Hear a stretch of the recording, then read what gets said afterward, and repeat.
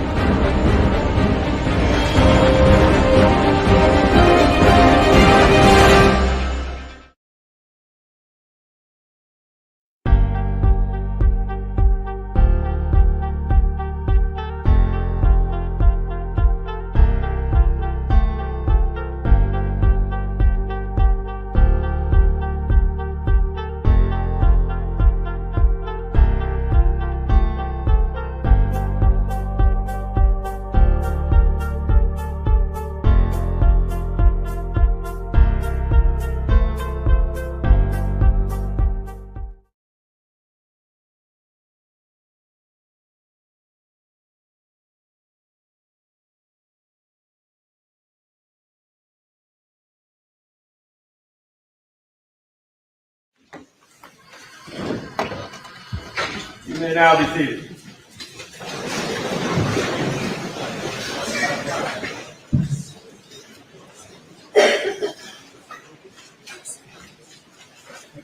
Good morning. You ready to proceed? One brief housekeeping matter, Your Honor. When we put in the disc yesterday, which for the record is State's Exhibit 552, I provided the court reporter with one that was a shortened one. We actually put in the full one, so I'm going to replace 552 with the full disc with the consent of defense counsel. We consent, Your Honor. Okay, very well.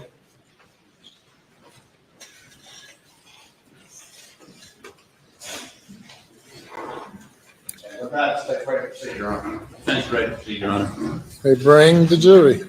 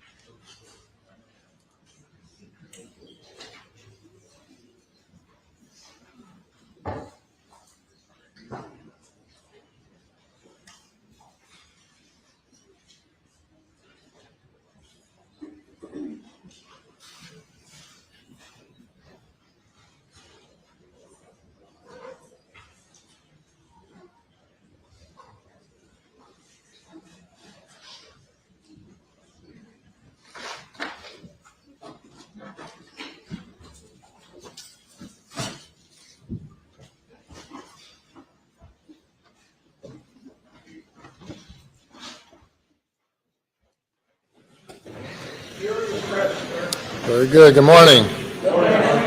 All right, day number 20, cross-examination. You may proceed. Report, Your Honor.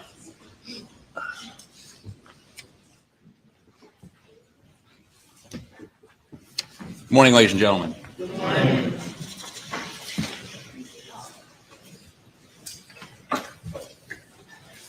So let's see if we can do this quickly. Is that okay with you? It is Friday. Monday's a holiday. So let's see if we can't get through this. You are is it senior special agent? Yes, sir. Okay. And you investigated, your charge was investigating the so-called roadside shooting, correct? Correct. And as part of that, you, after Alec was airlifted to Savannah Hospital, correct? Yes. Okay. And did you go see him there? Yes. And did you talk to the doctors about his condition? We made contact with medical staff there. I don't know if I specifically spoke to a particular doctor, but we made contact with the medical staff that were providing treatment.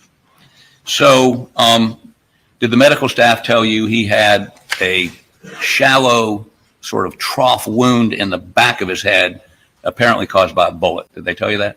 They did not. Did they tell you he had a fractured skull? They did not. Did you look at his, have you subpoenaed his medical records? We have, but at the Okay. time of my arrival, the tests were ongoing and that those documents weren't readily available to me But you've looked at him since then. since then. So you would agree with me, he had a fractured skull, a wound, a trough wound in the back of his head. I'd agree that's what the medical records state. Let me see if you can identify this.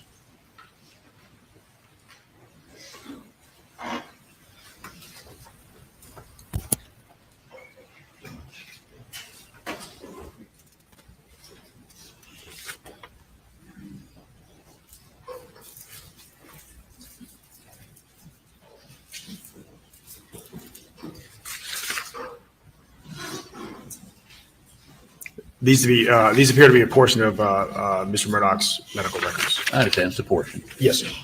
but it's the sort of the summarizing portion, is it not? Yes, sir, it is. Okay. I think you furnished these to us. Do you have any objection?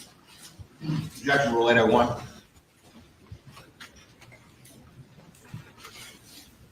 Well, let me ask you this question. Maybe this will make it easy. Who subpoenaed and got these records? Did you, SLED? Yes, at the time of the incident, they weren't discussing his medical condition with us. I mean, we were able to, due to HEPA, they weren't readily providing us access to his medical records or consultation with his doctors. We had a general understanding based on what Mr. Murdaugh told us or told deputies on the side of the road and based what he stated on 911 that he had been shot in the head. So when we arrived and we saw a subsequent injury. Just let me cut to the chase here. Did you all subpoena the medical records? Yes, we did. Are these a portion of the medical records, the business records that you received from the hospital in Savannah, the Memorial Health? Yes, sir. Okay. Does that resolve that issue? Business records?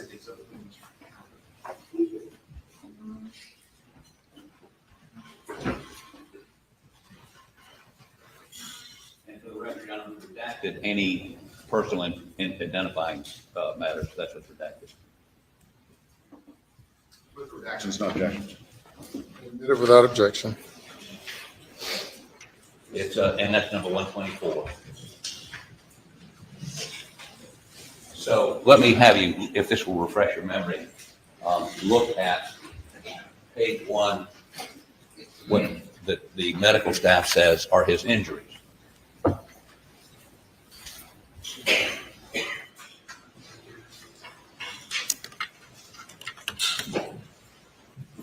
Yes. Okay, now, I could have you read that. Do you understand what it means? I have a general, like I said, I'm not a doctor. I'm a SLED agent, so I have a general understanding of the terms on the page.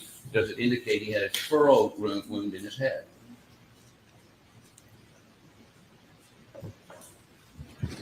I'm not trying to play coy. It just says, I can read it. If it says, Okay, let me publish part to you and see what you think. Left posterior parietal subdural hematoma with adjacent blood products. What do you think that means? What's a subdural hematoma? Obviously, it's a bleeding on the subdural part of his head, so it would be a brain bleed. Absolutely, yes. Okay. It says linear left posterior parietal bone fracture. That would be a fractured skull. Yes. Okay. Scalp laceration overlying the left parietal bone. That would be that furrow I'm talking about, right? If that's what you infer to, I'm not a doctor. I mean, furrow is, I can only testify what it states on the page. And attending radiologist reviewed all the images and agrees with the interpretation. So radiologist looked and saw brain bleed, saw a subdural hematoma, saw a fractured skull, and made findings consistent with a bullet wound to the head. Did they not? The medical professionals reviewed his charts and his tests. They came to that opinion. We refer to them as it relates to their findings. I'm sorry, refer to them what? We refer to them as it relates to their findings. If that's what they determined happened, we refer to them. So he had real injuries. There was a laceration on the back of his head that was consistent with a gunshot wound. Fractured skull, subdural, brain bleed, right? If that's what the records say, then yes. Have you ever told anybody that, specifically Maggie's sister and her husband, that Alec had been shot in the head? I mean, I can play it for you. You recorded it. Oh, absolutely. I'm not denying that I've done it. I don't remember off the top of my head. I just want to make sure you've told somebody that Alec got shot in the head. Yes, I've never questioned that Alec's been shot in the head. Okay, I'm just trying to. Okay, we're having a difficult time here communicating this morning. I don't quite understand it. The simple question was he shot in the head? And you see, I'm not sure until just now you said yes, he was shot in the head. I apologize. Yes. So we agree on that. He's shot in the head. Yes. Okay. And he was in intensive care for a while, and then he was let out relatively quickly. Isn't that right? Yes, I believe he was released on the 7th. Okay. Now I'd like to show you Defense Exhibit 125 and 127.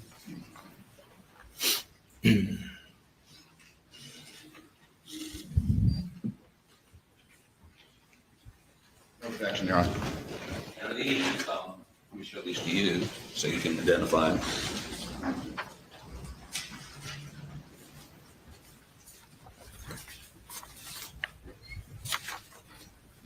Are these photographs consistent with what you saw Alex Murdaugh at the hospital? No, this first photograph was photographed by Hampton County EMS. Okay. So prior to my arrival, this was taken. When I arrived in Savannah, Alex was not in this condition. But you would represent that these. This image is something that I saw at the hospital. I didn't see this. Okay.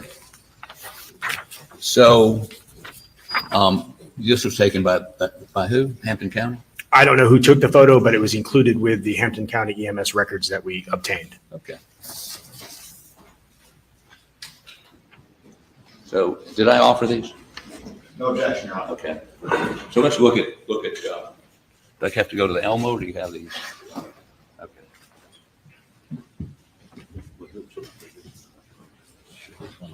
I don't have to bandage head first.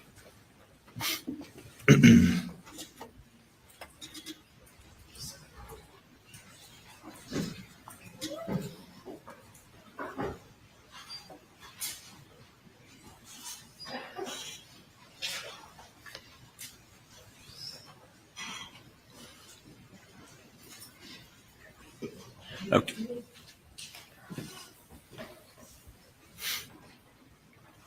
Okay, so this is the photo you indicate some other law enforcement agency took before he went to, that's at the side of the road, or do you know? This photo was included in the records from Hampton County EMS that we obtained at the time that he provided the recorded statement inside the ambulance, where he gave the detailed description of what happened to him. Which we've listened to. Yes, yesterday. So at some point, his wound was treated and he was placed in a cervical collar outside my presence. I wasn't present when he was transported. I didn't meet with Mr. Murdaugh until I went to Savannah. Okay. Put the next picture on.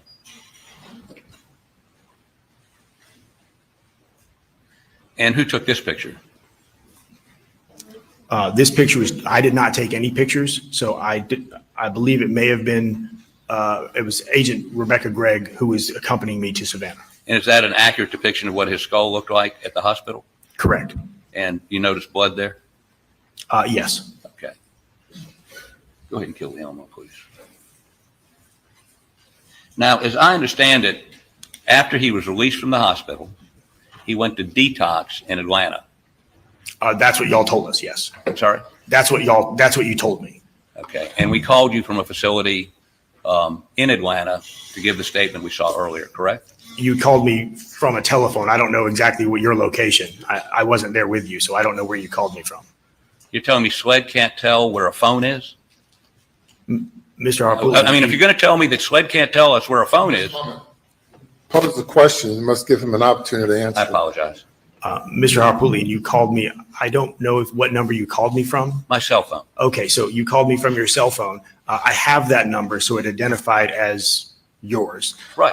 But I don't know where you're at. You told me that you were calling from Atlanta. I took you at your word, but I can't testify to where you were calling me from because I don't know. Did you ever subpoena his detox records? We made an attempt, but we had issues with them honoring an out-of-state subpoena. Well, I mean, you can go to a court in Georgia and make them honor it, or we could have given you consent. Did you ask us for consent? No consent was given. No consent was asked for. No Right. consent was asked. No consent was given. So, Okay.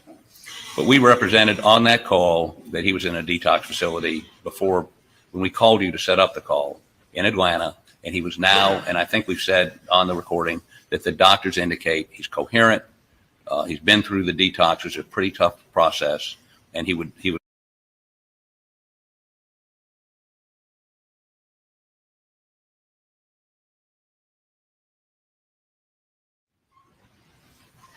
And so as soon as he came out of the initial stages of detox, you don't know this, but we went down, we called you. Harpootlian, you can't testify. Who called who initially to set that call up? I called you on the day of September 7th to reach out to let you know that we had some developments in the case, and I told you that we wanted to speak to Alex. Okay. You told us that he was in rehab or was en route to rehab, and we would try to make some arrangements. We had initially discussed agents traveling to whatever facility Mr. Murdaugh was in to meet with him in an attempt to get a statement. That meeting did not materialize. On the afternoon of the 13th, you called me from your cell phone to set up a telephone interview. Given the complexity of the case and the fluid movements of the investigation, we wanted to, agree to that so we could get some type of, at that point, Mr. Murdaugh had obviously the story that he told us was not true. And we wanted to take that as an opportunity to try to make some sense out of the investigation, given that you and Mr. Griffith were there saying he was ready to tell us really what happened. So he, through his attorneys, reached out to you to give this recorded statement we saw. On the 13th, you called me, yes. Right. And secondly, he admitted that he had stolen money, right? Yes. He admitted drug use. Yes. And he admitted that he lied, correct? Yes. Okay.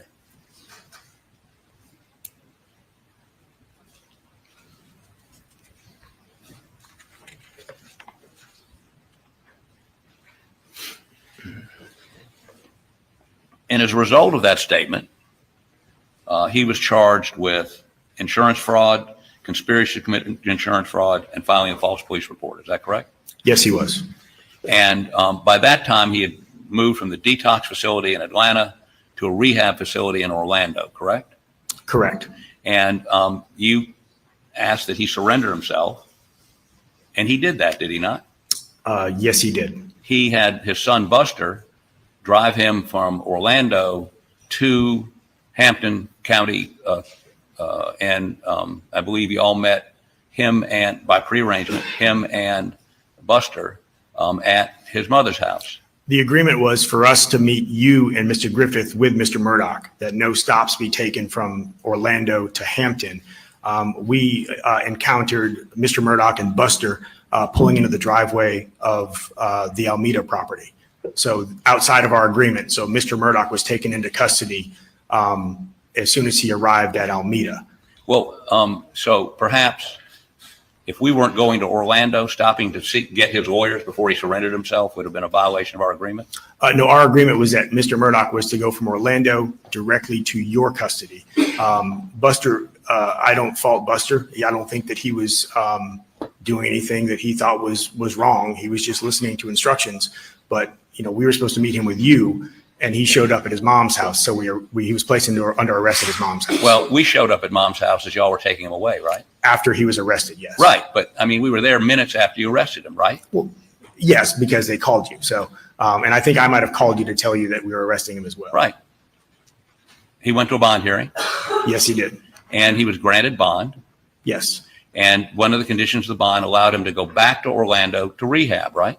Yes. And he went back to Orlando to rehab Yes. until he was indicted on the financial fraud charges. Yes.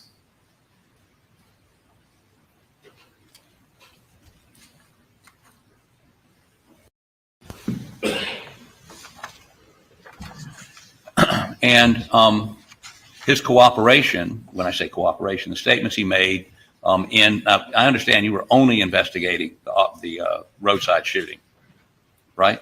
Correct. So you weren't investigating the murder. You weren't investigating, I mean, I'm talking about Maggie and Paul's murders. You weren't investigating the financial crimes, only the roadside shooting, correct? Are you referring during my interviews with the 3 interviews with Mr. Murdaugh? I'm sorry. Are you referring to in the 3 interviews with Mr. Murdaugh, the first 2 interviews were conducted with him being considered the victim of a violent crime. Right. And in the 3rd interview, you set parameters as his attorney as to what information we would discuss on the call. I'm not, but he did, when you asked questions about his bank accounts, he cooperated fully with you, right? After some give and take, I think between you and I, he disclosed information. Yes. Right. And he admitted to you he'd stolen money. Yeah, he confirmed that he stole money because at that point we had been told by other parties he had stolen money, and on the 7th we recovered enterprise banking slips. So we knew we had documentation he had stolen money. He just confirmed it with his. Did you know whether he knew he was just coming out of detox? I mean, certainly many defendants would have never talked to you, correct? Objection is sustained. Did he have to talk to you? Some of the best confessions I've ever got were from a defense attorney. So he spoke to me. Not this defense attorney. Okay. Well, he still confessed on the call. So I mean, there are defense attorneys and defense attorneys, right? Okay. So let me say this: as a result of some of the information you got, did you give that statement that he gave you? Did you give that to who was investigating the financial crimes? That was a joint operation out of our office. There were several agents that were involved. But no agent in charge, Mr. Owens? There was an agent, David Williams, Special Agent David Williams, myself, Special Agent Matt Wright. We've all had part in the financial investigations. Okay, and as a result of his cooperation, partially, and what you already knew, you're aware that he was indicted on 90 indictments of financial fraud, which could result in life without parole for him. Do you not? He was found. If you'd answer yes or no and then explain your answer. Was he indicted on 90 charges of financial fraud and for which he faces life without parole? Is that correct? Just yes or no? Objection is sustained. I'm sorry, what was the objection? There's an objection, and I sustained the objection. I'm sorry, Your Honor, I don't understand the grounds for the objection. 401, Your Honor. I'm sorry, I understand what 401 is. I don't know why it would apply to this. Objection is sustained. The information you got was voluntary about the financial piece of this was voluntary by him? No one threatened him? No one coerced him? He has 2 lawyers sitting there, right? To the best of my knowledge, no one threatened him. I was not present with Mr. Murdaugh at the time of giving his statement. I wasn't. It was over the telephone. I'm based on what you've told us. No one threatened him. Nobody had a gun to his head. I wasn't in the room. If you did, I can't speak to it.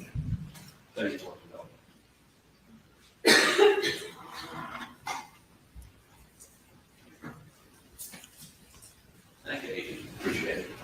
Thank you. Any redirect? Briefly, Your Honor, may it please the court. When you interviewed the defendant, Alex Murdaugh, on September 4th, that was in the hospital, is that right? Yes, it was. Did he agree to speak to you? Yes, he did. Did he respond appropriately to your? Dealt with this matter, and if we're going to go into this, we'd like a Jackson v. Dino hearing as to his competence to talk to him in the hospital. Mr. He specifically cross-examined him on the injuries in the hospital that he had suffered, and I'm just following up with the agent about the circumstances generally of his interaction with Mr. Gentlemen, we'll have you go to the jury room for a break. Please do not discuss the case.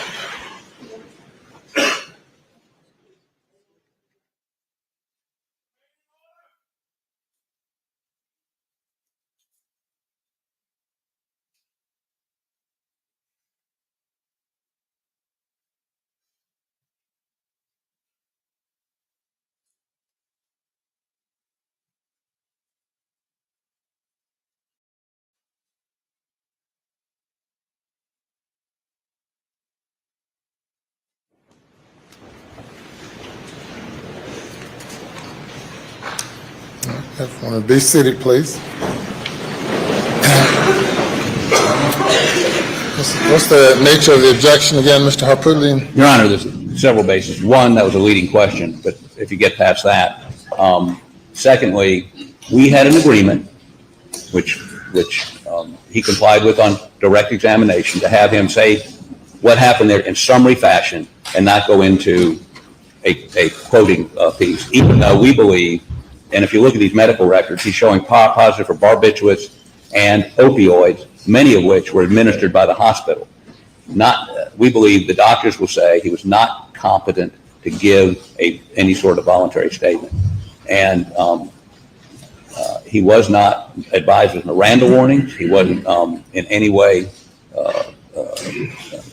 obviously wasn't in custody, but we believe that we're entitled to a hearing on competence to give a statement if he's going to go further on this. And to do so, we're going to need the doctors from Savannah here to testify what his condition was. So perhaps we should adjourn this and come back on Tuesday or Wednesday of next week to finish it.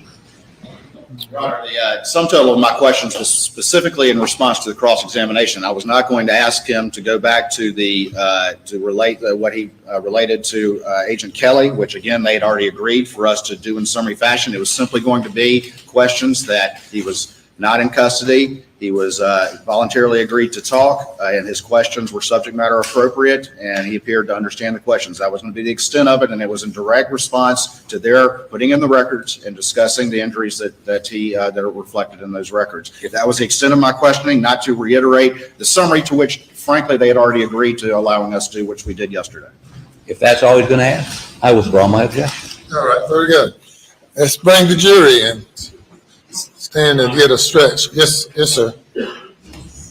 That's what we're agreeing, if that's all he's going to ask. But if that question leads to another question, So stand for a few moments.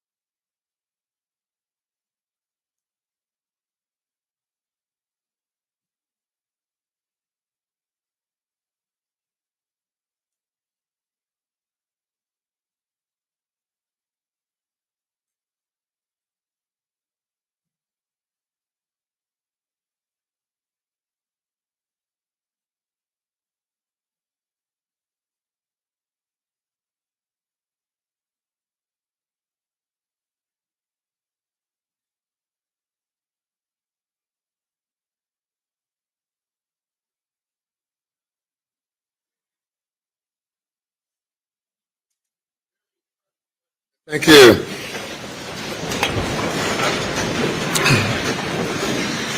The objection is withdrawn. You may proceed. Thank you, Your Honor. May it please the court. All right, going back to the question that I asked, when you interviewed, and I'm just asking these particular questions, when you interviewed the defendant on September 4th, that was the day of the roadside shooting, correct? Correct. Did he voluntarily agree to talk to you? Yes. Was he in custody in any way? He was not in custody. Did he respond appropriately to your questions? He responded appropriately and consistently to the answers to my questions that were given on the 911 and on the to Hampton County deputies. Did he appear to understand your questions? Yes. And did he respond appropriately to the subject matter of those questions? Yes. When you interviewed him on September 6th, he was still in the hospital, is that correct? Yes. And at that time, did he voluntarily agree to talk to you? Yes. Was he in custody at any point? He was not. Did he respond appropriately to your questions? He did. Did he appear to understand your questions? He understood the questions and, again, gave consistent responses to the interviews from September 4th, from the 911 call, and from the video from the ambulance. All right. And his answers related appropriately to the subject matter of your questions? Yes, the side of the road. You were asked a little bit about the circumstances of the telephone interview on September 13th, 2021, correct? Yes. And did you want to do a telephone interview, or did you want to speak to him in person? No, our initial inquiry was to go to where he was at. We did not know his location. They took him out of state. Our intention was to go meet with them wherever they had him to conduct that interview. When those plans did not materialize, time was of the essence. When they called us and agreed to have the telephone interview, we made an investigative decision to agree to that and conduct the interview over the phone. That time period between September 6th and 7th, when all the developments you testified to yesterday on the side of the road took place, and September 13th, was SLED just sitting around doing nothing, or were y'all actively attempting to further question the defendant? We were absolutely actively in working the active investigation.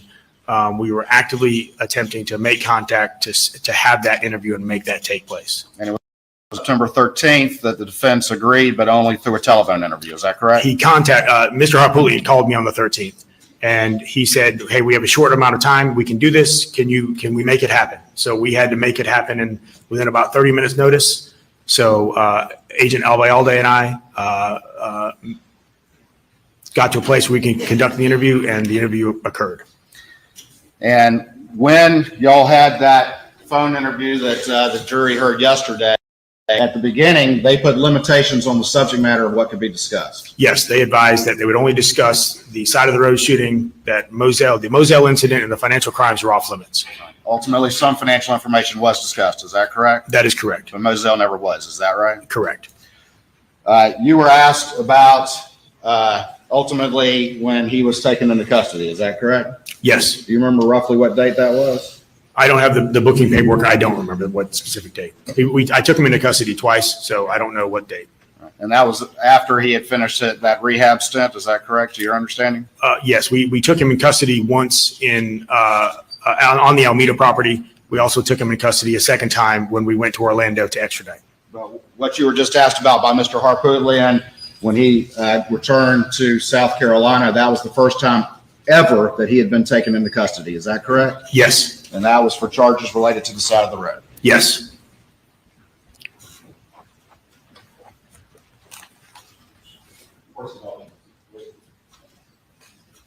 Thank you, Senior Special Agent Kelly. Nothing further. Thank you. Questions. That second time you took him into custody, do you know when that was? I don't have the exact date in front of me. I apologize. If I told you October 16th of 2021, would that seem appropriate? I believe it was in the month of October 2021. Okay. And tell this jury, how long has he been out of jail since October 16th of 2021? I mean, did he make bond? I don't believe so. No, he Okay, had. so he's been in jail since October 16th. Objection sustained. what opportunity has he had since October 16th of 2021 to manipulate witnesses, to manipulate evidence, to manipulate anything in this case? What opportunity? Go ahead. There's an objection. I'm sorry, what's this objection? Objection 401, Your Honor. And response. Well, Your Honor, no question, he's been in jail since October 6th. Your legal response to the objection. I don't The understand. 401 is the objection, relevance, and your response. My response is that they have him, they're trying to portray him as this manipulative Your Honor. person, and he's not got the ability to manipulate anything after October 16th. The objection is sustained. That's not relevant. Inappropriate argument to the jury. I'm sorry, Your Honor. Yes. Now, did you tell anyone in his family the reason you wanted to see him while he was in rehab was to show him a picture of a truck?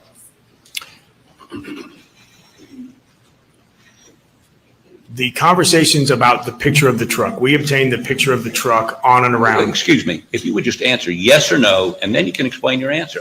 We're going to go down this trail, and if you say no, then I'm done. If you say yes, then I'm going to ask you when you did it, and we don't have to go through this back and forth for the next 10 minutes. Did you tell anybody in his family you wanted to see him in rehab just to show him a picture, among other things, just to show him a picture of a truck? I believe that was one of the items we wanted to discuss with Mr. Murdaugh. Okay. And so you're giving the impression that at that point you still believed him and you just wanted to show him a picture of a truck. 401, Your Honor. Relevance? Really? Let me hear that question again. You indicated to a member of his family you knew was communicating with him that all you wanted to do was show him a picture of a truck. Back to the forum, Your Honor. It's cross-examination. Thank you. Did you communicate? What's the response? I asked the question. Could you repeat the question, please? I'm sorry, Are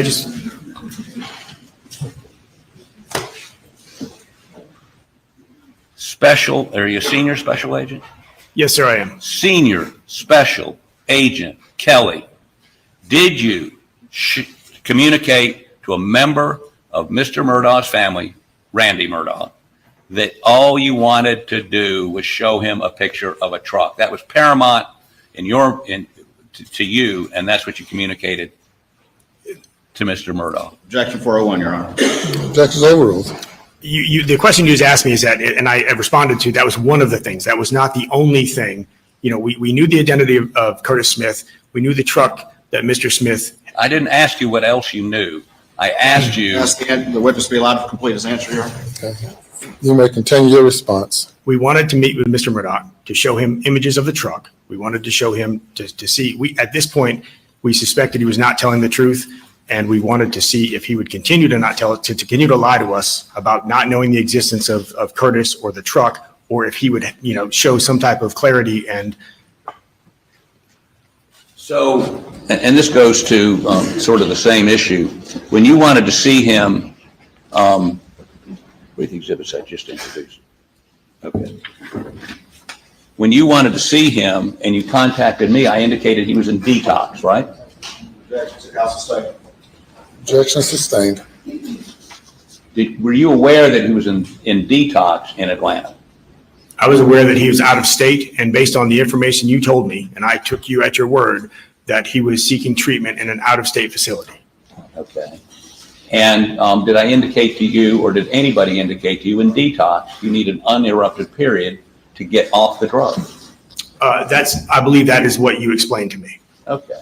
And that he wouldn't be competent to communicate until he'd been, there was some hospital records, maybe I walked away. Would not be competent to speak with you until the doctor said he was competent, right? On the morning of, on the September 4th incident, he consumed opioids that morning. He was not detoxing or coming off those drugs. He did not appear to be under the influence of any narcotics. When we met with him in the hospital, he was on his cell phone, he was walking, he was talking, he was coherent. He was the victim of a crime. The only witness that we were aware of for that crime So we obtained a statement from him so he could tell us what happened. You would concede he'd been shot in the head. I don't want to plow old ground, but he had a head wound, fractured skull. Asked and answered the opposite. Objection sustained. Okay. Did you ask a doctor if he was competent to speak with you? Again, those medical records, the doctors No, would that's not. not what I'm asking you. I'm asking you if you talked to a doctor and said, is he competent to talk to us? Did you do that? Mr. Harpootlian, Would you just say yes or no, and we can move I'd on? like to ask the witness allowed to answer the question and object to the form. Let me answer the question, yes or no. could you repeat the question? Did you speak to one of his physicians or any medical personnel and ask them if he was competent to speak with you in the hospital? I did not. Okay. Now let's look at part of the records that are in evidence. And there was drug testing done on this day, correct? Again, they did not discuss with me his medical records. Mr. Harpootlian, they didn't talk to me about his medical records. And you didn't ask them, did you? Did you ask them? The testing that was Did you being done, ask them? we did not ask to discuss Okay. specific aspects of Mr. Murdaugh's medical condition. We had to subpoena the records with a court order to have access to them. They will So not discuss openly his medical records with us. did you ask a doctor? I'm just repetitive, but if you had asked a doctor, they would have told you, according to these records, that he was positive for barbiturates and positive for opioids, would they not? They would have told us Objection sustained. Were you, according to the records that are in evidence, or were you aware that he was on opioids and he had a positive test for opioids and benzos? once we have subpoenaed, Would you please answer the yes or no? once we got the records, Would we you learned answer that yes or no? Your Honor, I would object to him badgering the witness. The witness is entitled to answer the question. You may respond as you see fit. Go ahead. at the time of September 4th, we did not ask the medical doctors or the medical professionals any information about his condition because they would not discuss it with us. So if I had asked, they would not have discussed it. So we did not ask. When we obtained the medical records through court order, we were able to review them and learn after the fact the diagnosis. Would you still have, if you'd had the medical records, would you have still gone forward with questioning, knowing he had opioids and benzodiazepines in his blood system? At that point, he was a victim of a crime. He was the only witness to a shooting that we were currently investigating. I would have asked those questions, and when I found that they were consistent with the two other statements he had already given, it would have allowed us to move forward with the investigation.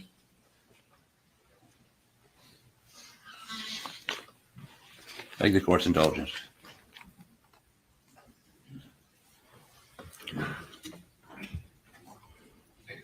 Thank you. You may step down. Thank you, Your Honor.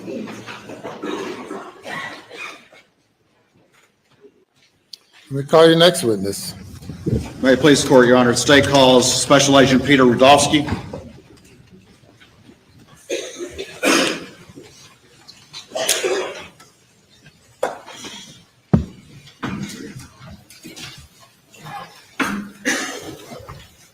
Raise your right hand and come back. Do you swear or affirm that any testimony you give today will be the truth, the whole truth, and nothing but the truth shall help you God? If you would please be seated, state your full name for the record, and spell your last name. Okay? Thank you.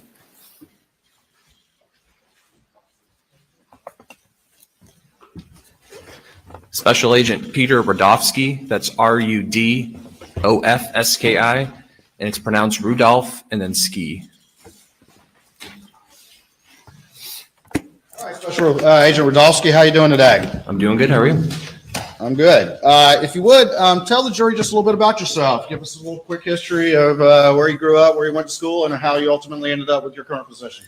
I'm originally from Oakland County, Michigan, Metro Detroit area. Became a reserve deputy in 2015, a reserve officer with Bay City Department of Public Safety while I was attending Saginaw Valley State University to get my bachelor's degree. And then went on to work at Oakland County Sheriff's Office as a special deputy. Graduated in 2017 at Saginaw Valley State University with a criminal justice degree. And then in 2017, moved to South Carolina, worked for the Department of Public Safety. In 2020, came to the South Carolina Law Enforcement Division, where I am currently.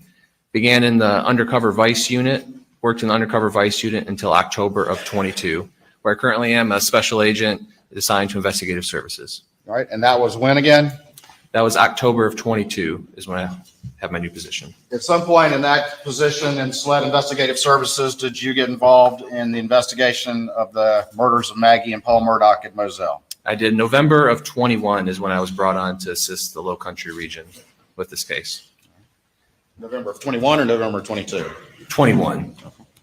And let's talk a little bit more just about some of the experience you've had as a law enforcement officer. Have you had any experience with or had any training with using the FBI CAST program? I did. I took a basic 16-hour cell site analysis course, which allowed me to use their system CAST Viz, which is what if you saw Matt Wild's presentation, the mapping system and the plotting, it allows me to use that system and kind of do a basic level operation of it. And what has been your primary focus of your involvement, at least in the investigation after you got involved in November 2021? And to be fair, that was November 2021. You were not working in investigative services when Moselle event happened in June of 21. Is that correct? That is correct. So when you came on in November of 21, what's kind of been one of your main focuses and main assignments? The main focus was to take all of the various forms of data. There's, a lot of phones, a lot of different data, and take all of that and put it into a readable timeline that you could start from, the beginning of the day to the end of the day and see everything with all those different phones and different, media sources all in one document. All right. Stand by for me just real quick.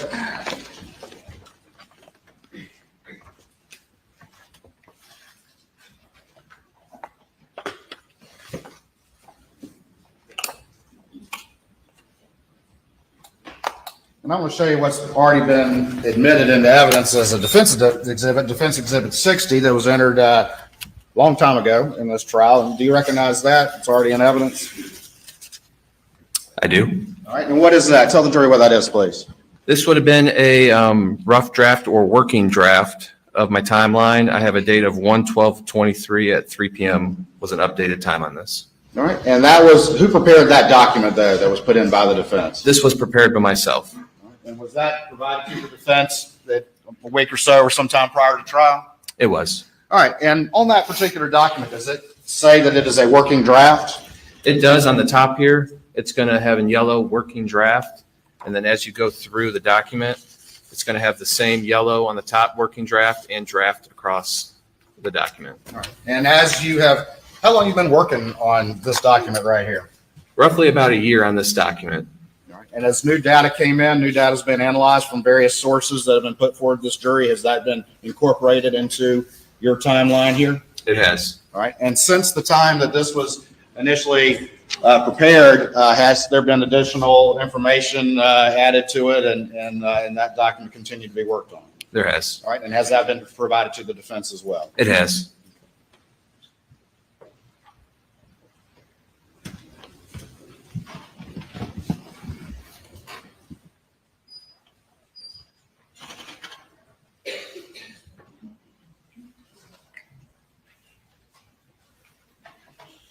All right, I'm going to show you what's been marked as States 520 and see if you recognize this document.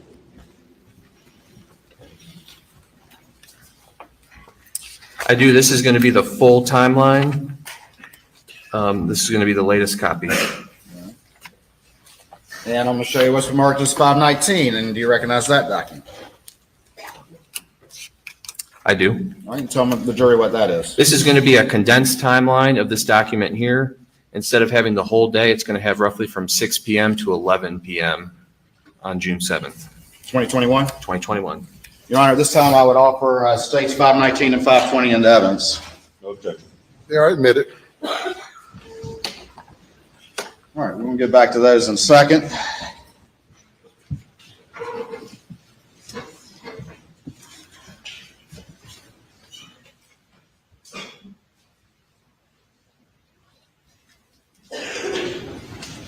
All right. Now, you mentioned before that you had some training in using the FBI CAST program. Is that correct? That is correct.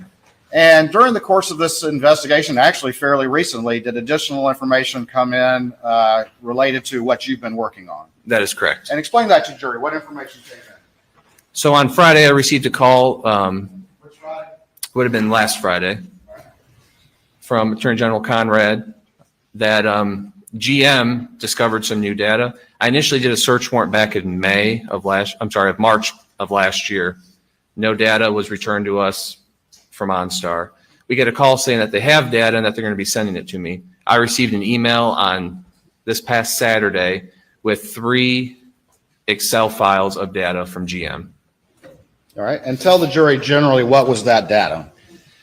There was a lot of data in it. Mostly it was a lot of latitude and longitude plots. There was speed data in there and a lot of data that when you start your car up, you might see like your engine lights and all that, those codes and stuff. A lot of the codes was on the data.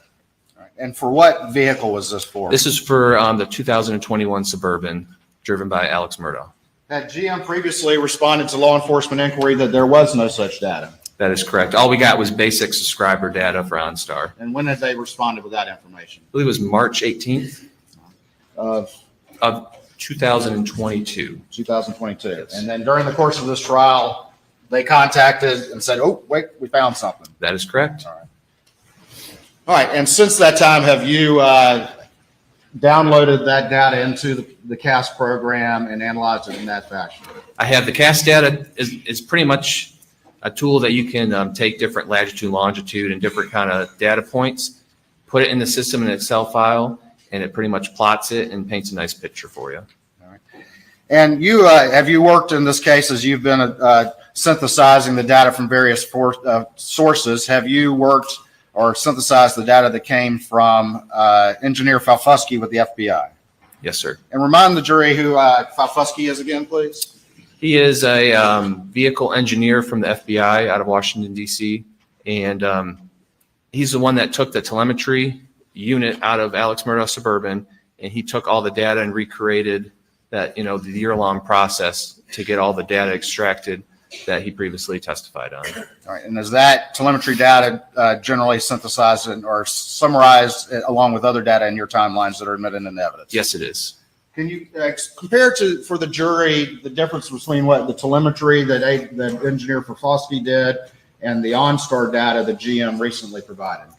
The biggest difference you're going to see is on the telemetry data. If you remember, there was that Excel spreadsheet with all the different colors on it. It would show vehicle going into drive or park, moving, propulsion, that kind of stuff. The data we got back from OnStar is mostly a lot of latitude and longitude and speed and different kind of codes and whatnot. There wasn't really any location data in the FBI data. I don't believe there was any for that day. I believe it was all before. But we have mostly, GPS coordinates and whatnot. That's the biggest difference that you're going to see between the reports. All right. And was the OnStar data recently received generally consistent with the telemetry data that had been developed by the FBI and Falfusky? It was. Just more specific? Just more specific.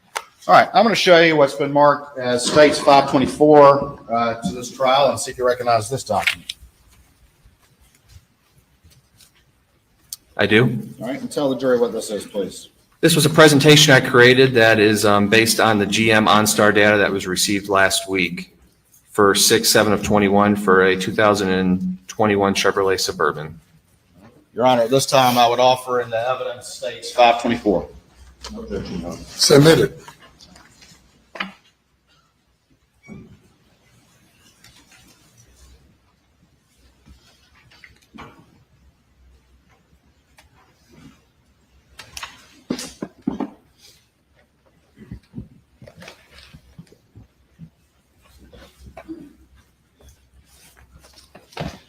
All right, I'm gonna, if I could have a computer input, please.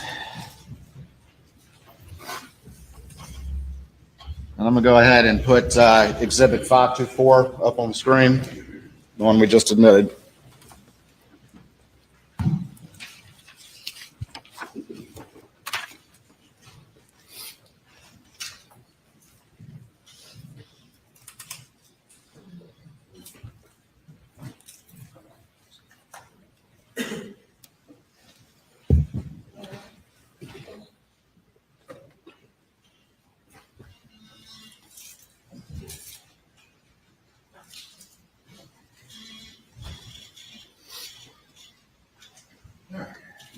that's working.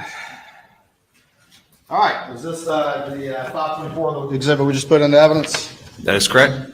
All right, and that's your name up there, and it's got the CAS program and everything, is that right? That is correct. All right, moving on to this next slide, and can you see all right up there? I can. All right, if your little screen becomes hard to see, just let me know, and we can have you come down here and look at the big one. All right, what's up on this slide? Tell us what this represents to the jury. What you're going to see up on the slide is going to be 3 file names that were received from GM. These are all 3 Excel files. This is what they were labeled to us from GM. And what does this slide look like? This is an overview. Do you mind if I step down? Yeah. Point out. This is going to be an overview slide here. Top point is going to be Moselle, the Moselle house property. Bottom left, we're going to have Hampton. Far right is going to be Alameda. There are 4,820 data points that make up these lines here.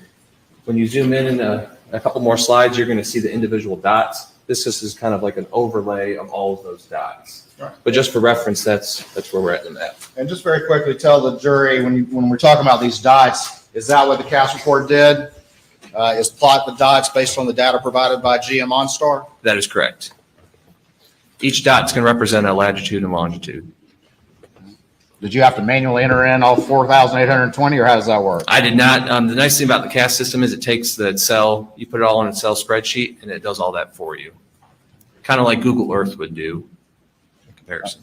All right, this next slide, what is that? This is the same slide. It's just showing on a different, the last one was like a Google Earth kind of view photo. This is just a regular like map photo. It kind of just says, the location's a little bit easier to read. You got Hampton, Alameda, and then you can see Islandton.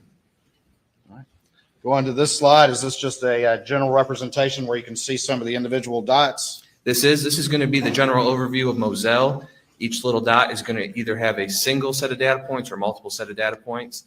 And this is for the whole day. This is not just for a certain time period. This is going to be for the whole day of June 7th, 2021.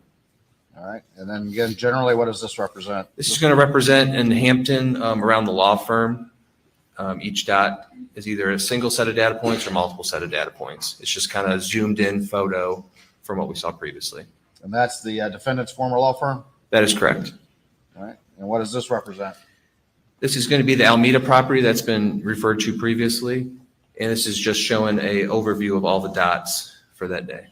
All right, we're about to get into some slides that have very specific references to dots. And just generally, what are you about to go through with the jury as the specific data points that you're about to relate to them? So for this presentation, we're going to go through all the different drives that occurred that day. You're going to have a data point in a slide that's going to show you the beginning, a couple slides during the drive, and then at the end. And we're going to have a couple different drives that we'll be walking through. All right, now we're at this slide. What's the title of this slide? This is Alex leaving for work. All right, and tell the jury, what image do we see right here on the screen? So what you're looking at, this is going to be the property 4147 Moselle Road. This is going to be the main entrance. And you can see underneath the little box is going to be the house. You're going to see on the date, it's going to say June 7th, 2021. And this plot is going to be 120647. Is that what time the Suburban got underway, according to the GM OnStar data? That is correct. It does match up. Right. Moving to this next slide, what does this represent? This next slide is representing his vehicle making a right onto Moselle Road during his drive. All right, what time is that? The time is 12:07:40 p.m. All right, come on down here if you would, just real quick, and explain to the jury this box, and in particular, if there's a little arrow in this box, point that out to them so that they can understand specifically what's being referenced with the blue and white box. So anytime you see a blue box here, it's a little hard to see, but the little kind of triangle down here, that's where it's pointing to on which red dot it is referring to. So anytime you see the box, look for that little triangle, and that's going to tell you the area that the vehicle, the latitude, longitude correlates with. All right, we'll have to borrow the stick real quick. So this little blue triangle right there is what we're talking about. That is correct. And it's pointing to that little red dot there. Is that right? That's correct. And we're not going to go through all 4,820 dots, but just representative dots of these various trips. Is that That correct? is correct. All right. I just want to point out quickly, you might see a couple other data points that could be for another trip. Sometimes they have the same latitude and longitude, but different times. So you might see a couple different data points, but that's an explanation for that. All right. And then the one that's highlighted, though, is the one that's the information is being referred to right there. Is that correct? That's correct. And right here, we see what? You see June 7th, 2021, All right. And then- 12:07 and 40 seconds PM. All right. Thank you.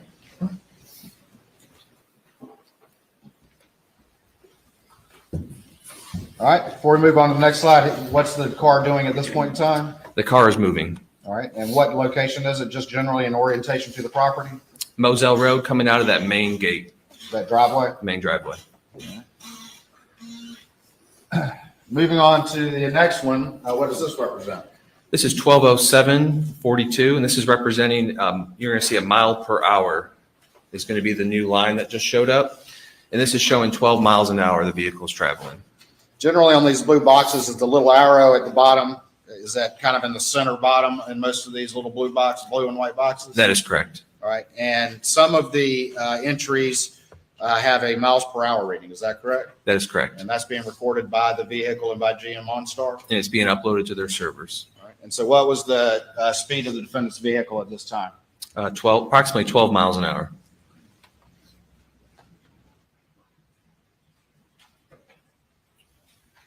Now, on here, it's in reference to miles per hour because we're Americans. But the data that you got, what unit was it in? Kilometers. All right. And so did you convert that data to miles per hour?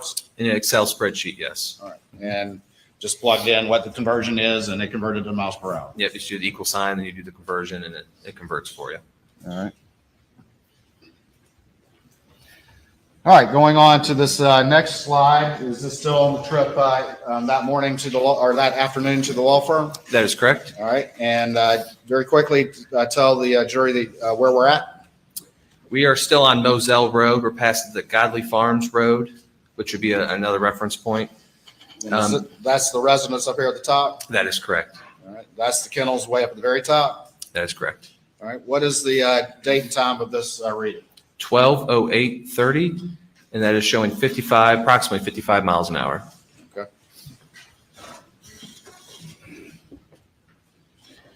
All right, tell me about this next one. This is still on the drive to the law firm. This is showing at 12:16 on the dot, and we're showing approximately 60 miles an hour driven. All right. And where is the arrow on this particular one? So on this box, the arrow is actually going to be on top, and it's pointing to one of the data points. The speed again? Approximately 60 miles an hour. Going on to slide 13 for the record, what does this reflect? This is reflecting coming into Hampton to the law firm. And this is actually, if you look, it's pretty much right on top of the law firm. It's 12:21:37, and we have no speed associated.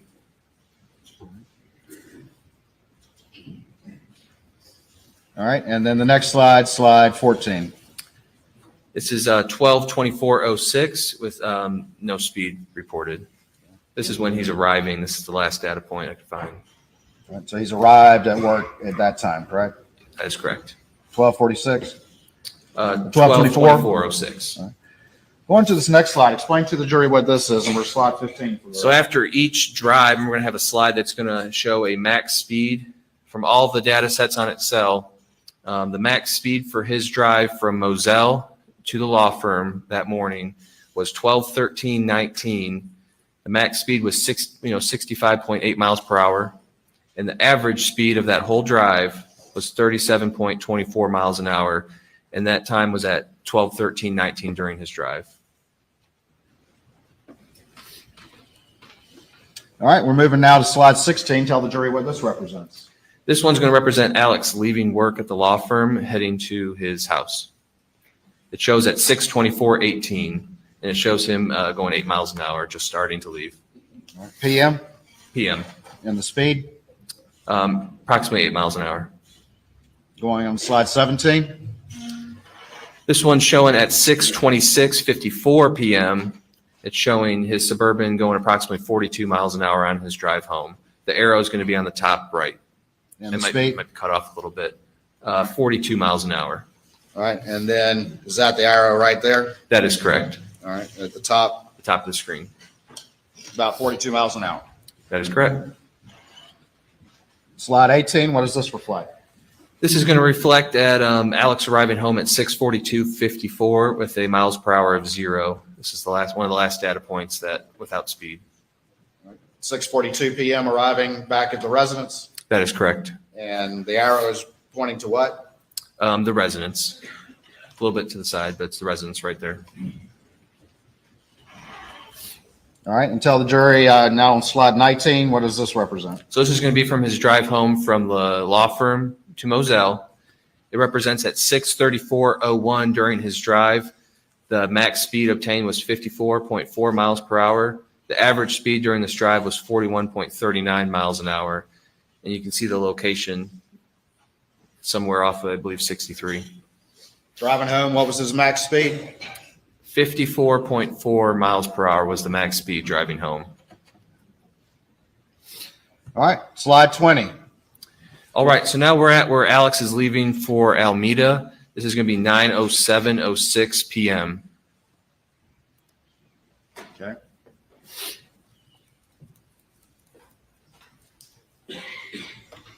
And again, we'll go through the timeline in a bit, but is this generally consistent with some of the telemetry data that Falfosky did? It is Suburban goes underway at what time? 9:07:06 according to this data. Moving on to the next slide. Like previous slide. Where's the Suburban at this point? Like previous slides, this is going to be the Suburban pulling out onto Moselle Road, coming right out of the main entrance, going about 15 miles an hour. This is going to be at 9:08:06.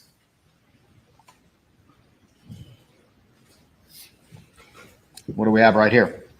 This is going to be 9:08:18 with speeds approximately 37 miles an hour.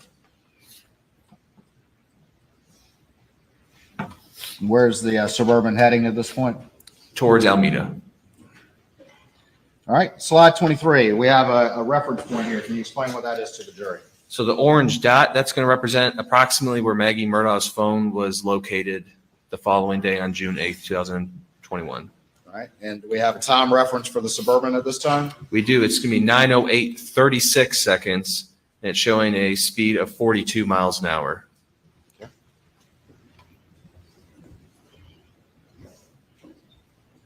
Moving on to the next one. Tell the jury what this is. In the grayish white looking box, you can still see the little circle where it says Maggie Murdaugh's phone location. And right under it's where the pinpoint's going to be. It's going to be 9:08:36, 42 miles an hour.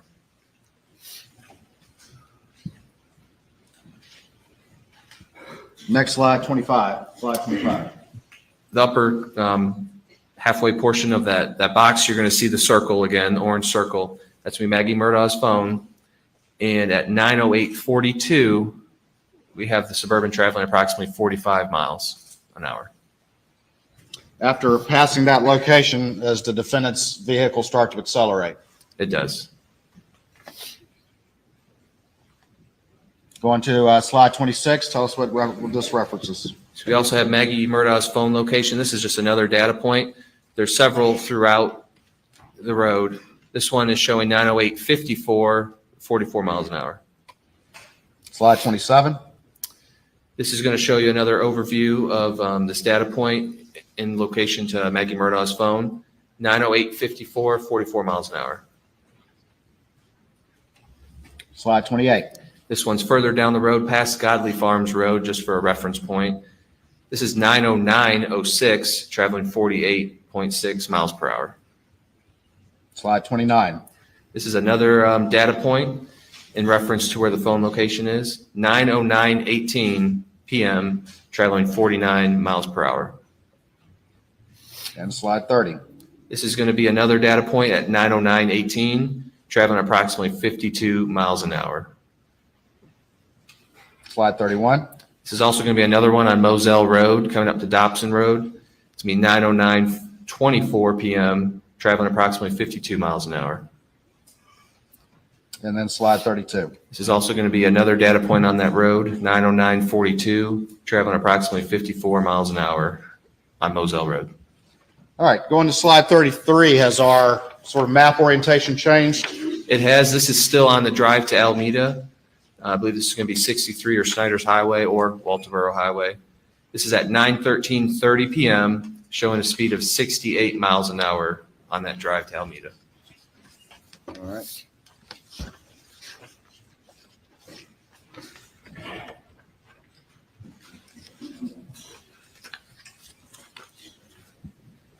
I'm going back to slide 3. Do that real quick.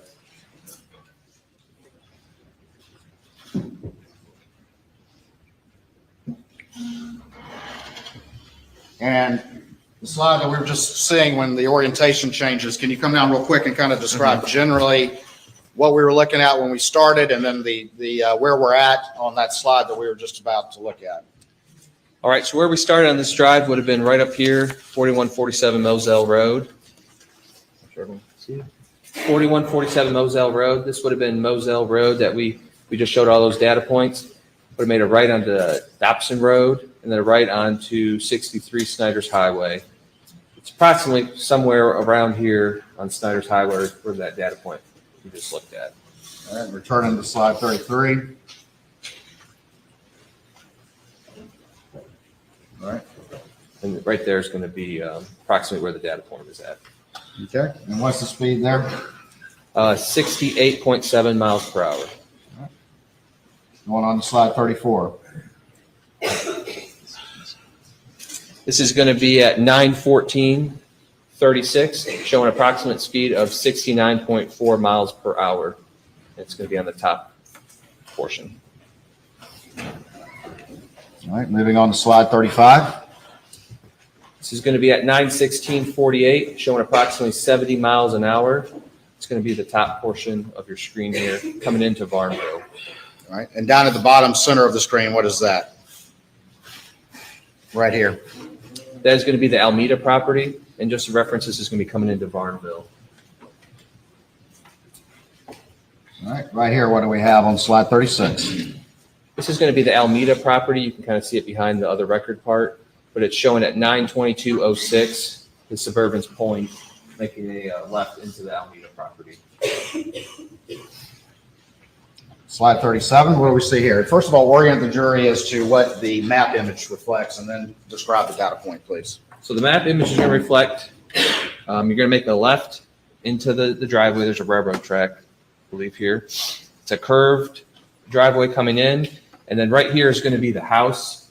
There's a little carport right here, and then the driveway is this whitish part that you see on your screen. All right, and then up here, generally in the property, we can see a roof and that sort of thing. What generally are those? Those are going to be some outbuildings on the property. The trees are there's a decent amount of trees right here, but there's, I believe, 2 outbuildings right here. This white area right here just above the house, what is that? That's going to be where you would park. It's a paved area in front of the carports. Where do the data points reflect the Suburban going, though, when it arrives? The data points for the Suburban, it looks like it went toward like a little bit into the grass, closer to the wood line over here. And that's going to be at 9:22:39. Closer to the wood line and the outbuildings? That'd be correct. All right, and again, what time is the arrival at Alameda? 9:22:39. And this is just, so that this right here is going to be a better overview without the box. The box.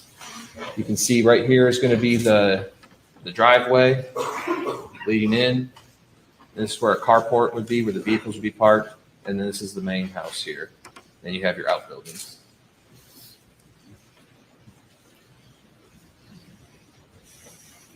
Right here, we have kind of a line of data points right there in the grassy area behind the house. We do.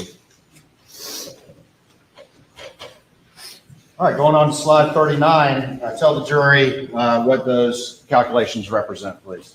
So this is going to represent the drive from Moselle to Alameda. During that drive, the Suburban reached a max speed of 74.4 miles per hour during that drive and averaged 51.94 miles per hour.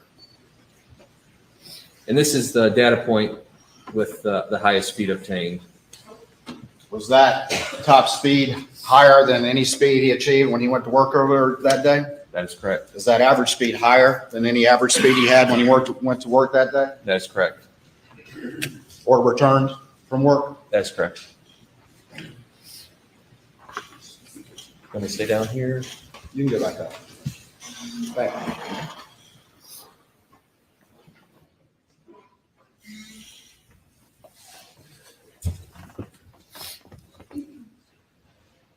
That max speed again is what on the trip to Alameda? 74.4 miles per hour. And the time again that he 9. arrived? At Alameda, Yes. I believe it's going to be 9:20. Let me back up. You go back. We're back up to? 9:22:39. So 9:22:39. He reached his max speed at 9:14:13. On June 7th, 2021 at 9:22 PM is it dark? That is correct. All right, we've gone on to slide 40. Please tell the jury what this represents. This is going to represent at 9:43:18. This is when we first saw movement. And this would be Alex leaving Alameda en route back to 4147 Moselle Road. It's showing approximately 2 miles an hour. All right, and the time again? 9:43:18. The arrival time that you just testified? That's correct. What was the arrival time that you testified? 9:22, And he's leaving at what time? 9:43, So approximately how long? 20 minutes.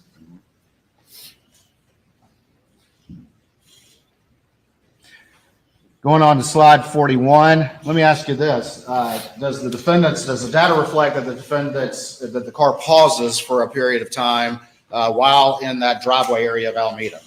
It does, about halfway between on the driveway. Come on down and show the jury if you will. I just sent you back. I'm sorry. So halfway during on this. So this is the driveway right here.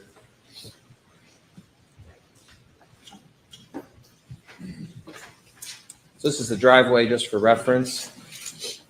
We see what looks like a data point, I believe, right here. And if we click on that data point, it's going to be about a minute until this data point will show up leaving the property. All right, and then on slide 41, we have what's the time stamp that you have on that one? And show the arrow to the jury too, please. Yep, 9:45:22, and the arrow is going to be all the way down at the bottom, right across the railroad tracks, turning onto the MSC Highway. At 9:45. That is correct, 9:45:22. All right, moving on to slide 42. Please tell the jury what this data point represents. This slide's going to show you the drive back from Alameda to Moselle. This is just a data point on the MSC Highway. It's 9:46:01, and on this one doesn't have a speed. Going to slide 43.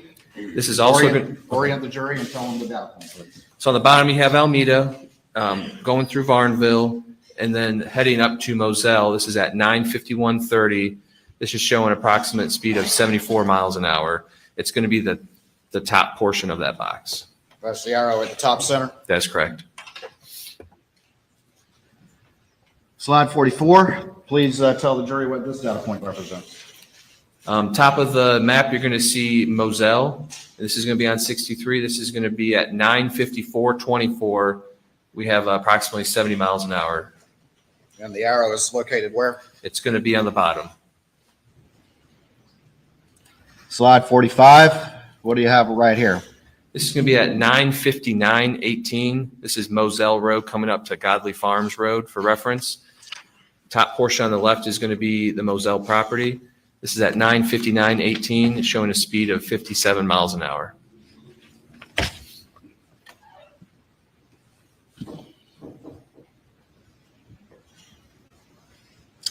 All right, we've moved on to slide 46. Tell me about that one, please. So this is going to be the arrival into Moselle. This is showing 10 o'clock on the dot, showing 7 miles an hour, making a left into the main driveway. 10 o'clock on the dot. That is correct. And slide 47. This is about 30 seconds later. This is 10 o'clock.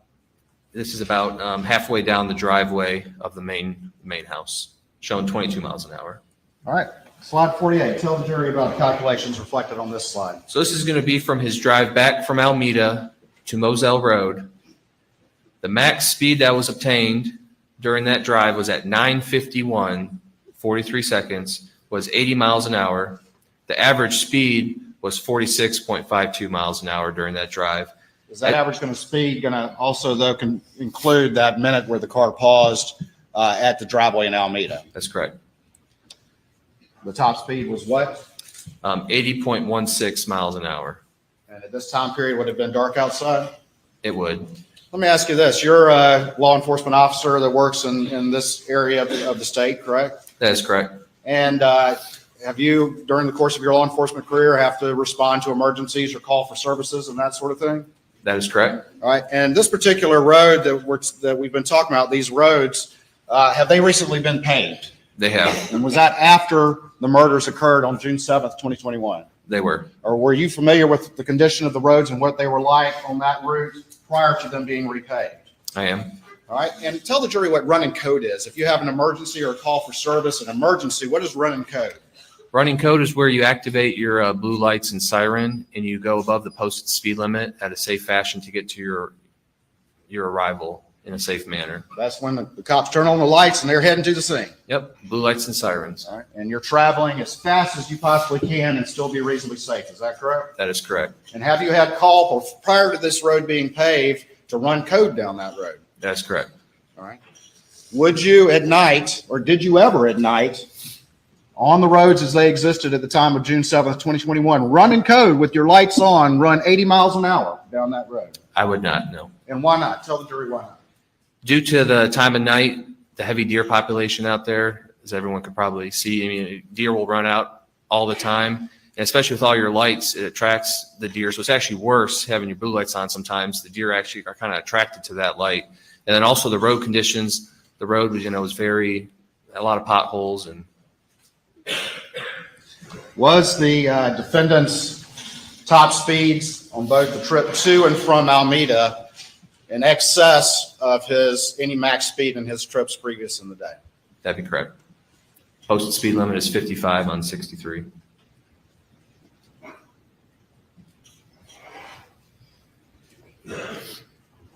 All right, we've gone on now to slide 49, and tell the jury what this represents. This is going to be a timestamp of 10:05:06 p.m., and this is showing Alex Murdaugh leaving for the kennels. And where's the dot on this particular slide? The dot's going to be on the bottom towards the middle, right by the house. Moving on to slide 50, tell me what this represents. This is also showing the drive over to the kennels. The timestamp of this is 10:05:39. And where's the arrow? The arrow is going to be on the bottom. You kind of see it by the field. All right, going on to slide 51, what does this represent? This is just saying the max speed was obtained 28 miles an hour at 10:05:49 during that trip. Okay. And then slide 52. This is showing the Suburban arriving at the kennels, 10:05:57 p.m.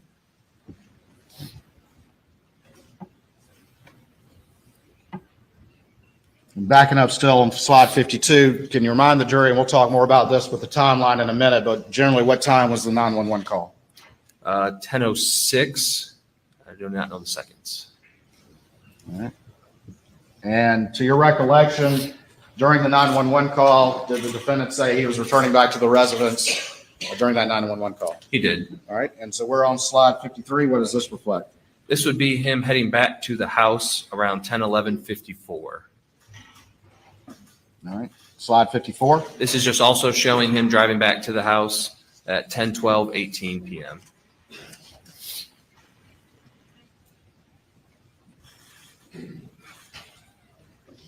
Slide 55. It's just another slide at 10:12:30 p.m. showing 32 miles an hour. And where's the dot? The dot is going to be on the bottom, and it's going to be on the main drive to the house. Slide 56. This is going to be at 10:13:54 showing 2 miles an hour, and it's right next to the house. All right. Slide 57. This is just showing on that max speed from going from the kennels back to the house was at 10, 12, 19, and Suburban reached 35.78 miles an hour approximately. Slide 58. This is just showing the drive back down to the kennels. This is during the 911 call at 10:14:30 p.m., showing approximately 24 miles an hour. And then the final slide in this exhibit, what is that? This is just showing the max speed at 10:14:25 of 30 miles an hour during that drive. Does that complete your placing of those GM OnStar data points into the CAS program and these slides that you relate to the jury? It does. Your Honor, I'm about to move on to another exhibit that's lengthy. This might be a good time. I would request or suggest a break at this time. All right, ladies and gentlemen, we'll take a break at this time. Please do not discuss the case.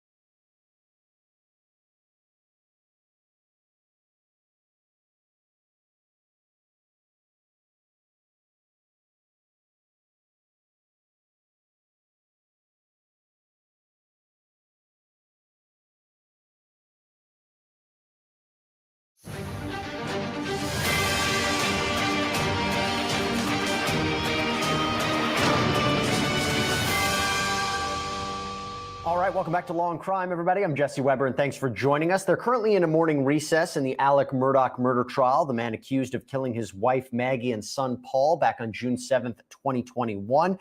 We are seeing what I think is incredible testimony of this SLED agent, South Carolina Law Enforcement Division, who went through the data that was collected from Alex Murdaugh's car on the day of the killings.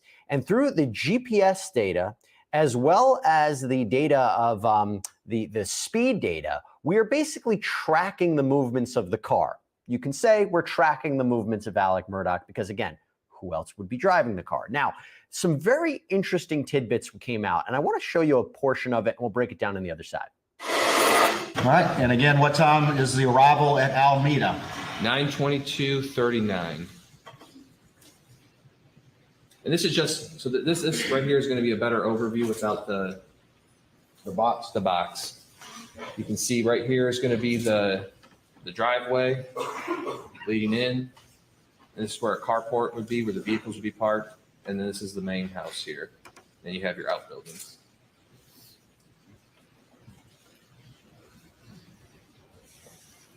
Right here, we have kind of a line of data points right there in the grassy area behind the house. We do. All right, going on to slide 39, tell the jury what those calculations represent, please. So this is going to represent the drive from Moselle to Alameda. During that drive, the Suburban reached a max speed of 74.4 miles per hour during that drive and averaged 51.94 miles per hour. And this is the data point with the highest speed obtained. Was that top speed higher than any speed he achieved when he went to work over that day? That is correct. Is that average speed higher than any average speed he had when he went to work that day That is correct. or returned from work? That is correct. Let me stay down here. You can go back up.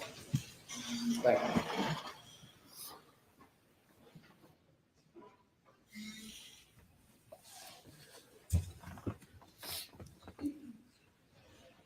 That max speed again is what on the trip to Alameda? 74.4 miles per hour. And the time again that he 9. arrived? At Alameda, Yes. I believe it's going to be 9:20. Let me back up. You go back. We're back up to? 9:22:39. So 9:22:39, he reached his max speed at 9:14:13. On June 7th, 2021 at 9:22 p.m. is it dark? That is correct. All right, we've moved on to slide 46. Tell me about that one, please. So this is going to be the arrival into Moselle. This is showing 10 o'clock on the dot, showing 7 miles an hour, making a left into the main driveway. 10 o'clock on the dot. That is correct. And slide 47. This is about 30 seconds later. This is 10 o'clock. This is about halfway down the driveway of the main house, showing 22 miles an hour. All right, slide 48. Tell the jury about calculations reflected on this slide. So this is going to be from his drive back from Alameda to Moselle Road. The max speed that was obtained during that drive was at 9:51, 43 seconds, was 80 miles an hour. The average speed was 46.52 miles an hour during that drive. Is that average speed going to also, though, can include that minute where the car paused at the driveway in Alameda? That's correct. The top speed was what? 80.16 miles an hour. Okay, let's talk a little bit more about what we've seen in the courtroom today from somebody who was in the courtroom. Law and crime correspondent Gigi McKelvey is live right now in Walterboro, South Carolina. Gigi, it's good to see you. Okay, so this car data I thought was very interesting, particularly the speeds. What did you take away from it? Yeah, I mean, they point out that this, after he leaves Moselle, is the fastest that he goes all day, even going into work, and then a few things stood out also is them putting him right by the location where Maggie's phone was found the next day. The car accelerates once he passes that point, and then them having him go into this grassy area right at the wood line as he arrives at Moselle. Just a lot of really good points brought up, I think, really fine points that I think the prosecutor's going to make clear to the jury, who, by the way, is all ears with this new data. Okay, I have two questions for you about that. And one is about the jury. Let me just go back to you about the timeline of how long he was at his mother's house in Alameda, because we know, Gigi, that his statements to investigators, even most recently what we saw, correct me if I'm wrong, in that police interview, he said 45 minutes to an hour. This data and the car data that we heard earlier in the testimony in the case would suggest otherwise.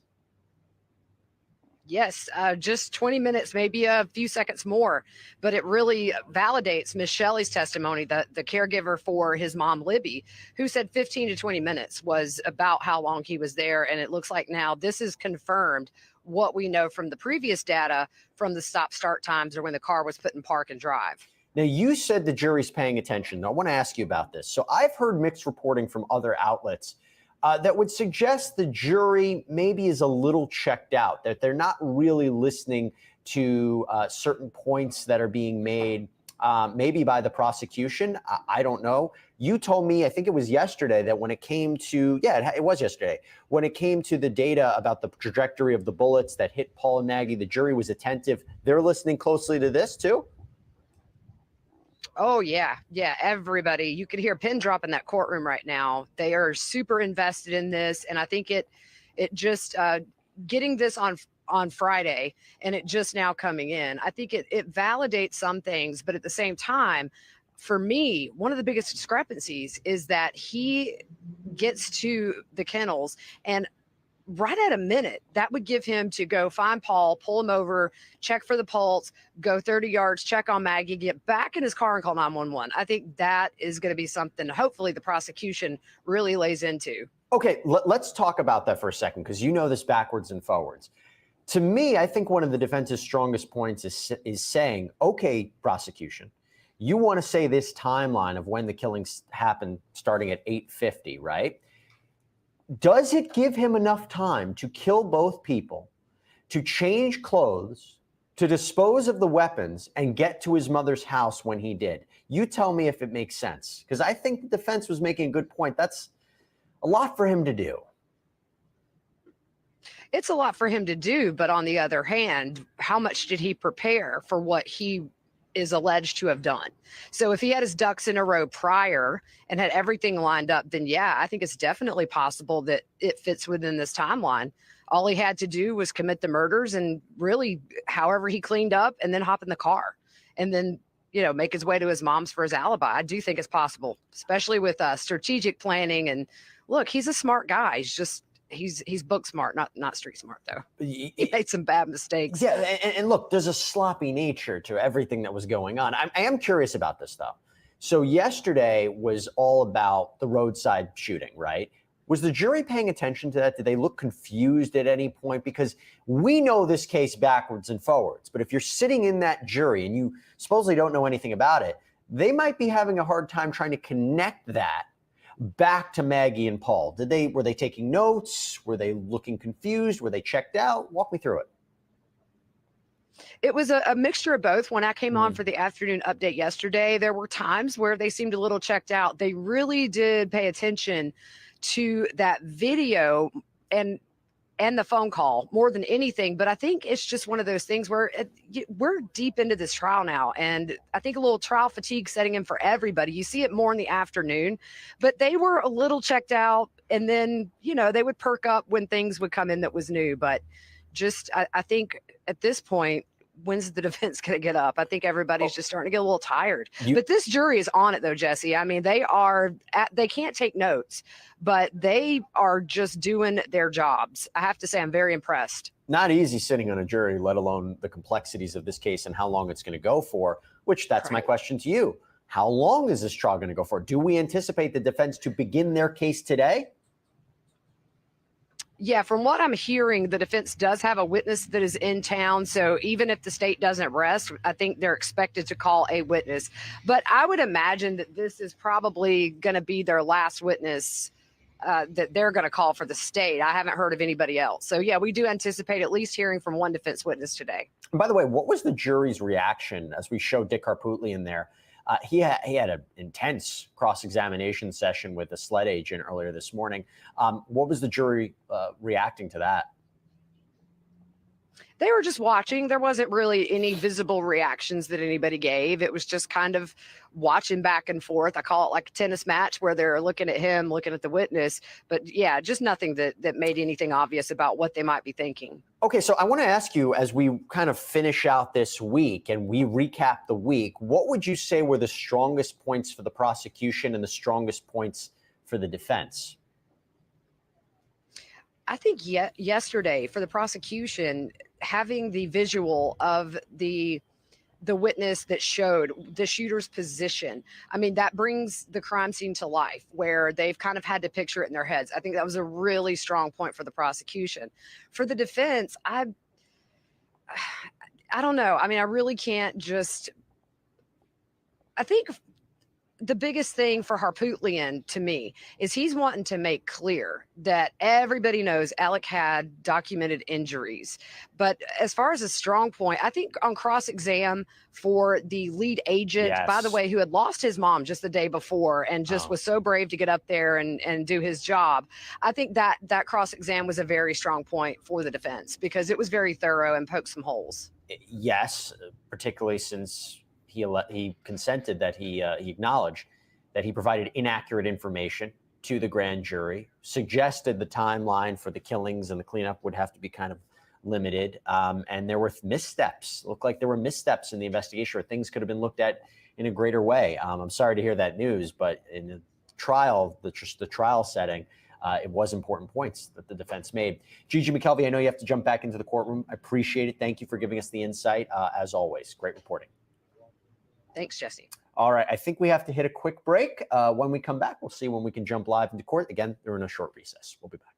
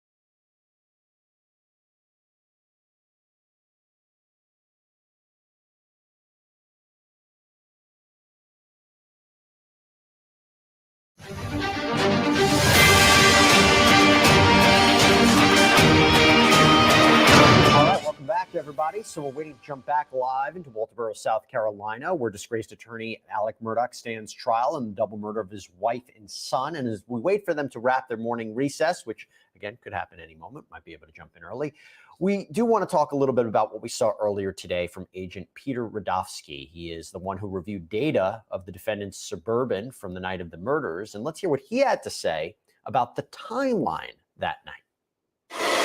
All right, we're moving now to slide 16. Tell the jury what this represents. This one's going to represent Alex leaving work at the law firm, heading to his house. It shows at 6:24:18, and it shows him going 8 miles an hour, just starting to leave. PM PM, and the speed approximately 8 miles an hour. going on slide 17. This one's showing at 6:26:54 PM. It's showing his Suburban going approximately 42 miles an hour on his drive home. The arrow is going to be on the top right. And It the might speed. cut off a little bit. 42 miles an hour. All right. And then is that the arrow right there? That is correct. All right. At the top, The top of the screen. about 42 miles an hour. That is correct. Slide 18, what does this reflect?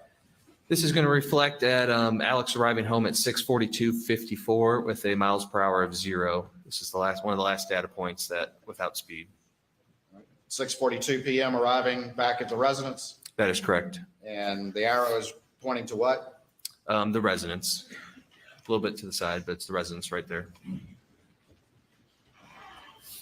All right, and tell the jury now on slide 19, what does this represent? So this is going to be from his drive home from the law firm to Moselle. It represents at 6:34:01 during his drive. The max speed obtained was 54.4 miles per hour. The average speed during this drive was 41.39 miles an hour. And you can see the location somewhere off of, I believe, 63. Driving home, what was his max speed? 54.4 miles per hour was the max speed driving home. All right, slide 20. All right, so now we're at where Alex is leaving for Alameda. This is going to be 9:07:06 PM. Okay.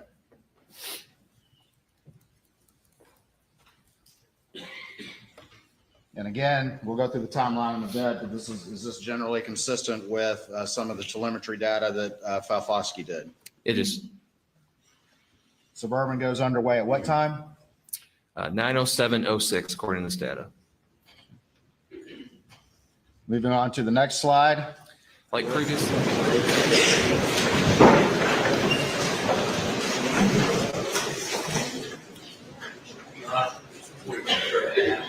Yes, sir. Difficult question. I've talked to Mr. Waters. He thinks he's probably going to go closer to lunch. And then we've probably got 2 hours across on this witness. So we've got the short witnesses, long witnesses we could bring once they rest. We've got a motion for directed verdict, which I don't think will take that long, 15, 20 minutes. I mean, I don't want to start a witness today and finish him on Tuesday if it's a long witness. So should we tell maybe some 30-minute, 40-minute witnesses to be here about this? I just don't want the court to sit here or have to go home without maximizing use of your time. Well, certainly, I do not like a witness to be on the stand over the weekend because we end up starting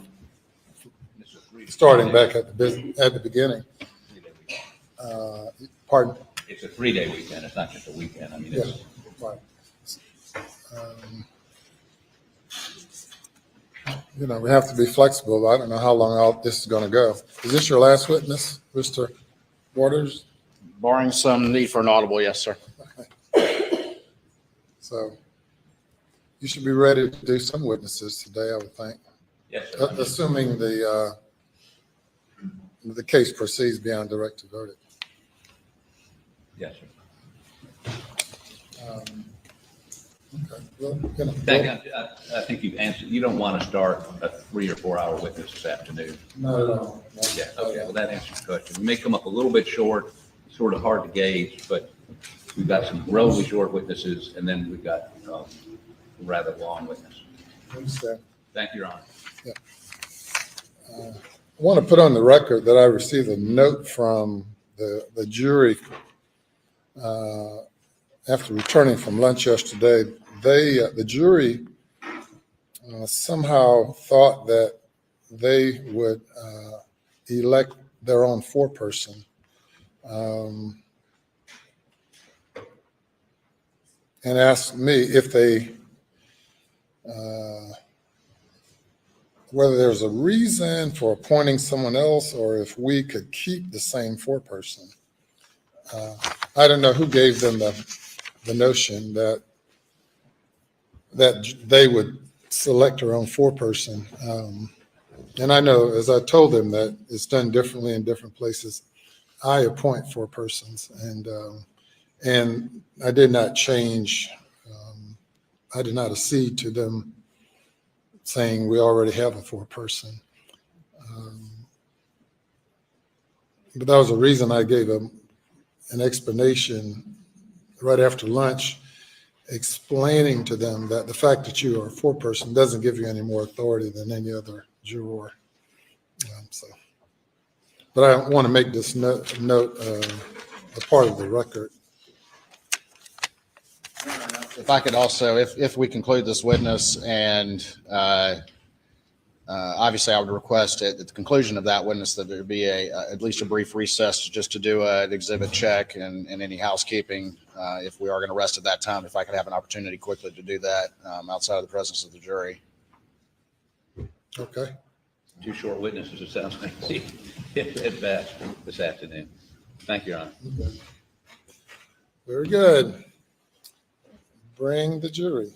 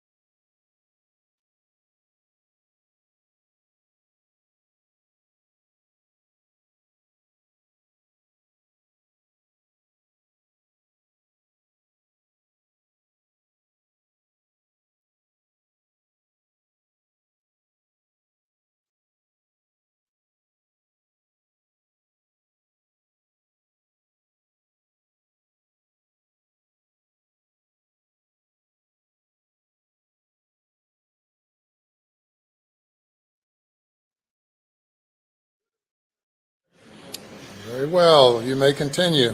May it please the court, Your Honor. All right. Special Agent Rudolski, we just finished with the GM OnStar data. That was 524. And again, just to remind the jury, you prepared 2 timelines. One is 520, which is the big one, correct? That's correct. With a more expansive timeline relevant to June 7th, correct? That's correct. And surrounding days, correct? And then this one, which is 519, which is a condensed version of this that focuses just on the hours, the evening hours of the day of the murders, correct? That is correct. All right. At this time, I'm going to publish 519 to the jury, and let's discuss it.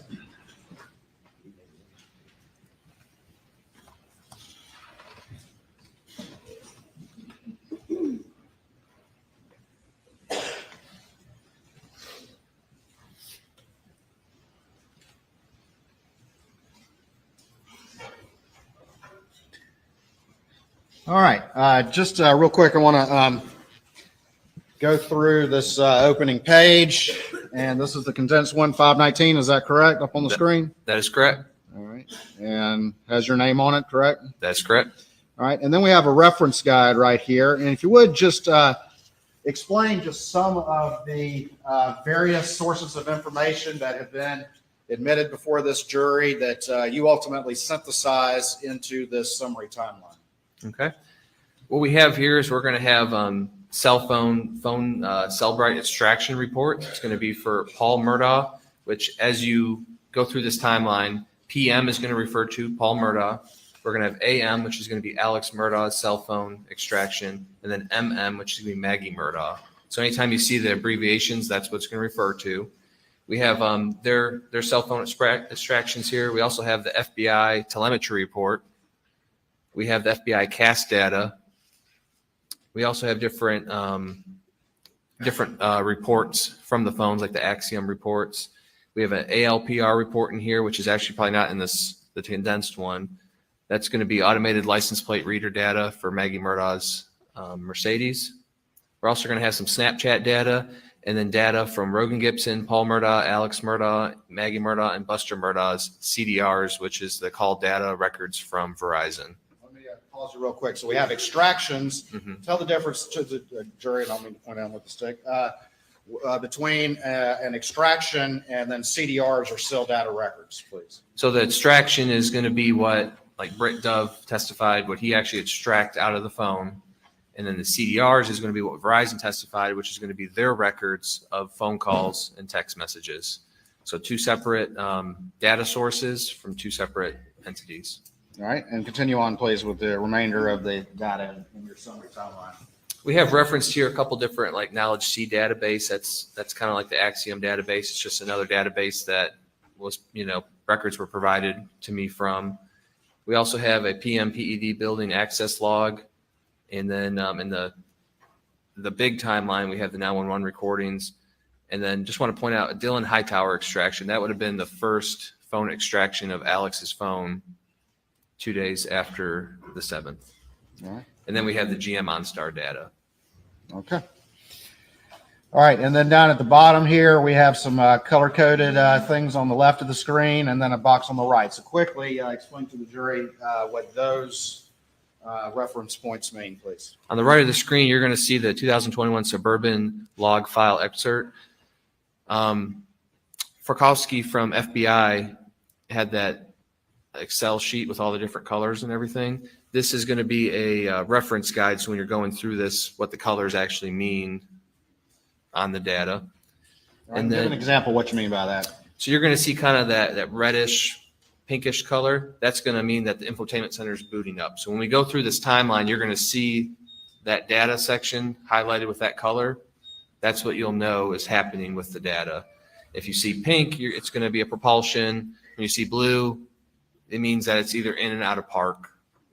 And that's kind of just how we're going to be reading it as we go along the timeline. All right, and then these addresses have colors over here, and just we don't have to go through every one, but the first one, that red one, what one is that? 4147 Moselle Road. All right, so if we see that little red box with an arrow on it, that's Moselle on the map. That is correct. And then the green is what? It's going to be Almeda, the Almeda property. We'll talk about the others as we go through. All right. All right, let's start moving through it.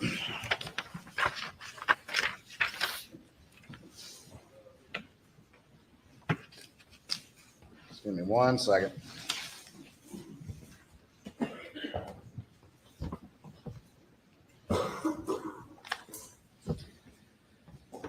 All right, starting. All right, so this timeline, this condensed timeline begins roughly when? Around 6 p.m. All right, on what day? June 7th, 2021. All right, and let's start at 6:04, and I want to move through this expeditiously, and we'll stop and talk about some specific entries as we go through, okay? All right, and so starting there at 6:04, does Paul Murdaugh have any phone activity? He does. He calls Will Loving. And as you can see in the parentheses, it's going to say PM extraction. That means it was pulled off of Paul Murdaugh's phone extraction, just for reference. All right, and Will Loving, that's the individual that testified weeks ago. That is correct. And 6:08, what activity we see on Paul's phone?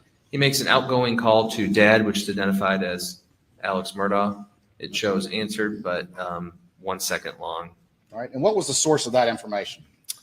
That was from Paul Murdaugh's phone extraction.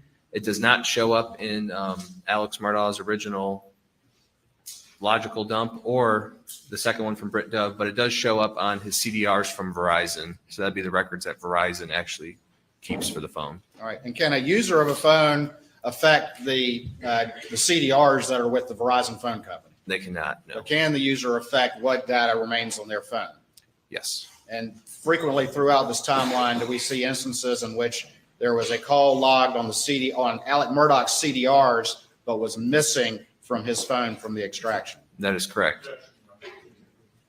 Don't leave the witness. Can you explain any difference between the CDRs as it relates to Alex Murdaugh's phone and whether or not there's any missing call logged on the extraction from his phone? As we go through this extraction, you're going to see that multiple instances, we're going to have calls showing on Alex Murdaugh's CDRs that are not, that we could not find on the logical extraction or the Brit Dove full extraction of Alex's phone. And that's going to be notated on the bottom if it was not in the extraction. All right. 609:48. Do we have any communications on Maggie's phone? This is going to be a iMessage from Maggie Murdaugh to Paul Murdaugh stating, "You okay getting little foot massage? Then I'm heading home." And that was obtained from Maggie Murdaugh and Paul Murdaugh's phone extractions. At 6:10:01, going to the bottom of this page, that being page number 2, is there another message from Maggie to Paul Murdaugh? This is also going to be iMessage to Paul stating, "Love you and Blanca cooked you dinner." Moving on to page 3. And what does this reflect right here? This is going to be from FBI agent Matt Wild. This is going to be from his report. This is for Paul Murdaugh. You're going to identify that in the right-hand corner where it says Paul. Just for reference, anytime you see a map, if you look on the right-hand corner, it's going to tell you whose map that is for. All right. And just generally remind the jury what this map reflects, please. This is just showing generally where the cell towers are located and where the area, whenever like a phone call or text message, where it was pinging during that time for Paul. And these little red things right here with the angles on it, what do those reflect? That's going to be where the cell tower is and what angle the call would have originated or, took place from. All right. And down at the bottom, what's the first time recorded for Paul's cell phone as it pings on these cell towers? It's going to be 6/17/42. And can you describe to the jury generally where these cell towers reflect Paul's phone is moving?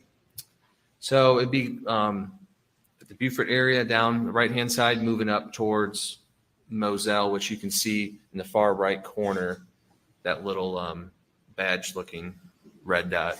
All right. Up here at the top center, what is that right there? That's going to be an arc. It's just a distance arc. But the red dot, what is that? The red dot, that's going to be 4147 Moselle Road. All right. And what times does Paul's phone ping off any cell tower near Moselle? 6:53 p.m., 7:05, and 7:30:05. All right, and we see a 3 right there. Does that refer, or what does that 3 refer to as it relates to that cell tower location near Moselle? It's just going to show you what side of the cell tower it's on, what arc. And what time does it first ping on sector 1 facing Moselle? 7:05:33 p.m.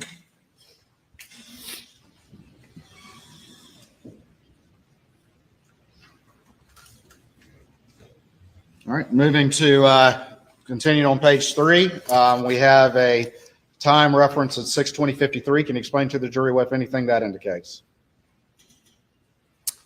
We have Maggie Murdaugh. She received a phone call from Proctor Marion. That's how it showed up in her phone. Through the phone number, it's actually Marion Proctor. That's just how it relays in the phone. It shows rejected. All right, and after that, what, if any, communications were there?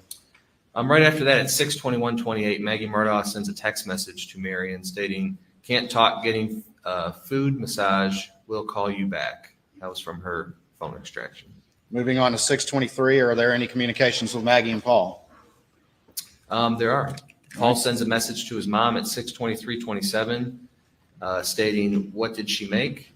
And then Maggie replies back shortly after saying, "Country fried steak and mac and cheese." Below that, we have a orange and blue box. What does that represent? So this is going to be from the FBI telemetry data from that Excel spreadsheet that's ready into evidence. And this is just showing with that color coordination I talked about earlier. The orange is going to show a system startup. And from previous testimony, that could be, unlocking a car, locking it, getting in close range with the key fob, opening up the rear hatch, just something that makes, when you get in your car, you kind of hear that noise before you start it up, the telemetry. It's just inner workings, anything could really cause it. Well, I'm asking you, going back to that map, the incident location at Moselle where Paul and Maggie were found murdered, what county is that in? That's going to be Colleton County. And then if you look, we have the pink, which is going to kind of show propulsion, and then blue, which is going to show some kind of shift in the vehicle transmission. All right, down to the bottom, 624, what is that? 624-2, that shows from the FBI report, telemetry report, that the Suburban shows a device connection. That would be Alex Murdaugh's phone? That'd be correct. Okay. Moving on to 6:24 p.m. Is there any data points as it relates to the defendant's Suburban? It is. We have one at 6:24:18 around the PMPED law firm. All right, and what time is that? No, 6:24? 6:24:18, correct. All right, and that map there, is that a data point from the CAS data that you just explained to the jury? That is correct. Moving down, we have some various messages from some of the individuals. Is that right? We do. Okay. We have Alex Murdaugh receiving a phone call from Jay Parker at 6:25. 6:27, Paul is sending a message to Britt, saying maybe Saturday. He calls Robert Boyle shortly after. And then at 8:38 p.m., Rogan calls Mary Ann Dempsey. And to your recollection, what is Mary Ann Dempsey to Rogan at this period of time? I believe it's a girlfriend currently at the time. All right, moving on to page 5. Mhm. What does this map represent? Who is this from, this map? This is going to be from Matt Wild from the FBI. This is directly from his report. And what phone does this map reflect? Top right, it's going to say Alex Murdaugh with associated cell phone. All right, and then there's a box below that. Explain to the jury again what that box represents. So the box below that, that's going to represent all the times that the pings were logged that Matt Wild actually put in the report. And then the black circle with the angle in the middle, what is that? That's going to show you the cell tower and then the kind of angle that the calls or texts would have been in. And what property is in the sector of that cell tower? 4147 Moselle Road. It's That- identified by that red badge looking dot. All right, on here, this box with the times, those are times of what again? This would have been times of activity that would send to a cell tower that they would have data on. In the 6 o'clock hour, what is the latest time period that you see Alex Murdaugh's phone reflecting activity? 6:52 p.m. And then after that, what's the next time period that you've seen reflecting activity? The next time showing on the map is going to be 9:04:24 p.m. Does the defendant's cell phone reflect any activity between 6:52 and 9:04? Between 6:52 and 9:04, there's no activity reflected. At least on the cell pinging. That is correct.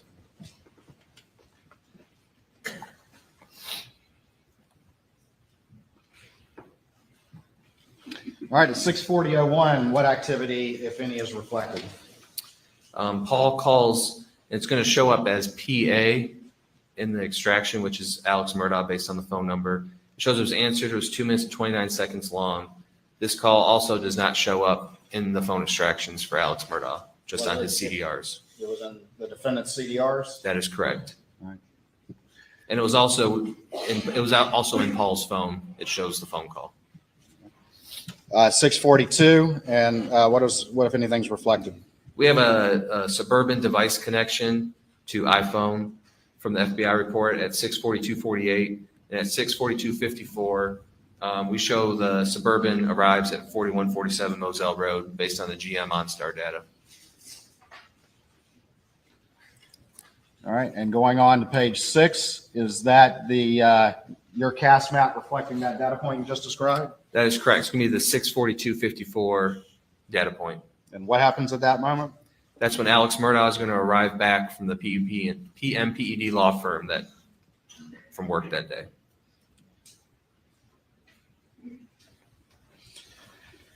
All right, moving on. 6:43:50, what if any activity do you see? It shows that Maggie Murdaugh's phone had a missed call from PA, which is Alex Murdaugh. It shows missed, but also it shows up in Alex Murdaugh's CDRs, but does not show up in either one of the phone extractions. All right. And moving on, we have a couple of the orange and white boxes. Tell the jury again what those reflect. So these are just going to reflect some kind of system boot up. Doesn't mean the car moved or did anything. It just means that door was opened. It just something triggered the car to kind of do a little internal boot up from previous testimony. At 6:53:44, what if any activity do you see? Paul Murdaugh calls John Marvin. It shows 1 minute and 42 seconds long, and that's based off of Paul's phone extraction. So your understanding, when you see those times of the call lengths, does that also include connection time as well? It does, based on previous testimony from Verizon, that could include how long it takes to, to get the actual network connected. All right. And then at the 7 o'clock hour, what if any communications are on Paul's phone? So Paul sends a text message to Claude CB Rowe saying, "Are you coming tomorrow?" And then shortly after, he sends another text saying, "Sunflowers died. We need to plow them under ASAP." And that was based off his phone extraction. Moving on now to page 7. We have some activity at 7:02:29. We do. Maggie Murdaugh calls Alex Murdaugh. It shows 2 seconds. And this also does not show on Alex Murdaugh's extraction. It shows on the CDRs. And it also shows on Maggie's phone that Maggie called Alex, but does not show on Alex's phone that call was there. Missing from his phone, though, correct? That is correct. All right. Missing in the call log of the phone. All right, 7:03 to 7:11. What, if anything, is reflected on Alex's phone? His phone's showing approximately 165 steps taken during that time frame. And then what happens at 7:04? 704, through the catch data database, it shows that Paul Murdaugh is at the residence of 4147 Moselle Road. Does Maggie's phone reflect any activity as we move on to the 7:04 time period? Her phone showed that between 704 and 817, her phone was showed a Bluetooth connection to MBUX 95224, which is her Mercedes-Benz. And so anytime we see MBUX 95224, what, if anything, does that represent? That's going to reflect her Mercedes-Benz. MB for Mercedes-Benz? That is correct. All right. Moving on, at 7:05, does Maggie call anyone? She does. She calls Marion at 7:05:13. It shows answered 7 seconds. At 7:05:55, is there any reflection of a communication between Alec and Maggie Murdaugh? There is Alex sends a message to in his phone. It's Maggie May, stating, "Paul said you were getting a petty. Call when you done." That's from the Alex. That's from the extraction. All right. Moving on, do we have any communications between Maggie and Paul during this time period? At 7:05:32, we have Maggie calling Paul. It shows answered 1 minute and 31 seconds. And then does Maggie attempt to call Marion again? That's correct. And I'm sorry, that would be at the bottom of the screen. Yep, that'd be the 7:07:49. Maggie Murdaugh calls Marion. And when it says Marion, it's Marion Proctor. All right, moving on to page 8, we have another map. Can you generally explain what this represents to the jury, please? So in the top right-hand corner, we have Maggie Murdaugh with associated phone number. We have 2 points, 4147 Moselle Road in the red, and the green's going to be the Almeda property. When you're looking at this map, number 1 is going to be closer to Charleston, and it's working its way. Maggie is working her way towards Moselle in this map. All right, and the first time period you see on dot number, this number 1, It's going to be 7:07:49 and p.m. the latest time period you see on the dot that's numbered 5. That is correct. That's going to be in the Walterboro area. It's going to be 7:50:20. 7:50:20 is going to be the latest dot, and that's in the Walterboro area.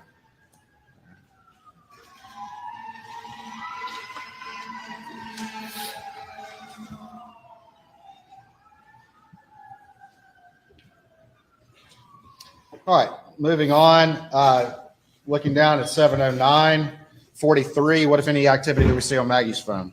Maggie calls her mom. It shows answered 8 minutes and 17 seconds long. Would that be Ms. Brandstetter?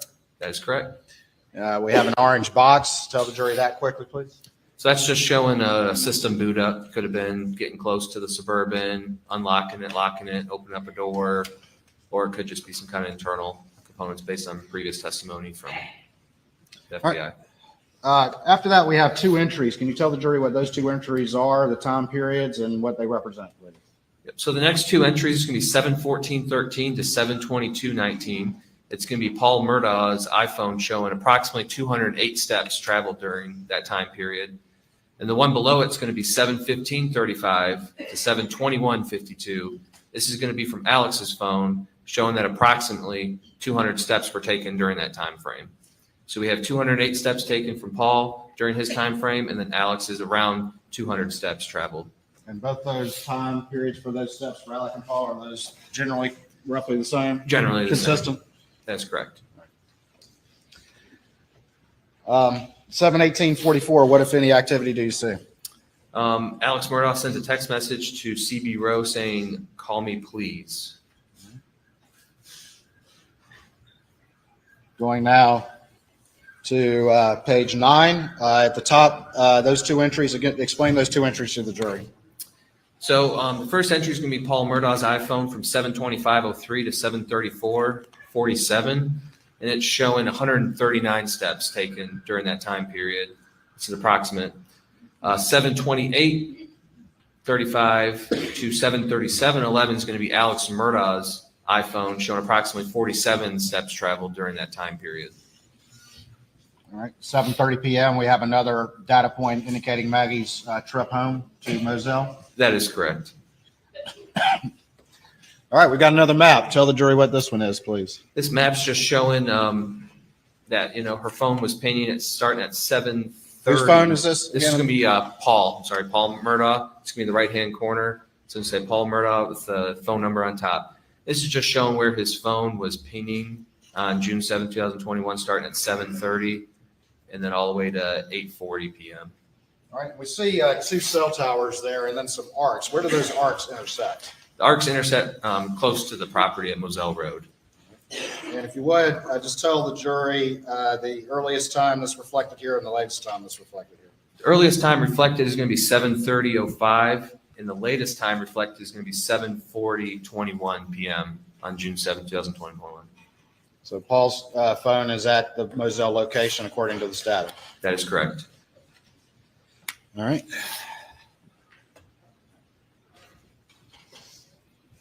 Bottom of page 9. Do we have any communications between Maggie and Marion Proctor? We do. At 7:31:13 p.m., we show a call from Maggie to Marion at 7:39, which is the length of the call. 7 minutes and 39 seconds. That's correct. Does that include connection time as well? It does. Do we have any step data on Paul's phone in the time period around this time? Paul's phone shows between 7:35:10 and 7:41:43. It shows roughly around 171 steps traveled during that time frame. 7:37 and 7:38. Do we see any activity on Paul's phone with some of his friends? Yeah, Paul receives a Snapchat message from Michelle Beck stating, BC, I have short-term memory loss. And that was based off his phone extraction. And then Paul Murdaugh receives an iMessage from Megan Kimbrell stating, Paul.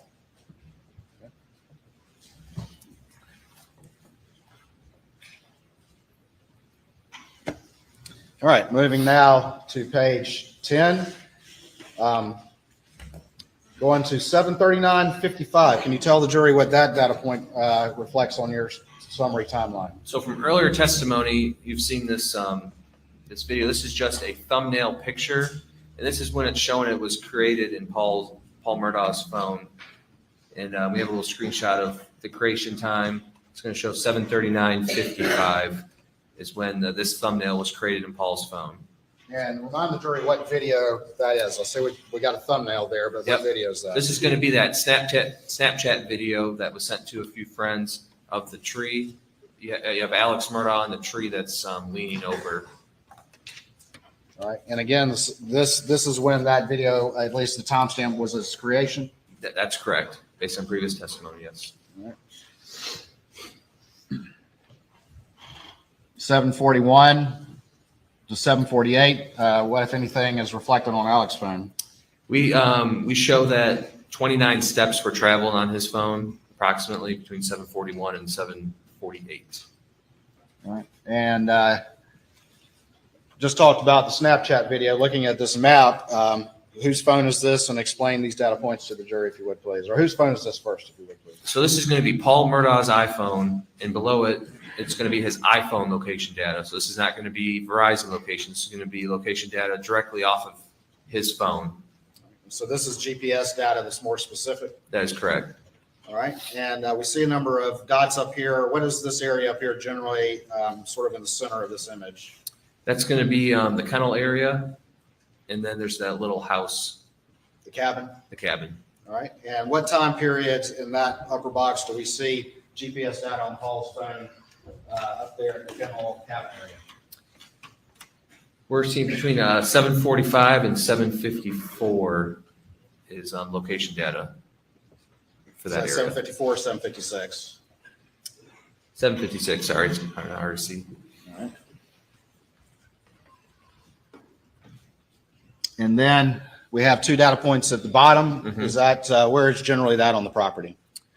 That's going to be what previous testimony talked about, like a dove field. It's going to be past the main house, closer to the Godly Farm roadside.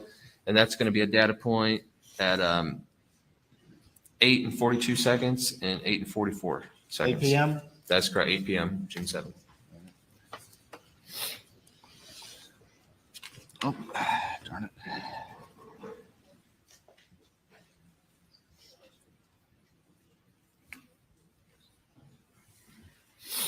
And then down at the bottom of page 10, is there any step data on Paul's phone? There is, it shows approximately 89 steps traveled during What time periods? 7:45 p.m. to 7:55. Moving on to page 11, we have a map. Tell the jury whose phone that is and what that data point is, please. So this is going to be Maggie Murdaugh's phone. This is going to be Verizon location data. And what we see here is the tower and then the arc of the tower. This is going to be in the Walterboro area. The time is 7:50:03 p.m. All right, and moving down, we're starting to see some references, and there's a little battery symbol on the side. What does that represent? So that's going to represent battery life. So right here, this is going to be at 7:52:28. It's going to show Paul Murdaugh's iPhone battery at 7%. And in your review generally of Paul's cell phone data, was it generally consistent for him to continue to use his phone even if he had a low battery life on it? That's correct. And is that also consistent with the testimony from David Grubbs from yesterday, the day Previous before? testimony, yes. All right, below that, 7:55 time period, we have two entries. Can you explain those two entries to the jury and how they relate to each other? If anything? So 7:55:44 to 8:05:28, we have Paul Murdaugh's iPhone showing approximately 262 steps traveled. And a close time frame from 7:55:32 to 8:05:07, we show Alex's iPhone traveling approximately 270 steps during that time period. And then at 7:56, what is reflected as it relates to that Snapchat video? This is when the Snapchat video referencing Alex Murdaugh would have been sent through Paul's Snapchat account to his friends, based on previous testimony. And it was created, you already testified to this, but it was created when? I believe 7:39:55 And it was sent out to his friends when? at 7:56 p.m.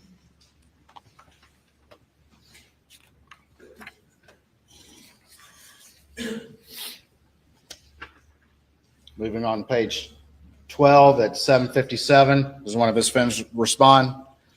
Yes, he receives a Snapchat message from Brian Murdaugh Oops, sorry.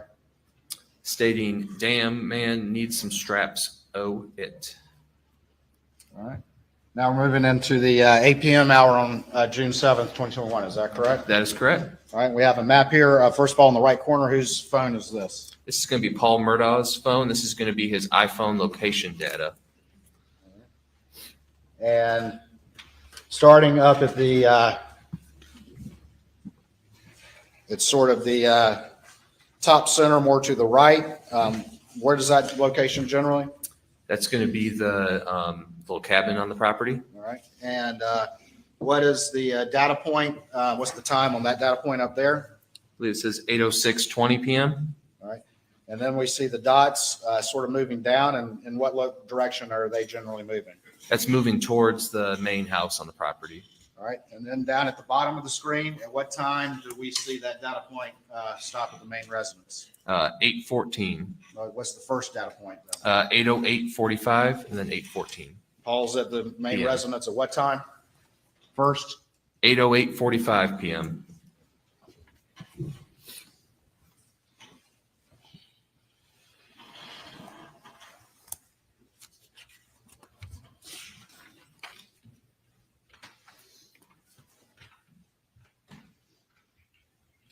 All right, and just on page 13, we have some earlier data points. Is this map kind of out of order just a little bit? It is. So this is just going to be earlier data points at 8:05:14 and 8:04:45, just showing some location data from his iPhone.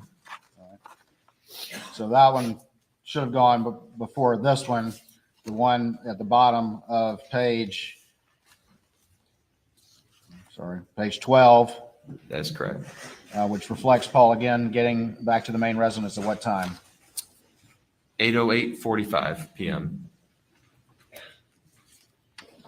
Looking below, again on page 13, do we see two entries for Paul and Alex's phone? And if so, please explain to the jury what they are. So for Alex's phone, we show between 8:05 and 8:09 that his phone approximately took 54 steps traveled during that time period. And then for Paul, we show 8:05:46 to 8:15:24. We show approximately 303 steps traveled during that time period.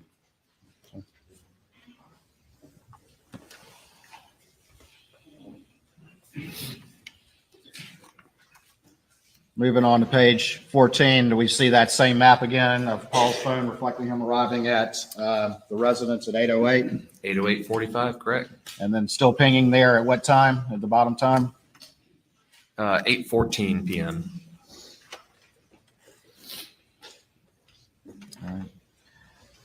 Again, at 8:07, what if anything do we see? At 8:07:20, we see that Paul is sending Snapchats to a few friends. That's based off his Snapchat records. All right, the next entry is in purple, and then there's kind of a line going from that. Explain what that purple reference, that time period references, and then the line that travels down the side of your timeline. Explain to the jury what that's going to represent generally to the various phones as we go forward. As we go forward, anytime you see purple, that's going to represent Maggie Murdaugh's phone. And for this instant, it's going to represent on the left-hand side, the line going down. Anytime you see a line next to something, that means whatever it says on the left. So if it says device locked, it means the device was locked during those other time periods. So this is going to show from 8:11:08 to 8:31:15 that Maggie's iPhone was locked. And as we move down, you can see it continue to the next page. That means during those times it's locked. All right, so we'll see multiple of those as you go forward, just explaining time periods where various devices were locked or other things were going on. That is correct. All right. Moving on to page 15, we have a map. Explain to the jury whose phone this is and what it represents. So this is going to be for CB Row, and this is a overview map. You can see Augusta, North Augusta area, and it's showing the sector and the tower that it's pinging off of at 7:13:15 in the North Augusta area. You say 7:13 or 8:13? I'm sorry, 8:13:15. All right. So CB Rowe's phone is pinging over here, way over here in Augusta. Is that right? That is correct.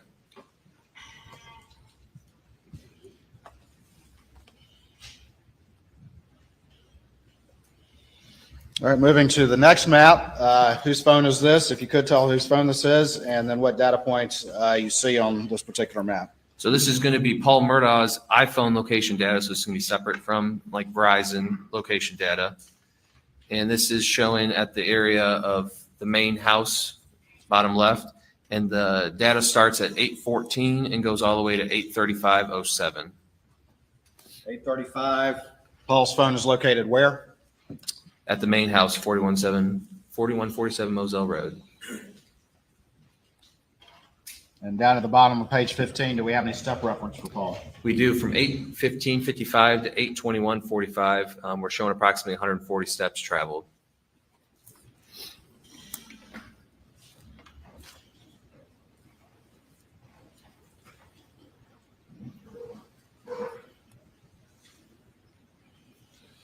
Paul arrived back at the residence about 8:08, you testified, is that correct? That is correct.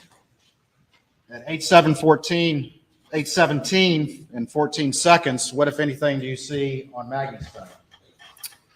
So it's highlighted purple in reference to Maggie. It's going to show that her phone ended at the connection to the Mercedes-Benz, which is the MBUX 95224. It shows that it's unplugged. And what does that mean? What does that reference mean as it relates to Maggie's phone and the Mercedes she was driving? It means that she unplugged her phone From that from vehicle? that vehicle. And the data generally reflects that she's at the residence at that point? That is correct. Paul 8:08, Maggie 8:17. That is correct. Alex's last data point on his phone was 6:52, right? That is correct, based on the Verizon records.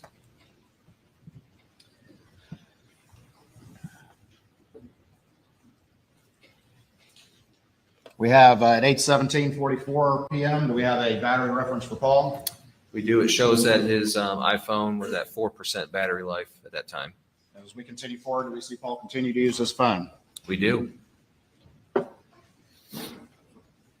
At 8:17 to 8:18, what, if anything, do we see on Maggie's phone? We're showing approximately 38 steps taken during that time frame. Right. And that would be after her phone disconnects from the Mercedes. That's correct. 8:19 p.m., what do we see on Paul's phone? We see that he connects to a PRTC Wi-Fi and that he receives a Snapchat message from Ansley Wilson stating he got the magic touch. He also sends another outgoing text message or Snapchat message. Right. Now, PRTC, his phone connects to PRTC. What is PRTC? So PRTC is going to be the local internet telephone provider for this area. So it's just showing a Wi-Fi connection. And was PRTC, to your knowledge, providing services to Moselle Road? They were providing services to the main house and then the cabin.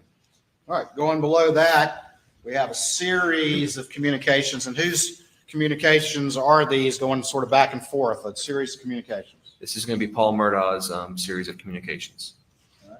And I'm not going to read each one or have you read each one, but are these generally communications going back and forth with his friends? That is correct.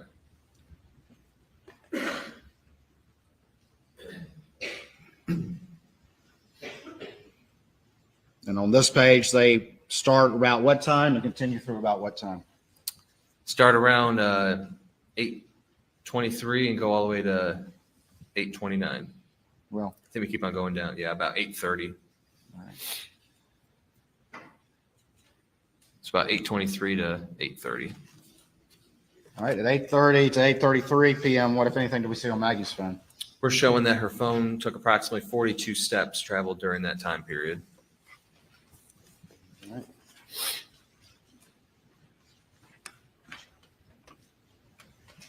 And that starts at what time that Maggie's phone starts reflecting steps? 8:30 p.m. About 8:30. Going on to the next page, page 17.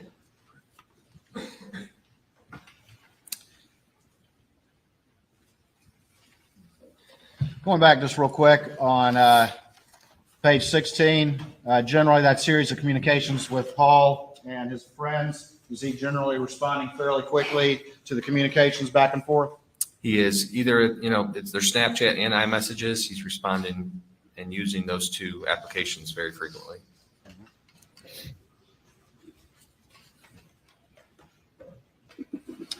Now we're at the top of page 17 at 8:31 p.m. Describe to the jury generally what this data entry is.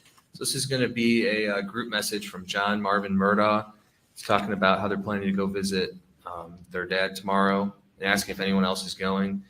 Listed here, everyone that's in that group message. And that's generally a number of family members. That is correct. And the dad they're referring to is who? It's going to be Alex's dad. Mr. Randolph. That is correct. And based on your knowledge of investigation, he had a turn for the worst health-wise around this time? That is correct. All right, well, let's talk about that very quickly. That did the defendant receive, or did his phone receive that text? His phone and Maggie's phone both received the text message.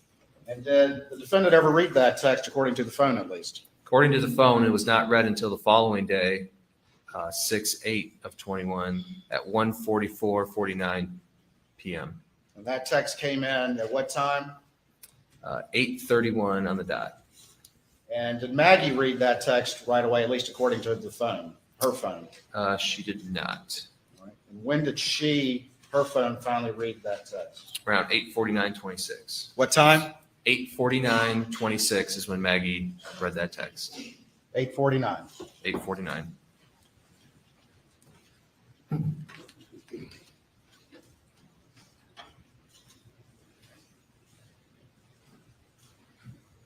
At 8:31, what, if any, entry do we see? So at the 8:31:15, Maggie Murdaugh's phone unlocks and does orientation changes. And then at 8:31:18 to 8:49:26, we show that her phone was locked. At 8:31, there's an orientation change. Does the data reflect that her phone was unlocked at that period of time? That is correct. All right. And then what happens after that at 8:31 and 18 seconds? Her device is locked until 8:49:26. 8:49:26, is that correct? 8:49:26. All right.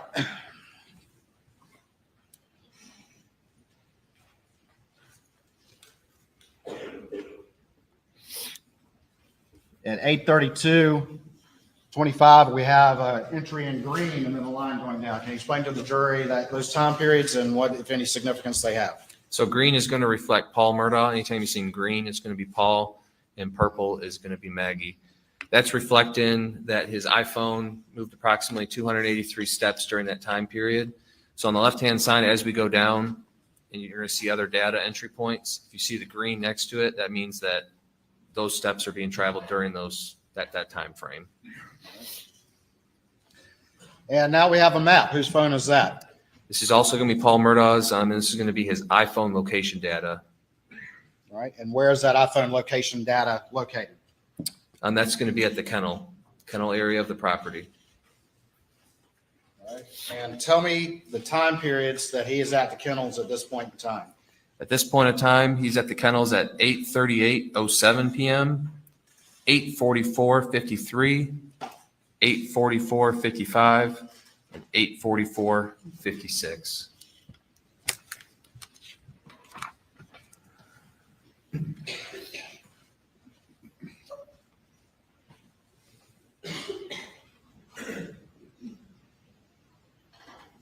What happens at 8:40 while Paul's phone is at the kennels? Paul calls Rogan Gibson. It shows answered for 4 minutes and 14 seconds. Starting at what time? 8:40:20. If you have about a 4-minute call, what time does that end? 8:44.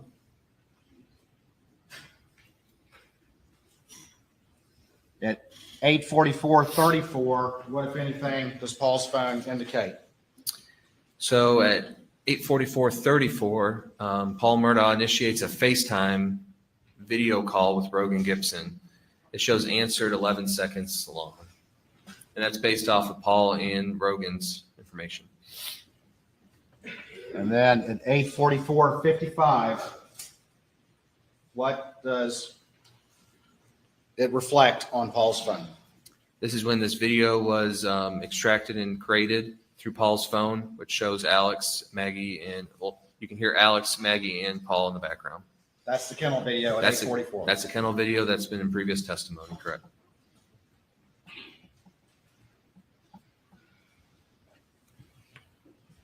Following below that, at 8:47 and 8:48, does Paul continue to communicate with his phone?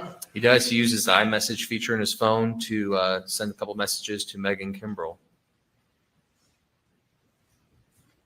It looks like it's based off of movie recommendations. Are those communications for 10 minutes or just for a couple of minutes or a minute or so? A minute or so.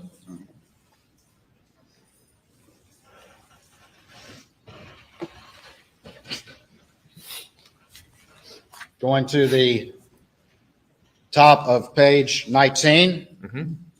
What time do we see there? 8:48:29.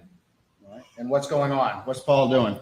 He's receiving a message from Megan, and we have some backlight on data at 8:48:56. All right. And the next entry, tell me the time periods for that entry. 8:48:58 to 8:49:01. All right. And what happens there?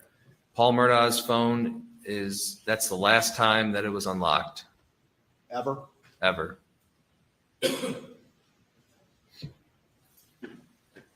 8:49:01.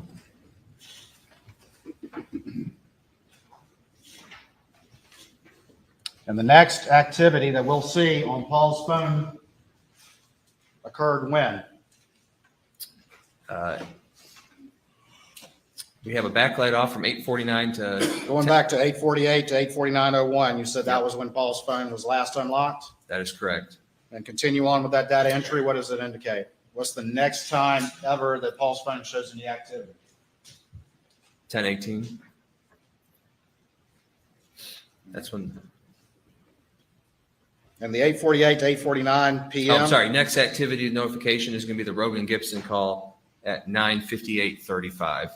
That's the next time that any activity or notification shows up on his phone.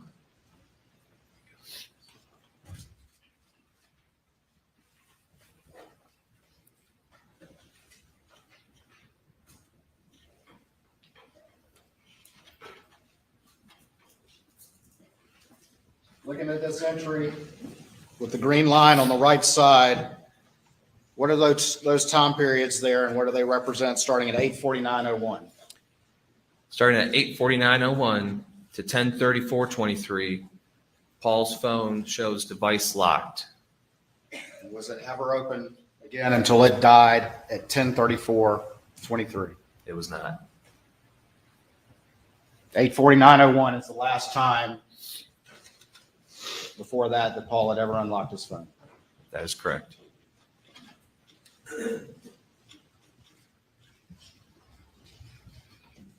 Just a few seconds later,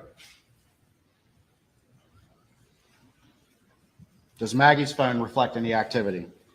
It does. 8:49:26, so approximately 26 seconds later, her phone unlocks for a text message notification, and it implements an orientation change. And was that text message about Mr. Randolph that you earlier referred to? That is correct, that group message. I believe it was in response to Lynn.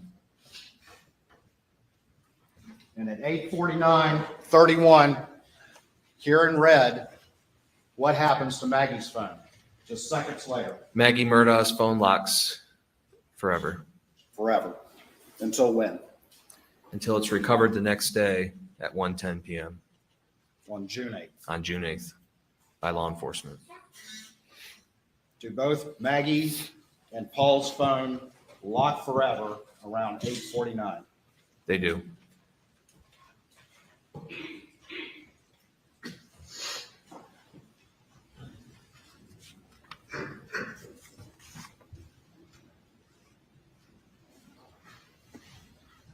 At 8:49:35, does Paul's phone receive a text from anyone? It does. It receives a text from Rogan Gibson. And what does that text say? See if you can get a good picture of it. Mary Ann, referring to his girlfriend, wants to send it to a girl we know that's a vet. Tell him to sit and stay, and he shouldn't move around too much. That shows unread. You never read that. Never read it.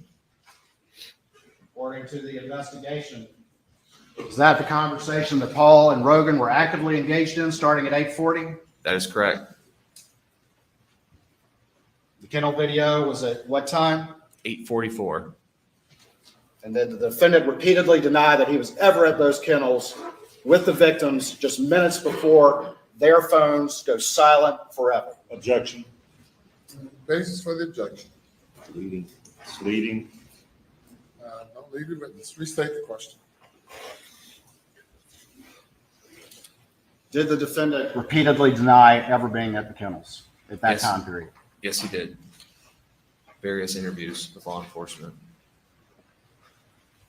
And was that kennel video? What time was that kennel video? 8:44. And what time did Paul and Maggie's phones go silent forever? Answered it several times. Objection is overruled. 8:49 is when their phones went silent forever.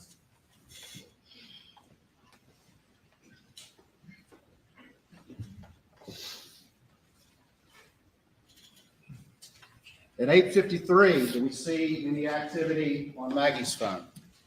We do. At this time, as you can see to the right, her phone is locked, but we do see that 59 steps were traveled over the period of 8:53 to 8:55. And that just means the phone was moving, correct? That is correct. Do we see some orientation changes as well? We do. Between 8:53:08 and 8:55:32, we see various orientation changes, which would indicate that someone has the phone based on previous testimony.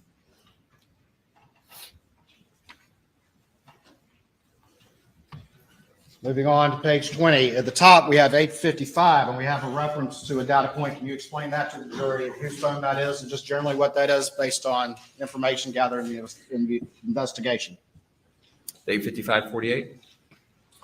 8:55:48, yes, sir.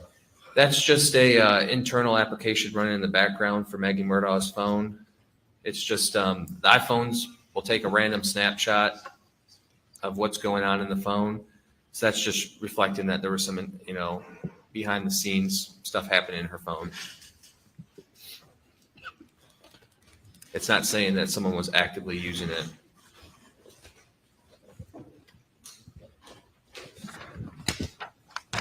Hold on for me just real quick.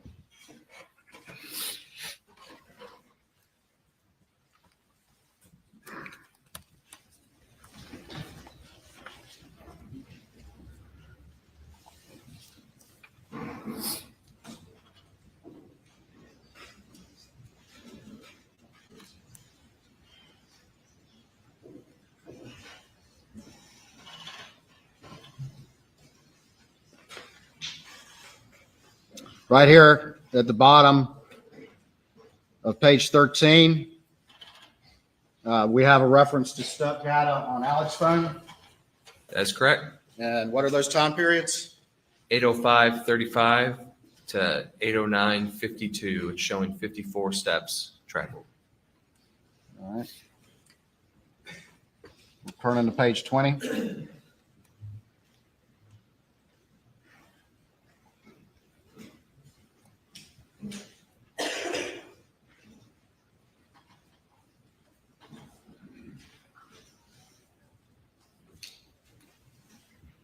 What suddenly happens to Alex's phone around 9:02? Pretty much wakes up And what data point is reflected? from 9:02:18 p.m. to 9:06:47. It shows 283 steps traveled. And how long? How many minutes roughly? 5 minutes, 5-6 minutes. I'm going to show you what's been marked as Exhibit 521 to your testimony and see if you recognize that. I do. And tell me what that is, please. This is going to be a pay spreadsheet for Paul Murdaugh, Maggie Murdaugh, and Alex Murdaugh that I created. Your Honor, this time I would offer States 521 into evidence. No objection. Submit it. Can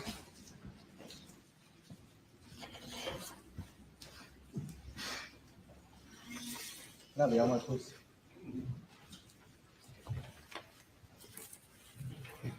And General, if I could have the screen.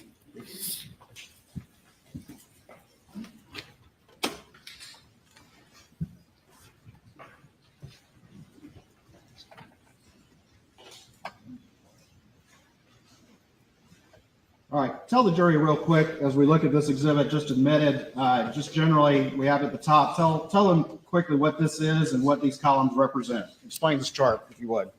First column entry, that's just going to be from all the various entries from the phone data. We have a start time, we have a end time, we have the time elapsed in between the estimated amount of steps, and then we have a steps per minute calculation, which is going to be the far right.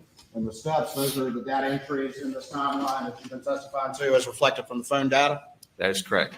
And then the last column is just a simple calculation of steps based on the time periods of those readings. That is correct. And the last step readings that we have on Paul's phone are from what time to what time? The last step reading from Paul's phone is 8:32 to 8:42. We have one for Maggie as well, is that correct? We do. Her last time frame is going to be 8:53 to 8:55. And then down at the bottom, who do we have? This is going to be Alex Murdaugh's pace spreadsheet. Let's talk about this a little bit. If you would, start with entry 21. And what time periods is that? This is Alex's phone, correct? This is going to be Alex Murdaugh's phone. Right, time period. 6:52 to 7:02. How many steps? Approximately 283. And how many steps per minute based on a simple math calculation? Estimated 29.34. All right. 22, time period, steps, and steps per minute. 7:03 to 7:11. Approximately 165 steps. Estimated 19.26 steps per minute. 24, 24 is going to be 7:28 to 7:37. Approximately 47 steps. And estimated 5.46 steps per minute. 25, 7:41 to 7:48, showing approximately 29 steps, 3.97 steps per minute. 26, 26 is showing 7:55 to 8:05, 270 steps, approximately 28.2 steps per minute. 28, 28 is going to be the 8:05 to 8:09. It's showing approximately 74 steps. That's 17.28 steps per minute. and as you testified, that was the last entry on Alex's phone before we get to the 9 o'clock hour. Is that correct? That is correct.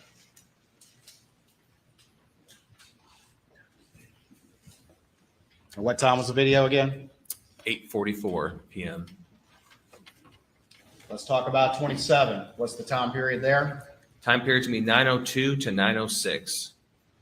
How many steps? 283 steps, 70.75 steps per minute estimated. He was a busy guy right then, wasn't he? It appears.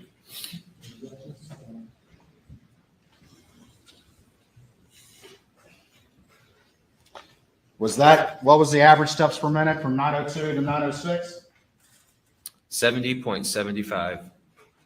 Was that far in excess of any ratings on his phone in those prior entries? According to this table, yes. Could I have the computer back again, please?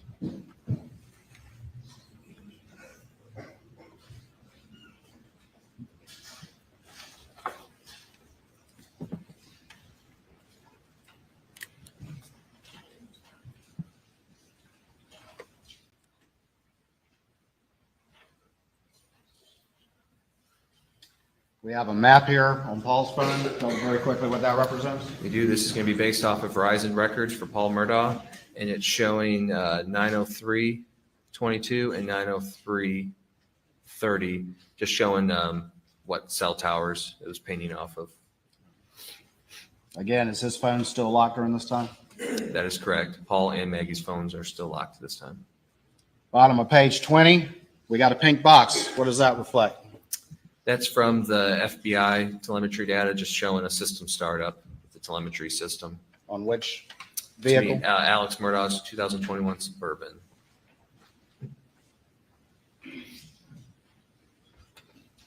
Is there a CDR reference to Mary Ann Dempsey attempting to call Paul? There is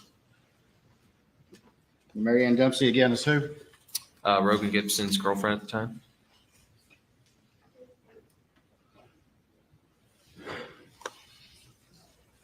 We have two entries after that. Can you explain those entries to the jury and tell the jury what those are, please? So at 9:03:52 to 9:04:23, Maggie Murdaugh's iPhone backlight is on. At 9:04:23, Alex Murdaugh calls Maggie Murdaugh, shows 18 seconds in his CDRs. This does not show on that Dylan Hightower first extraction or the second extraction. And it also shows missed on Maggie's phone extraction. That one's missing from Alex's phone, correct? That is correct. In the call log, it is missing.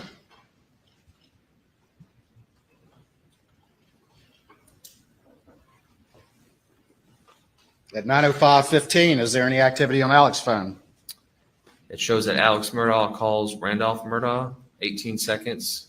Does not show on Dylan Hightower extraction or the second extraction, just on the CDRs.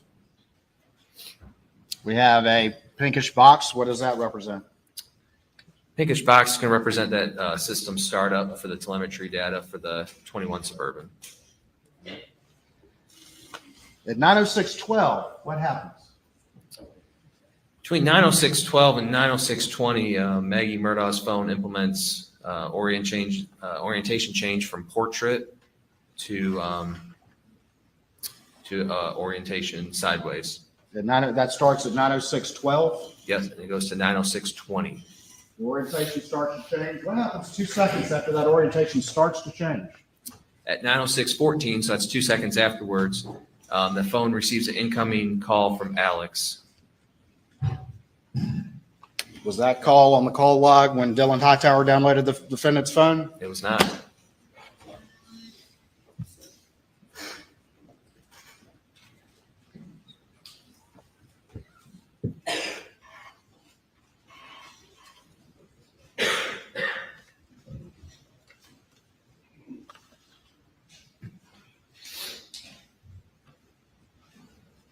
9:06:14 and 9:06:15. Are those referencing that missed call that showed up on Maggie's phone? That is correct. And 9:06:20, we're still seeing an orientation change. Yep, that's when the orientation ended. Moving down to the bottom of page 21, we have a bluish and a green box. Tell the jury what that is. So according to the FBI telemetry data, the blue is going to indicate a shift in the transmission, and then green is going to show driving. The Suburban's underway. That is correct, according to the telemetry data. At the bottom of page 21, is there another call from Alex Murdaugh's phone to Maggie's phone? There is at 9:06:52. Alex calls Maggie. It shows 7 seconds long, and that's based off of CDRs since it was deleted off the call history. It wasn't on Alex's extraction, correct? It was not. 2 missed calls. 2 missed calls.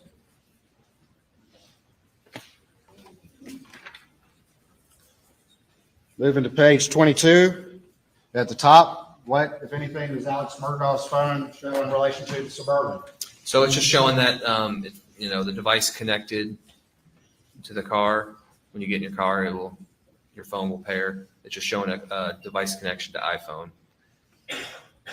And then the next entry, there's a time range there. Explain that time range to the jury and what that means. So starting at 9:07 and going till 9:44. 9 what? Sorry, 9:31:44. Her backlight is off. The backlight is off. That entire time period. That entire time period. It was on, but now for this time period from 9:07 to 9:31, it's going to show off. Going to this map, is that some of the cast data that you testified to the jury? It is. This is a previous slide that we had up. It's shown at 9:07:06. The Suburban is leaving 4147 Moselle Road. 2 calls to Maggie. Does the Suburban just take a quick right and go down this road right there to the kennels, or does it just continue straight on? It just continues straight on. Doesn't stop by the kennels for a second, does it? Does it stop by the kennels? His vehicle does not stop by the kennels. Keeps right on going. It's right on going to Moselle Road, makes a right.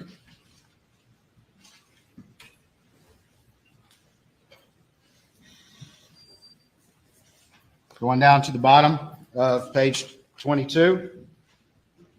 It's just another data point. It's showing the approximate location of Maggie Murdaugh's phone when it was located. And at 9:08:36, it's showing 42 miles an hour on Moselle Road. And in reference, we're coming up to Godley Farm Road on Moselle Road.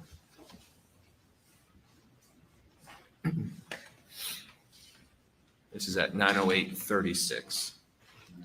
And then we have, below that, we have a reference to a data point that you previously showed to the jury at 9:08:42. Yep, it's going to be on the next page. All right.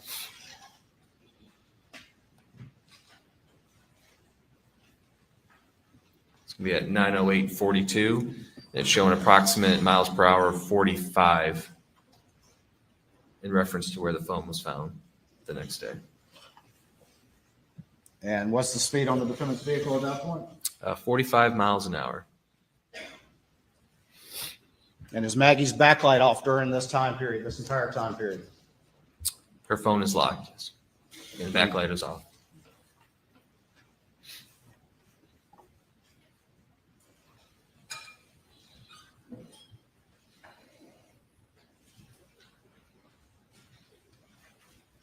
At 9:08:58, what do we see? Alex Murdaugh sends a iMessage to Maggie stating, "Going to check on M, be right back." This shows unread in Maggie's phone.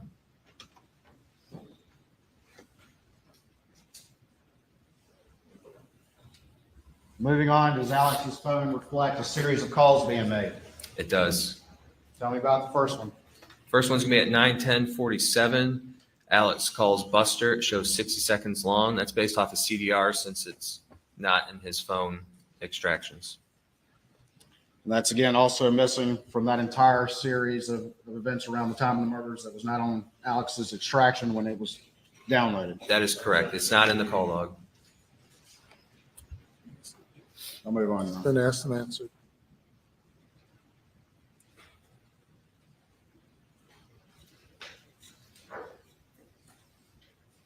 Down at 9:12:14, what if any activity is reflected on the defendant's phone? Alex Murdaugh calls Chris Wilson. It shows 42 seconds long. That's based off his CDRs because it's not in any of his phone extractions or call log. Its connection time as well. It does.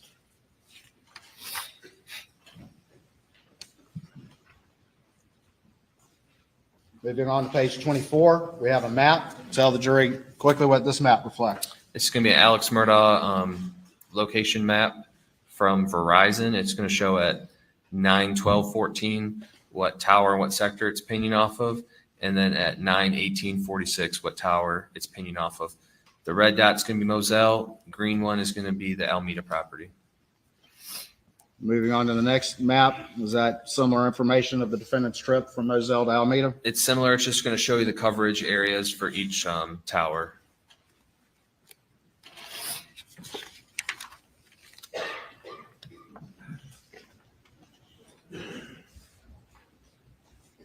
And then on page 26, what does this map reflect? This is going to be Verizon records for CB Row.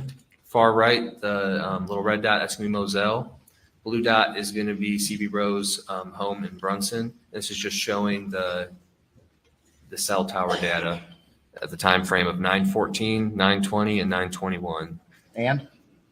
In 11:37 p.m. This is close to Fairfax, just for reference. He's pinging in the arc near his home over here in Fairfax, is that right? That is correct. The And home's where's gonna be Moselle? Moselle's going to be that red dot to the right.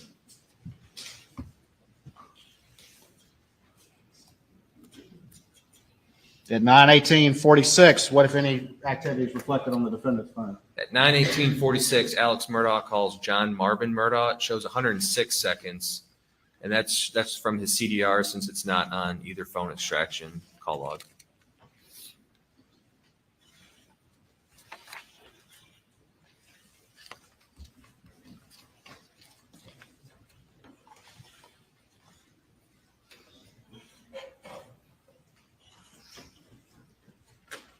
All right, we're on page 26 now. Tell the jury quickly what this map reflects. There's also going to be Verizon records from Alex Murdaugh's phone plotted. It's showing starting at 6:20:34 all the way to 9:46:35. It's showing from the cell tower in the sector of Alameda. You said 6:24 or 9:20? I'm sorry, 9:20:34. So roughly 20-minute period at Rough- Alameda. Roughly 20 minutes, correct.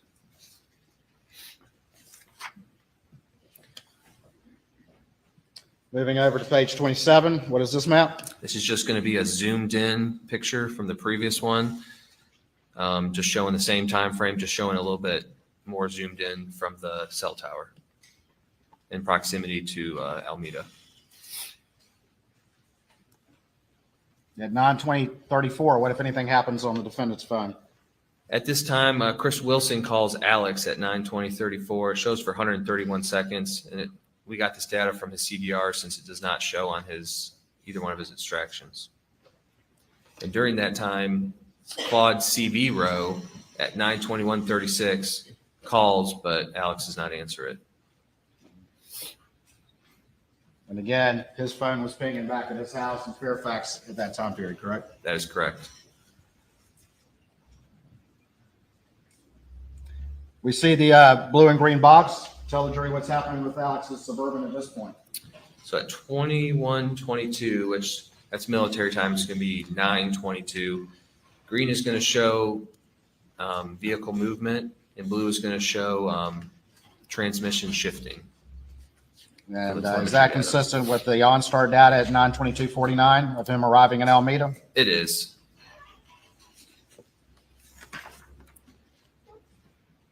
And on page 28, is that data point that you just referenced?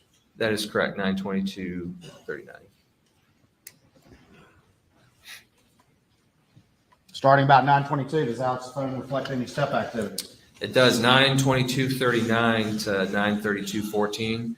We're showing approximately 195 steps taken on his phone. At 9:24:13, what, if anything, does the defendant phones reflect? He calls Libby Murdaugh, which would be his mom, shows 20 seconds long. That's from his CDRs. It's not on either phone extraction. And that would be the landline at Alameda. That's correct. After that, is there another missed call from Rogan to Paul? There is at 9:26:06 p.m.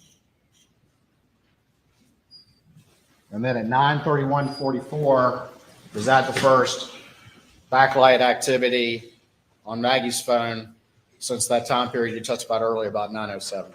That is correct.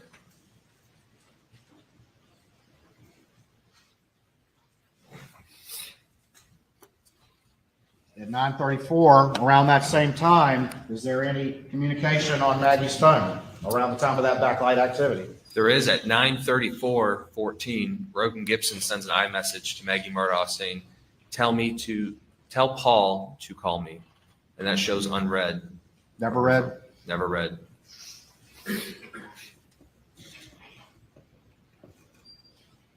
Do we also have backlight activity associated with a missed call to Maggie's phone? We do at 9:34:20.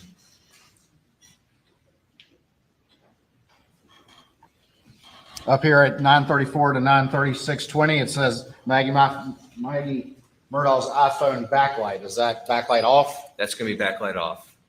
Just the off is missing from the words. That's correct. 9:35 to 9:45, 10-minute period. Is there any activity on Alex's phone? It's showing approximately 60 steps taken on his phone during that time frame. And also, as you see on the right-hand side, Paul and Maggie's phones are locked. It's referenced with the lines and the color coordination on the right-hand side. And those lines have been continuing through the past few They've been pages. continuing, correct?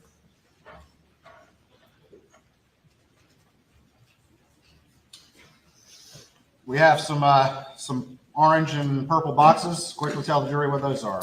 So the orange color is going to be that system startup from previous testimony from Falkowski. And then the pink is going to be engine running propulsion. And is there another missed call from Rogan to Paul? There is at 9:42:17. There's a missed call.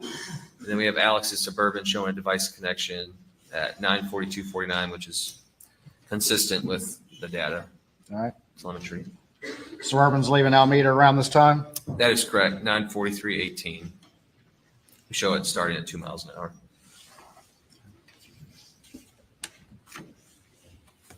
We have some additional telemetry consistent with him leaving. We do. Is there any activity on Maggie's phone at this point? So at 9:44:04 to 9:45:04, it shows that her backlight was off. And is there a missed call associated with that backlight activity or around the same time? Yes, Maggie Murdaugh received a call from, it's going to show as PA in the phone extraction, which is, it's Alex's number, and it shows missed. And was that call missing from Alex's phone extraction? It was missing from both phone extractions.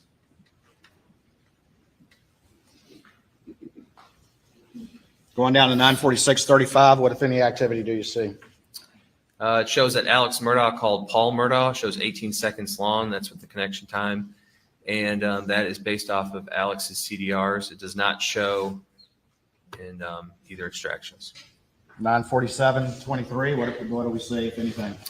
Alex sends a iMessage to Maggie stating, "Call me, babe," and that shows unread in Maggie Murdaugh's extraction. And do we see some backlight activity around the time of that text do. message, that unread text message? We do, a couple seconds.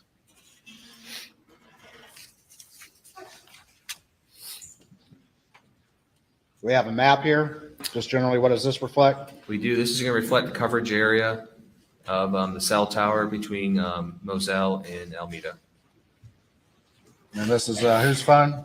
This is going to be Alex Murdaugh's phone. This is going to be his Verizon records, not location data from phone. Moving towards the direction of Moselle. That is correct.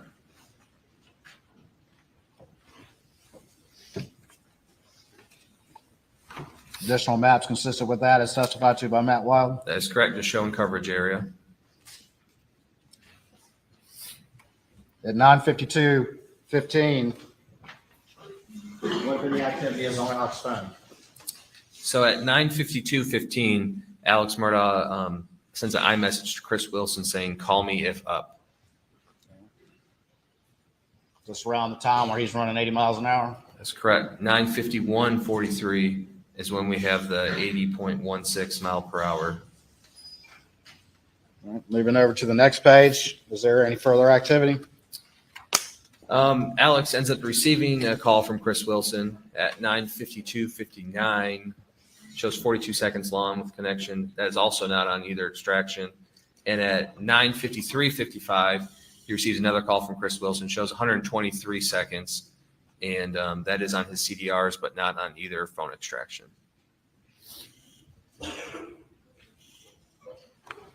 And then from at about 9:56:57, what if any activity do you see on Alex's phone?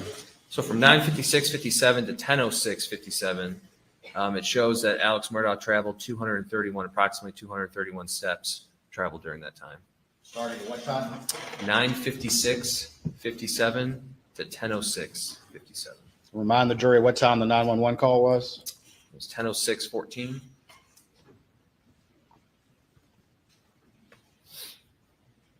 At 9:57 and 9:58, what activities reflected on Paul's records? So Rogan Gibson calls Paul Murdaugh, shows 4 seconds, and that's based off of CDRs. And then at 9:58:35, Rogan sends a text message to Paul stating, "Yo." And that hits Paul's phone. That is correct. And It shows red. it shows unread from his phone extraction.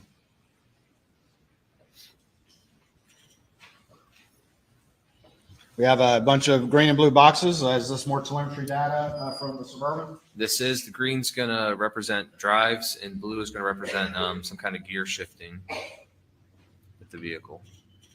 But the GM OnStar data reflects what, about 10 on the dot? It reflects him pulling into the driveway at 4147 Moselle Road, the main entrance. And where did the Suburban go first? Suburban went directly to the house, bottom left. It didn't go to the kennels first, it went to the house first? That is correct. And what time does it arrive at the house? Or what time right there in that map? That's what, the map at the top? That's of- what the time that it pulls into the driveway.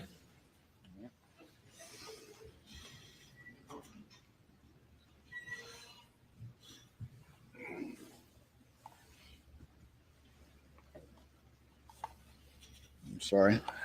1 second.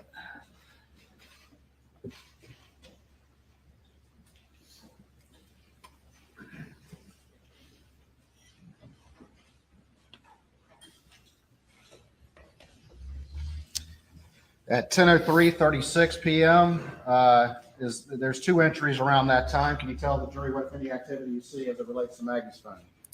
So Alex Murdaugh calls Maggie Murdaugh's phone at 10:03:58, and backlight is on associated with that. And then starting about 10:04:08, what don't we see for time period? So from 10:04:08 to 10:46:40, there is a gap in activity. I don't see any activity on Maggie's phone at all through the Knowledge C database. At 10:05:06, what, if anything, does the data reflect? It reflects Alex's Suburban leaving the main house based on the GM data. Going over to page 35. Is this one of your cast maps?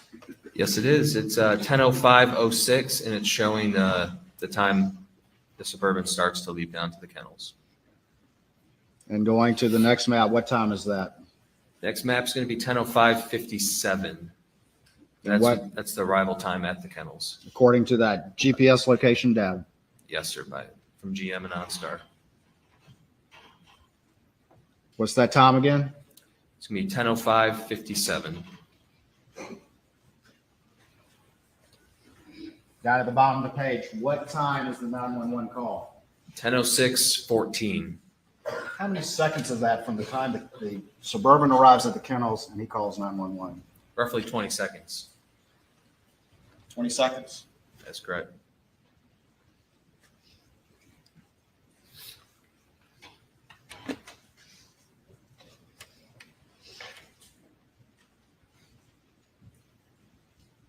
Do you recall the defendant's statements to law enforcement shortly after the crime?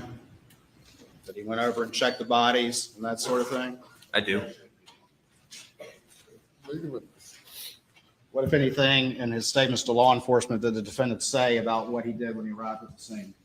The defendant stated that he went and checked on Paul and Maggie to check the bodies. And from the moment the Suburban arrived at the kennels, how long did it take for that 911 call to be made? Less than 20 seconds.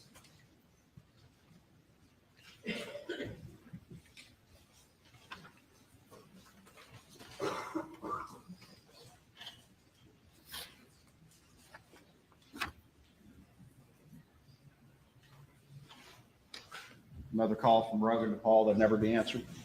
That is correct. 10:08:27, never answered.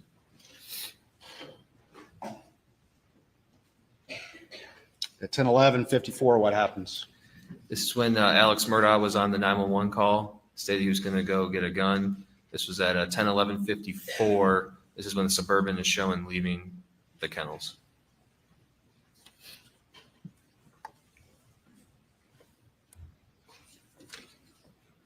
And down at the bottom of page 36, we see another map. What does that reflect? That's going to be 10:13:54.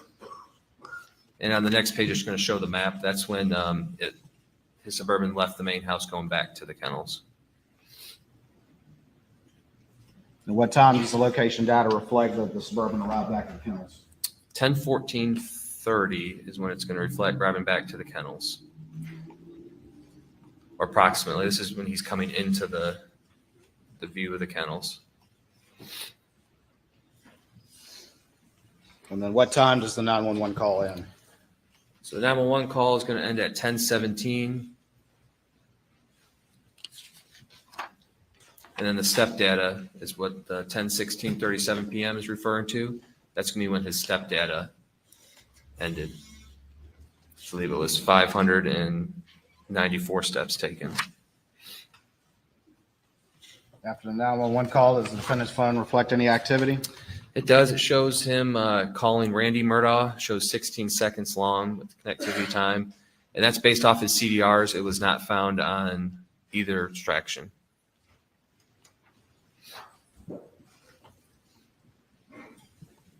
Then also we have a 10:18 where he's sending a text message to Randy saying, please call me emergency. Is there step activity around this time on Alex's phone? There is 10:18:53 to 10:28:05. We're showing approximately 525 steps taken during that time frame. And does Paul's backlight come on again at 10:18? It does 10/18/08 to 10/18/20. We're showing backlight. Was that after the 911 call had ended? No. I'm sorry, yes. Yes, it was. Yes, it was. Yes, it was. So 10/17 is when the 911 call ended. This would have been at 10/18/08. So this would have been right after. And the last text that hit Paul's phone was from whom? Rogan Gibson. I believe it said yo. Paul's phone still hitting, of course, that kennel location. That is correct. This is going to be off of his iPhone location data. And where was Paul's phone found again, according to your knowledge of the investigation? It was found on Paul's rear end, facing up.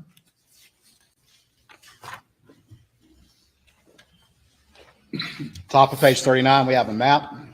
What does that reflect? This is going to reflect Verizon records for Alex Murdaugh, starting at 10/19 all the way to 11/18, and it's just showing the sector it was pinging off of, and that's in the area of Moselle Road. All right, and we have a range of times there from the 10-ish hour to the 11-ish hour PM of Alex phone being there. That is correct. Does Alex's phone reflect a couple of calls that were not on his extraction, but in the CDRs? It does. To what people? It's going to be to Randy Murdaugh, John Marvin, and then Rogan Gibson, and then At 10 Christy. At 10/20/08, what, if any, activity does Paul's phone reflect? So Paul's phone shows a display on screen auto lock. It's been locked. It's just documenting a auto lock. Display on auto lock? Mm-hmm. And now auto lock can be consistent with what, according to your understanding? According to my understanding is that auto lock could be, it doesn't recognize like a face, so automatically locks, or it could be just hitting like on the iPhone, the power button on the side. And what was the last text that hit Paul's phone again? Who was it from? Rogan Gibson. And what does the defendant do just seconds later? Calls Rogan Gibson. Was that on the Dillon Hightower extraction? It was not on the Dillon Hightower extraction or the second one.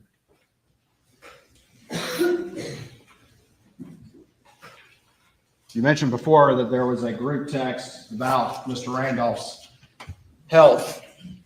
And when did the defendant finally read that text? The following day, so that'd be June 8th, 2021. At 10/22/09, was there a text that the defendant read? There was 10/22/09. He received a group text message from Michael Gunn and a few people saying she brought the heat from Miami boys, and it was read the same night at 10:38:42 p.m. An associated picture is below. The 10:24 and the 10:25 hours, what, if anything, does the defendant's phone reflect? Alex tries to call Rogan, and then he sends an iMessage stating, "Call me." And then he attempts to do a FaceTime, and this is going to be the first log that we see on his phone records is going to be this FaceTime call with Rogan on his extraction for the day of June 7th, 2021. Multiple attempts to contact Rogan. Huh? That's correct. And what time does law enforcement arrive on the scene? Approximately 10:25 is when the first deputy arrived on scene. 10:25. That's correct. We see step activity around this time on Alex's phone. We do. So we had a group of step activity end at 10:28:54, and then we had a new group start at 10:28:54 that goes to 10:37:27. It's showing 320 steps traveled approximately. And does the defendant's phone reflect any phone activity after that? It reflects at 10:29:17 a call to Randy that shows answered 42 seconds long. That's also not on the extraction. And then a FaceTime with Rogan at 10:30:31 that does show on the extraction. That was attempted FaceTime. That's correct. I believe in previous testimony, Rogan said he was asleep during the time. Moving on to page 41. This is going to be a Paul Murdaugh Verizon records. This is just going to show the the tower and then just the location. And you can see Moselle Road within it. This is a 10:34 time period.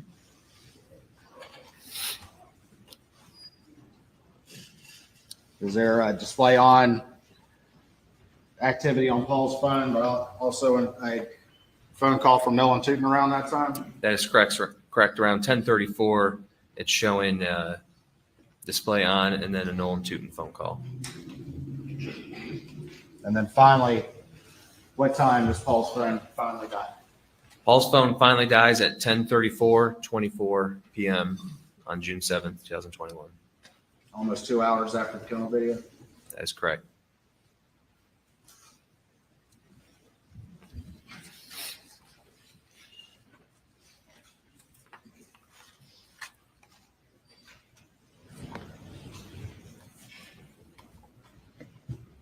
Maggie's phone stays locked until when? The following day, June 8th, around 1:10 p.m. when the investigators find it. When the investigators find it. That is correct.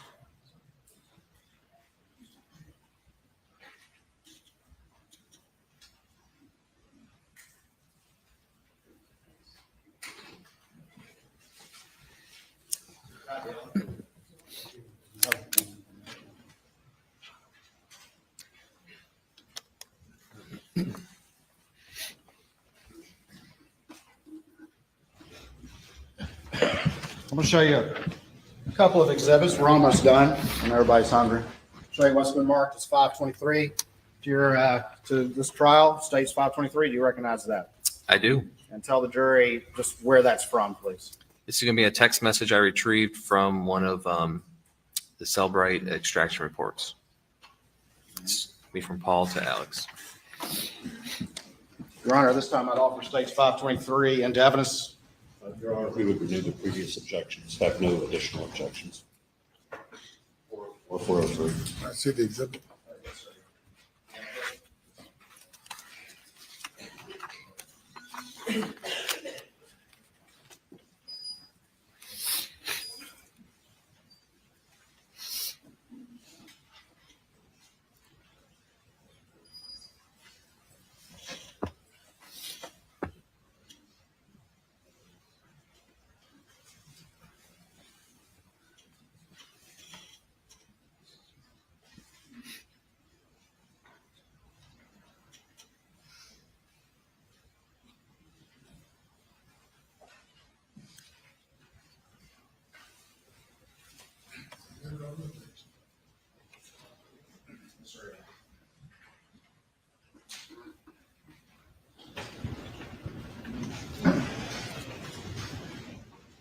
I'm going to show 523. And this is a text from which person to which person? So this is going to be from Paul Murdaugh, and it's going to be it says voicemail. That's going to refer to Alex. This is obtained from his phone. It's going to be the owner. So it's going to be Paul to Alex. And what's the date? The date is going to be May 6, 2021 at 10:52:13 a.m. And what does it say? It says, I am still in EB because when you get here, we need to talk. Mom found several bags of pills in your computer bag. This is again from Paul to Alex on May 6th.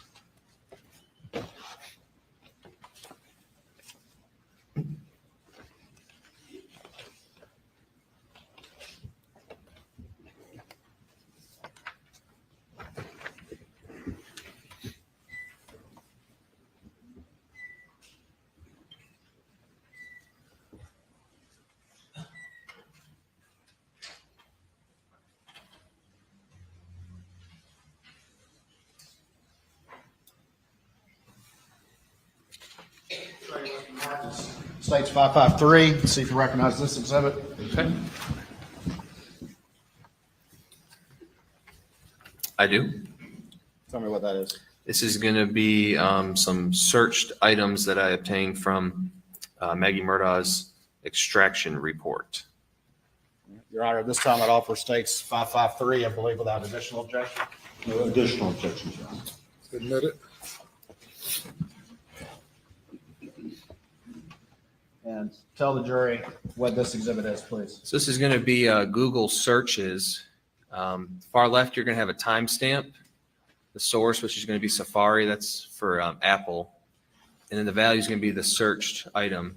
And on May 26, 2021 at 11:21 p.m., Maggie searched green gel pill P30. She also searched 11:20 p.m. a green gel pill P30, white pill 30 on one side RP. And if you look to the right, you're going to see a column that says deleted. That one is showing yes has been deleted. And then if we go down to row number 4, it's going to be May 6, 2021 from Safari, white pill 30 on one side RP, and that's also shown deleted.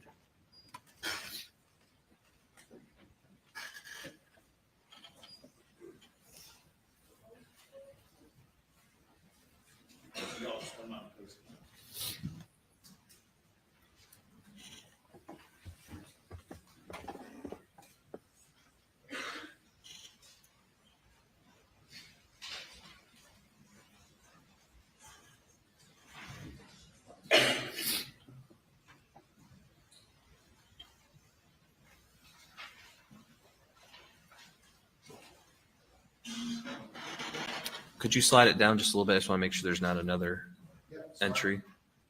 Okay.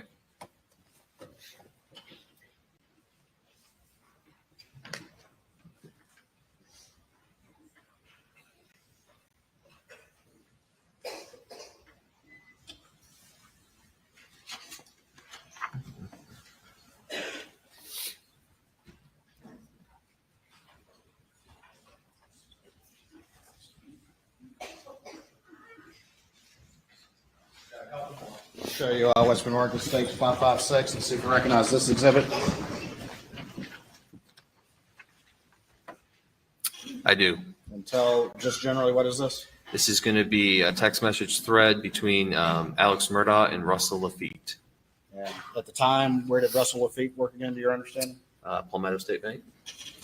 And Your Honor, this time I would offer States 556, I believe, without additional objection. No additional objections beyond the 403, 404 objections previously ruled upon. See the exhibit. All right,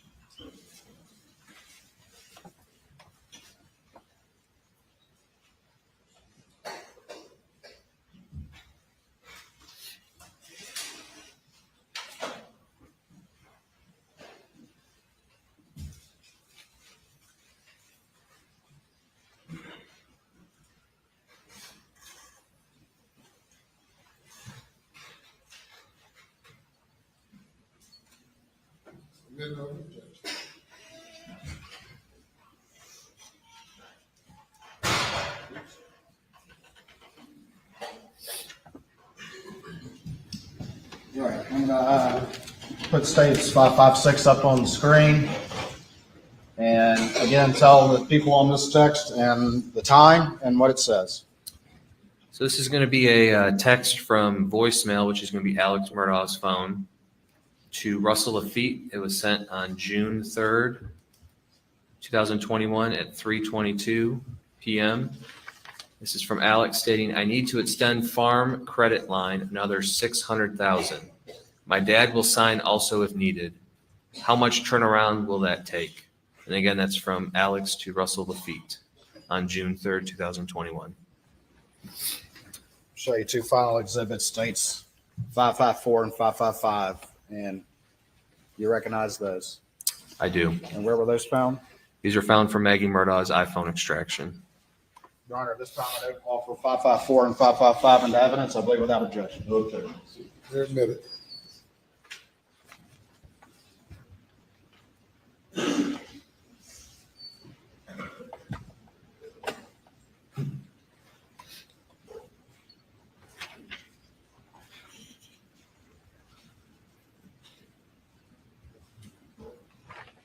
States 554, who is that?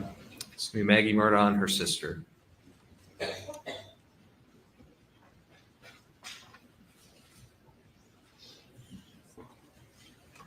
States 555, who is that? It's going to be Buster Murdaugh, Maggie Murdaugh, and Paul Murdaugh.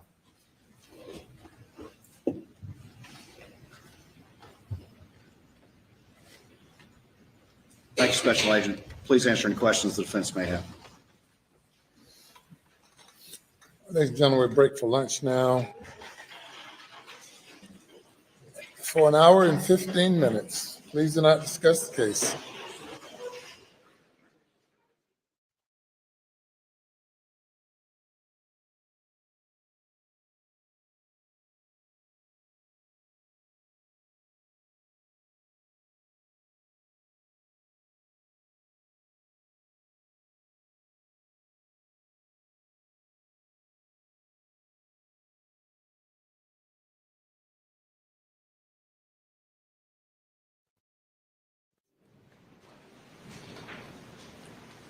Please do not discuss your testimony during lunch.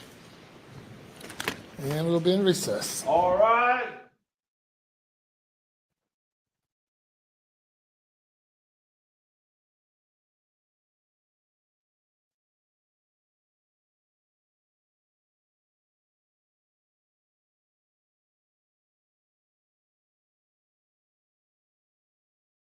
What the state was going to, pulling up the financial stuff. I still not fully understanding that.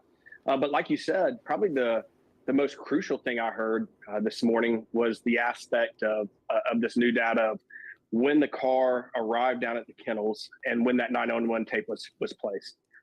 Talking about that 20 seconds where Alec has on numerous occasions in his interviews said that he went down, checked the bodies, checked pulses on both of these victims, and then the 911 call was placed. 20 seconds, you've just discovered your wife and son brutally murdered, and in 20 seconds you have the wherewithal to check both of the bodies and call the 911 tapes after the car's put parked or what that data showed.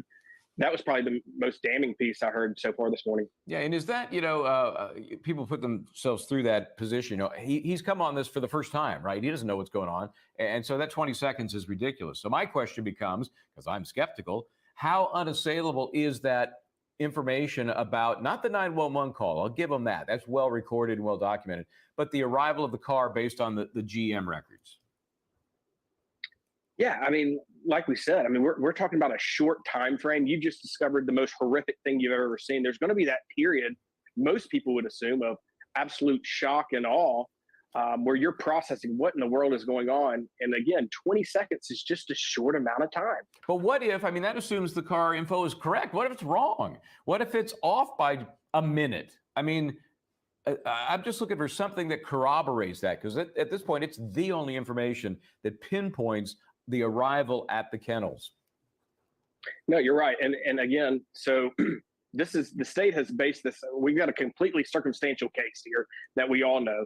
We have no physical evidence. The state is doing everything they can to place him there and to show this. Again, technology fails. And we know this. I've seen this in investigations over and over again. We can't solely rely on technology. And I was hoping, by the end of today, when the state rests, that we were going to have some more solid evidence on this. I'll be honest. I've said it before. I don't want to be a jury on this case. This is a lot to process and really piece together. I was hoping, but it's a lot more than they had, and we haven't seen that. Let me ask you one more question about another area that they just briefly touched on. Yeah, he knew they were dead already. Examination, and that was what appears to be in May. Maggie Murdaugh's researching. He would have checked their pulse just so he would have an excuse for having blood on him. And any identifying letters on those pills. I'm assuming that's going to go toward the prosecution's argument that she was now suspicious of his drug use. That maybe that was something he didn't want her to find out, or she found out about it and confronted him. What's your take on the importance of the meds in this case and the opioid addiction that we're hearing about? And before you answer, I did a little research on these pills for oxycodone. You know, the street value is anywhere from $5 to $80, depending on the strength. You know, you can get them in 5 milligram, you can get them in 80 milligram. Let's say it's $80 a pill. He's saying he's 80. spending $50,000 a week Had giving Oxycontin cousin Eddie money to get his pills. That's 625 pills. That's 90 pills a day.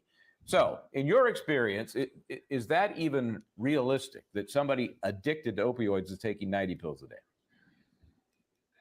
In my experience, if it was 90 pills a day, You're Alex dead. Murdaugh would not have been there very long, on this earth very long. You're not Kind of going living. back on the opioid addiction, I know that people, many commentators have been talking about, again, this pill addiction doesn't prove murder or anything like that. I agree. But in my background in law enforcement, I also know, and it's important to say that people who are addicted to prescription pills and are under the influence of opioids do crazy things and do wild things in stressful times. So again, could he have been in his right state of mind during this? Maybe not. I have seen people who were successful businessmen here in the upstate of South Carolina get hooked on opioid pills and be living on the streets a short time later. So again, That was me. Did Maggie discover this and all of a sudden now her wheels are turning of, oh my gosh, what's going on? Possibly, I don't know.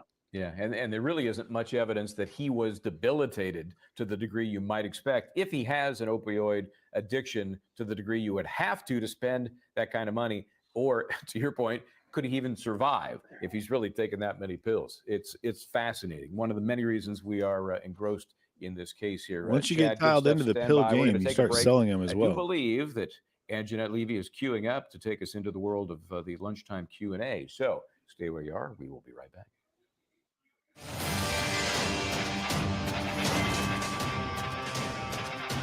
Yeah, you see your family dead on the ground. You know what I mean? Not only just dead on the ground, they were explicit. You know, there was explicit detail about Paul. His brains weren't in his head. Like they talked about that quite a bit, about the fact that, you know, the location of his brain. You're not checking the pulse on that. You're not going to roll up at whatever point he wants to say he showed up after they were shot and check pulses. And here, let's just be blunt about this, really, guys. I encourage everyone right now, anyone who's watching right now, check your own pulse. Go ahead. Go. Can you find it? I can't find my own pulse right now. I can't. It's on my own body. If you just rolled up and saw your dead wife and dead son, your blood is pumping 1,000,000 miles an hour. Your heart's just going crazy. You're moving 1 billion seconds, you know, 1 billion feet a second. You're looking at all these things. You're not going to have the patience to slow down like a triage, you know, veteran and feel for a pulse. You're not doing it. So him saying he was feeling for a pulse. Here's the thing. If you lie about one thing, you'll lie about everything, right? We already know he's a liar. He wasn't checking for pulse. There's an excuse now to have blood on you, right? Oh, I was down. I cradled his brains in my head, and that's why. Where are all those bloody clothes? Curious about that. But, and then the pill thing, absolutely, it's motive. I've seen people. I know people, and there's a guy. I can't make this up. They were part of like a Polynesian gang that was out in the area that I was in. And One-Eyed Joe was the guy they called him because he had a bum eye. They killed him over money that was owed for drugs, not very much. And they tried to make it look like suicide. And 3 people were brought in for first-degree intentional homicide. And it was drug-related. And it was for a minimal amount. A couple $100 is what I'm saying. And that was one of their own. So the thought that someone would be willing to kill over the amount of money that was being passed around, and who knows where it went, you know, who knows where all that money went. And that's a lot of motive if you're looking at things. Now, remember, Alex Murdaugh was transferring funds by the hundreds of thousands of dollars. That's what triggered the red flag with the CFO at the law firm, was that he was channeling money into Maggie's accounts. He wanted everything in his power. He was doing everything in his power, to get the money away from him so that in the boat incident with Paul, he wouldn't be taken for everything. So all this money's going into Maggie's possession. Maggie is also at the same time pulling away from Paul or from Alex and saying, hey, we're not working out. They said she was looking for a place in Florida. Maggie's leaving Paul or Alex. Maggie's got the money in her accounts, and Paul is going to tank Alex with the lawsuits coming off of the boat incident. And basically, it's going to be the ruin of Alex. So there's two people that if he can get them out of the way, it's going to be much smoother sailing for him. Also, Maggie's not going to be able to leave with his money. And I don't know the details on this because, again, I'm not a financial forensic, detective of any kind. But I would have to wonder, after Maggie dies, where do her financial holdings go, right? Is there a life insurance policy on Maggie? I know if you gift things to people, that's untaxable. There's things of that nature. So who knows what will happen with, and Buster is their heir. Yeah, so as long as Buster's still alive, the money can go somewhere, right? But I'm curious what they have to say. So I'm going to listen. I'm Anjanette Levy, and thanks for joining us here on Law and Crime. We are in the lunch break in the state of South Carolina versus Alex Murdaugh in his double murder trial, accused, of course, of murdering his wife Maggie and son Paul back on June 7th. Of 2021. As we do every lunch hour, we are going to be taking your questions. So submit them to us on Twitter, Facebook, and in our YouTube chat, and we will get to as many of them as we can. And joining me to help do that is Chad Ayers. He is a retired sheriff's deputy from the Greenville County Sheriff's Office down there in South Carolina, and Michael Bryant, Law and Crime host and also an attorney. So thanks, guys, for being with us as always. We heard some interesting testimony this morning, pretty tedious, going through the timeline of Maggie and Alex and Paul's cell phones the night of the homicide. Sprinkle in now the OnStar data, the GPS movements from that of Alex Murdaugh's vehicle. A very tight timeline when we're talking about riding around with Paul, the dinner, the nap that looks like it may not have occurred. And then we have these bombshells at the end, which we kind of already knew a little bit about this. Paul knowing about his father's drug use and Maggie being suspicious about it. So what do you think the prosecution's trying to say here at the end of the state's? And remember, share the stream. You guys help grow the platform, share the stream, or you get a visit from Rip. Ladies, don't get excited. Know that Alec has a pill problem, a pill addiction. He has no money to himself, a well-known attorney that his friends say, hey, Alec had more money than I had. His best friend says that. So is he just trying to connect the dots and show that all of a sudden Alec was in a panic? There's all this information coming out with him stealing money from his firm, the information that Maggie possibly discovered a bag of pills, and that now she knows he's got a pill addiction, and then his son covers for him. I don't know. It's going to be interesting. And for the state just to kind of, turn it over for cross at that point, I'm kind of confused about that, honestly.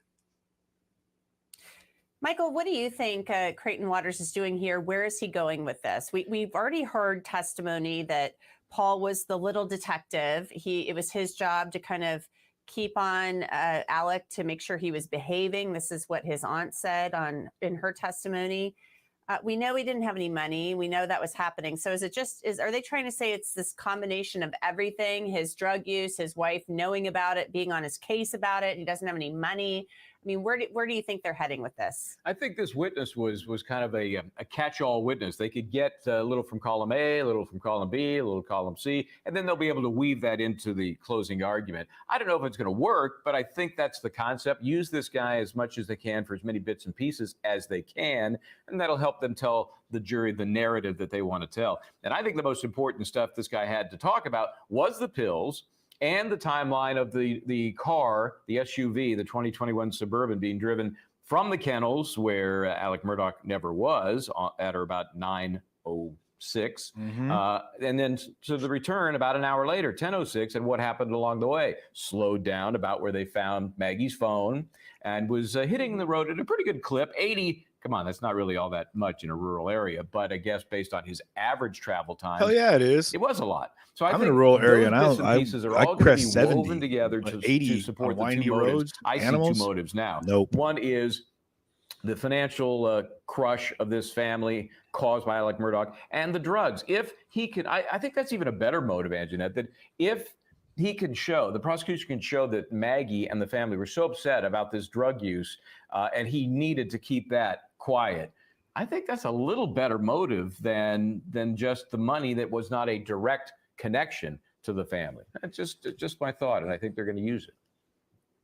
And we've talked so much about this. I mean, $50,000 a week in pills.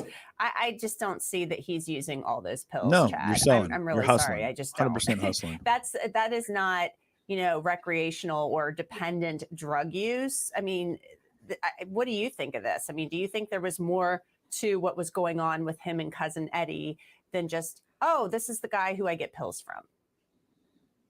No, like I said, told you guys, cousin Eddie was involved in the murder. You're consuming $50,000 of opioids a week by yourself, you're not going to be around. I don't think you're going to make it through a day. So again, did he feel that pressure? I think so. I do not think, and no one's going to be able to convince the jury that this guy was using $50,000 of opioids a day. So was he possibly involved in a bigger scheme with cousin Eddie? Was the high prominent attorney from down there an actual facilitator or a drug dealer? Yeah, absolutely. Maybe. Sure sounds like it after what I just heard.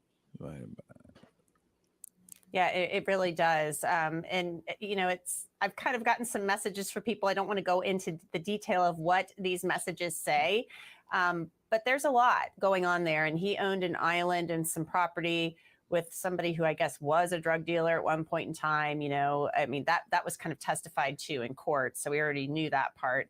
Let's get to some of the questions now from the viewers. The first one, Mary J from YouTube. I can tell you guys that people that I deal with right now in addiction recovery are currently spending just a handful of $5 to $10 on fentanyl pills, which is where you can get those pretty regularly. You can also get those for $1 a milligram on 30 milligram pills, 30 milligrams.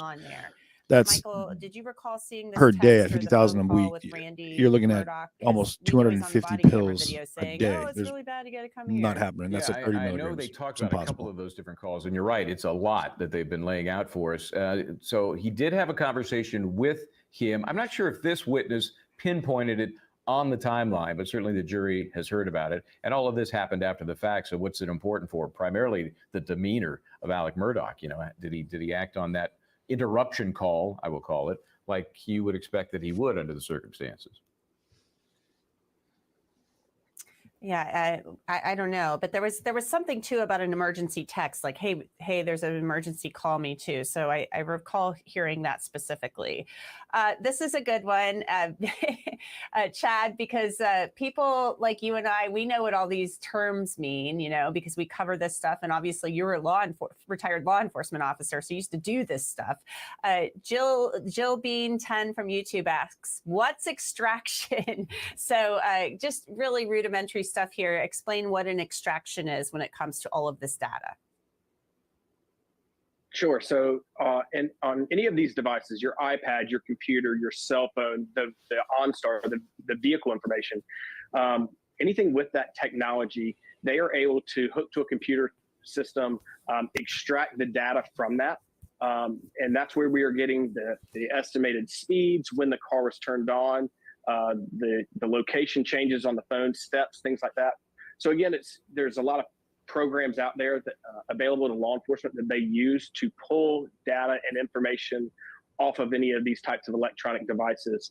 I'll be honest, even coming from a background in law enforcement, through this trial, it's blown my mind how much data can actually be extracted from your device. I knew about the main things that could be taken off, and I knew about steps and location, but changes on your screen, how you're holding your phone, all the backlight coming on that we heard about today. I did not know about all of that. So anything that you do on these devices is being recorded. Right. Celebrate. We've heard a lot about Celebrate. So basically, I go like this with my phone. And if you run one of these Celebrate things on my phone, it's going to show that I did that. So I get up and go get a drink or something of water. It's going to show I took some steps. This is a really good question, Michael. I like this question a lot. Cody Van Winkle from YouTube. Does anyone know why Cousin Eddie didn't shoot more than once? I mean, he didn't get the job done. We know that he was on the Today Show after this happened saying, hey, if I was supposed to kill him, I wouldn't have missed. I mean, he literally said that in an interview on the Today Show. So why didn't cousin Eddie shoot more than once if the whole object of the exercise is to take out Alex Murdaugh? You know, Cousin Eddie's a little odd. So, remember this big plot came together pretty quickly. And it was almost like, okay, we're going to meet down the road. Here's the gun. I'm going to be pulled off to the side of the road up here where I get a flat. And of course, he had to give himself the flat. And then, Cousin Eddie comes along, and who knows if he twitched or if Murdaugh moved his head, or if there was really never a plan to kill him just to make it look like there was an attempt. We don't really know. And it doesn't look like we're going to hear from Cousin Eddie. I don't know. Maybe we will on the defense case, because I understand that he's kind of afraid for his life. But I don't think there's a good answer here, because I don't think you're dealing with a normal person. So maybe he had regrets. This is stupid. I'm going to kill this guy. No, I'm not going to do that. I missed once. I'm done. Yeah, I mean, maybe so. I don't know if we'll ever know the full truth of what went on out there.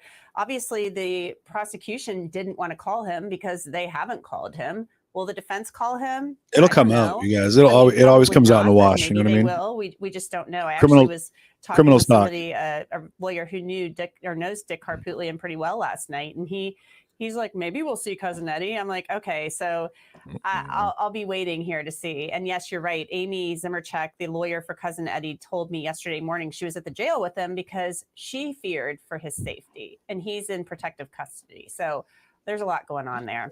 Keep your questions coming. That's because there's gangs involved in this, guys, and the gangs in prison run the prison. We'll be right back. I'm Anjanette Levy, and you're watching Law and Crime. Without a doubt, you guys, there is definitely gang. I feel there's involvement from a higher source, if you will. There's going to be, I feel confident saying it. Again, this is just, we all got our own theories on this at this point, but as we're looking at it, he's afraid for his life because, like I said, no matter what, Alex Murdaugh's going to prison for life, right? He's not getting out of it. He's either going to prison for murder or he's going to go to prison for financial crimes. Without question, this man's life is done. He's cooked. Even if they get convicted of the murder, he'll go for appeals. He'll be in prison, blah, blah, blah. It doesn't matter. He's got over $10 million in financial crimes and more that are coming out. And then they've got all these other crimes now they're going to investigate, the drug charges, all these other things. And there's 2 guys indicted on drug charges involving Alex Murdaugh back in September of last year that said he was one of the largest drug pushers in the county.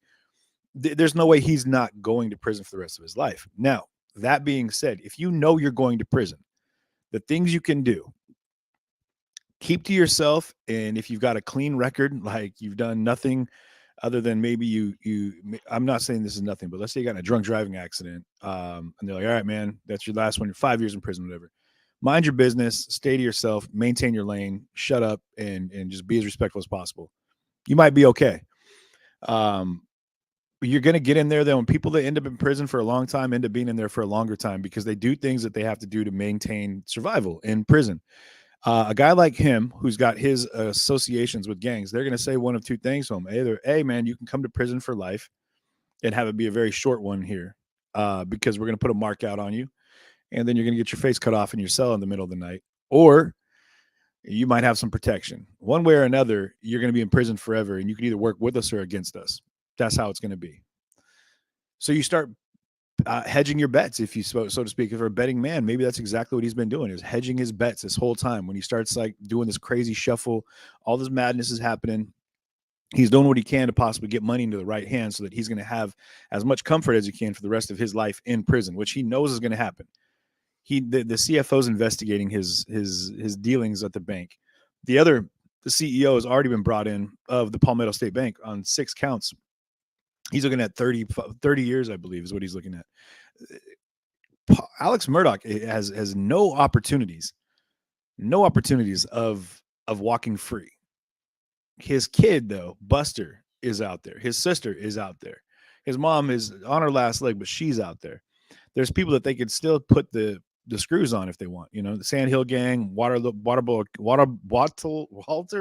Cowboys, and possibly leading to a cartel, maybe the Jalisco New Generation cartel. Yeah, right. So, Jessica, thank you. There's enough involvement from players in the game to say to anybody at this point, there's a good chance that you're not going to make it. So right now, the best place that he can probably be is in custody, because if there's a chance that he gets on the stand, he's cooked, 100% cooked. And there's a chance that he might incriminate the wrong person, and then everybody's probably cooked. Like I said before, and I'm not trying to Nostradamus this one, but if he mentions a name, or if a name comes up of a gang and they start being looked into in this investigation or in this trial, someone else in that family is going to fall off. I just feel it. That's why Cousin Eddie's afraid. What's Cousin Eddie got to be afraid of? He's in prison. Why would he need to be in protective custody other than to protect himself from other people in prison? It's not like you got Alex Murdaugh, who's like a kingpin. He's not like, calling shots. He wouldn't be doing lowland crimes with opioids. If he was in that mode, he'd be pushing major weight, which maybe he did and didn't do very well. And now he's pissed off the wrong people that put their faith in him. I mean, those intercoastal waterways, things get lost, as I've heard from reliable sources that have lived in that area. It's no foreign spot that Eddie is afraid of the people that are in there, not because of Alex, but because of the people that are also putting the microscope over Alex. And Alex Murdaugh's double murder trial. There's a good chance. Morning in the courtroom, a lot of data points discussed. GPS yeah, locations, he's cooked no matter what. Calls, a lot of but this has been interesting with the cell phone data. New location and I mean, if I hold my phone, Murdaug's SUV, that on my other phone, if I held it the right way, it would tell me my pulse, my oxygen saturation level, everything. So a special agent from SLED who's been on the stand for much of the morning. So let's check in with Gigi McKelvey. She is with us now. Please support the stream if you guys are watching right now. And, share it out to some Gigi, groups. I'm wondering what you I'm asking everybody that's watching right now to share it to from one group. Agent Radolfsky. He was able to, put more information out there, kind of color the picture a little bit more for us. And then we had that kind of information toward the end about Paul alerting his father that, hey, mom found your stash. She's pretty upset. Give me a call. Yeah, it was very interesting. I think it definitely raised a lot of red flags in some areas, specifically after he arrives at the kennels, and then less than a minute later is calling 911, which it's kind of hard to imagine him going to check on 2 bodies 30 yards apart, and then getting back in the car and calling 911. The jury is so invested in this, leaning forward. Why would he get in the car? I don't think I've seen anybody take their eyes either off the witness, the prosecutor, or the screen. I think this is kind of a really strong way to wrap this up, which is to put that timeline just in fine detail that really shows that Alec wasn't being very honest about a lot of stuff, including when did he take the ride with Paul and take a nap? Yeah, I'm not seeing much time for nap between what we're talking about is dinner, because he said clearly that they ate dinner and he took a nap.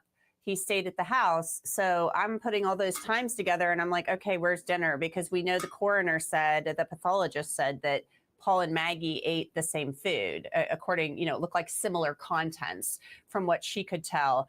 The stuff at the end, though, with the drugs, Gigi, did that strike you at all? We had already heard that Paul was referred to as the little detective because he was supposed to keep Alec in check or keep an eye on him to make sure he wasn't doing the pills. And obviously, the month before the homicides, Maggie's searching for this stuff after she finds the bags of pills. She's looking into it. Yeah, I think that was huge because it shows that Paul and Maggie both had kind of teamed up and were keeping him in check with finding drugs and his drug use. So I think that, to me, I'm curious to know how big the bags is a were much they better found. Motive to put Were they forth than just, individual use hey, the baggies or finances were like coming Ziploc down. baggies? This was to buy some sympathy or time. But I thought that was really significant. But it also just adds one more proven element to the jury, which is there was so much going on for Alec, and he might have had more than one reason to kill them. And it makes you wonder, what was anything discussed about this? Did anything come up about that evening? That's kind of what I want to know. We will never know. And that's a really sad thing. We just don't know. Let's get to some of our viewer questions now. Joy Cannabis from Twitter asks, why it take a minute from end of emergency call to phone first brother? I don't know. Chad, what's your take on that? Alex killed the housekeeper I could see maybe as you're well. just distraught. Paul knew it. Figuring Maggie out knew what you it. got to do next. And they were going to talk. Yeah, because I of the mean, drugs like I and said, everything. you just witnessed or rolled up on your wife and son brutally murdered, and you hang up 911. There's going to be a time of processing, an extended period of time of processing what the heck's going on. Law enforcement's on the way, or they just arrived. But sure, there will be a time where you kind of gather yourself and realize, okay, I need to start calling family members and get someone here, to help comfort me. Like Alex saying that he called his brother to come down there and texted him, it's an emergency, call me. So again, the 1 minute doesn't really bother me too much or raise any red flags to me. I think that I've said it all the time, we all process and handle stress differently. Some people freeze, some people are completely sobbing, some people are in a quietness and a shock and awe type of thing. So again, that doesn't really bother me too much.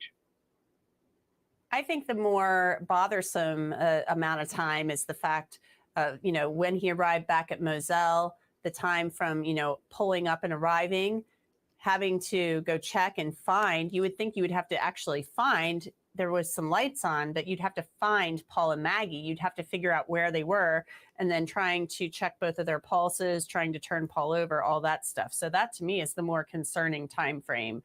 His brains are on the ground. We need to check the pulse on that. To Randy Murdaugh. You just poke one of the let's brains. Get to another question. Do Guzzler from YouTube asks, will AM have to take the stand after what was brought to light today? Michael Bryant, Alec Murdaugh is the only one that can explain some of these things. Why he was. What if they're trying to corner him and into getting on the stand? Not. Does this force his hand?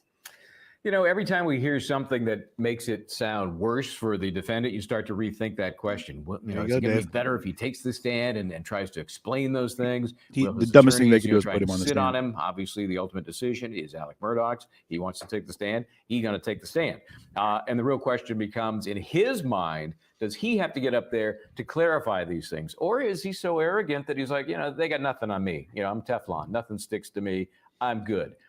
We just don't know. And I don't think the defense even knows what that decision is and won't until toward the end of their case. Yeah, he would get up there and just, put on the whole act. Yeah, and you may very well be right. It could be a game time decision. I can't imagine they haven't discussed this up until this point. I would think they would have had to have said to him at some point in time, I can't imagine you wait till now to get him in a room and do a mock cross-examination. I would hoped you would have done that months before, but what do I know?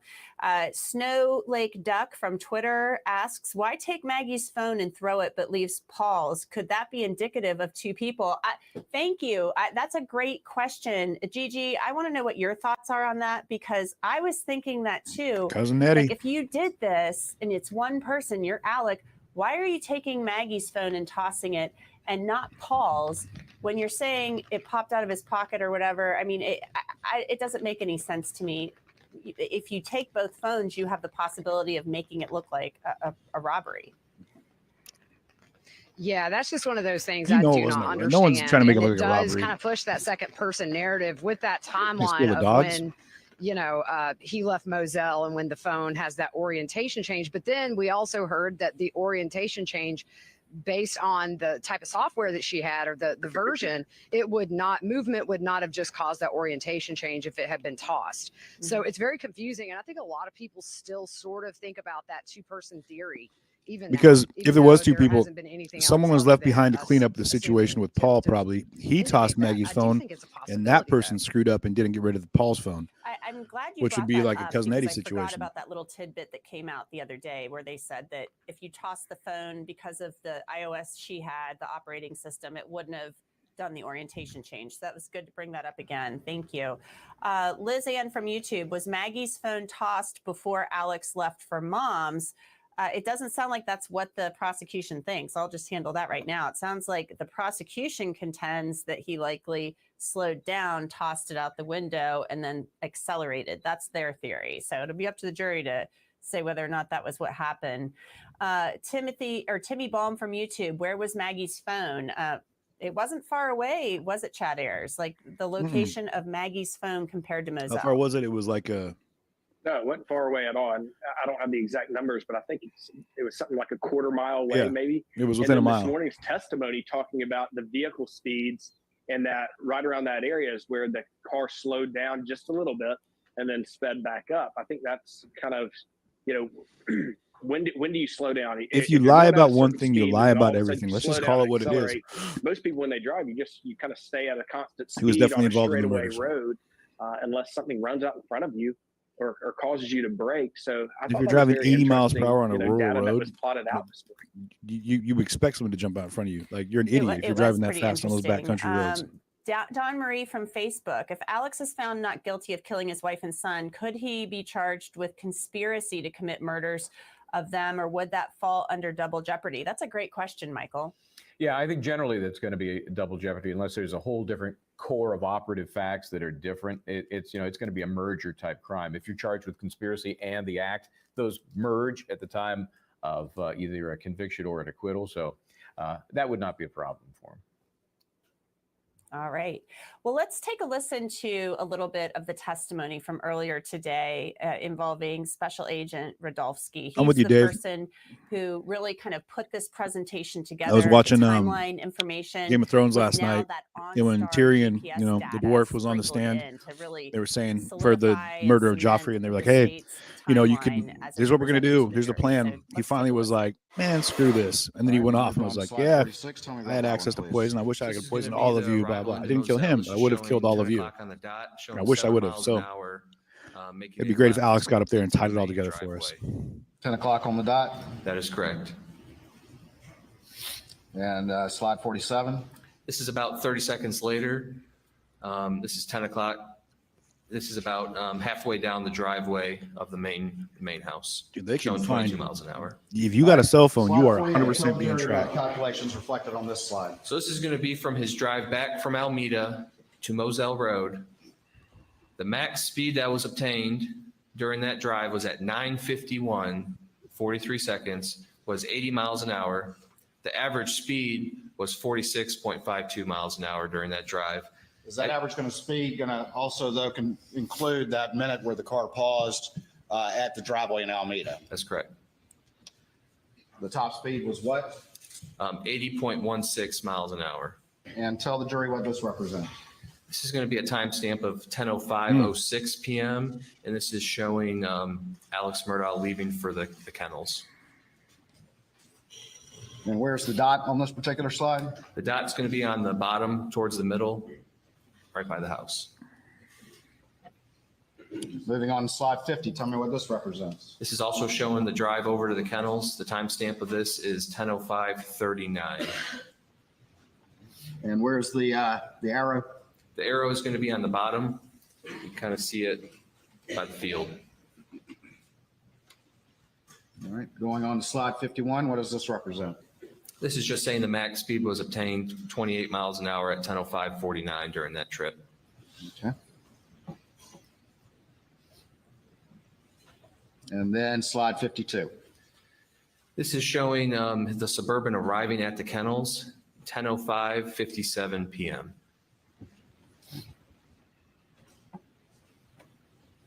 That's crazy, man. Like, you were 100% Back up tracked still no on matter slide what you do. 52. Can you remind the jury, and we'll talk more about this with the timeline in a minute, but generally what time was the 911 call?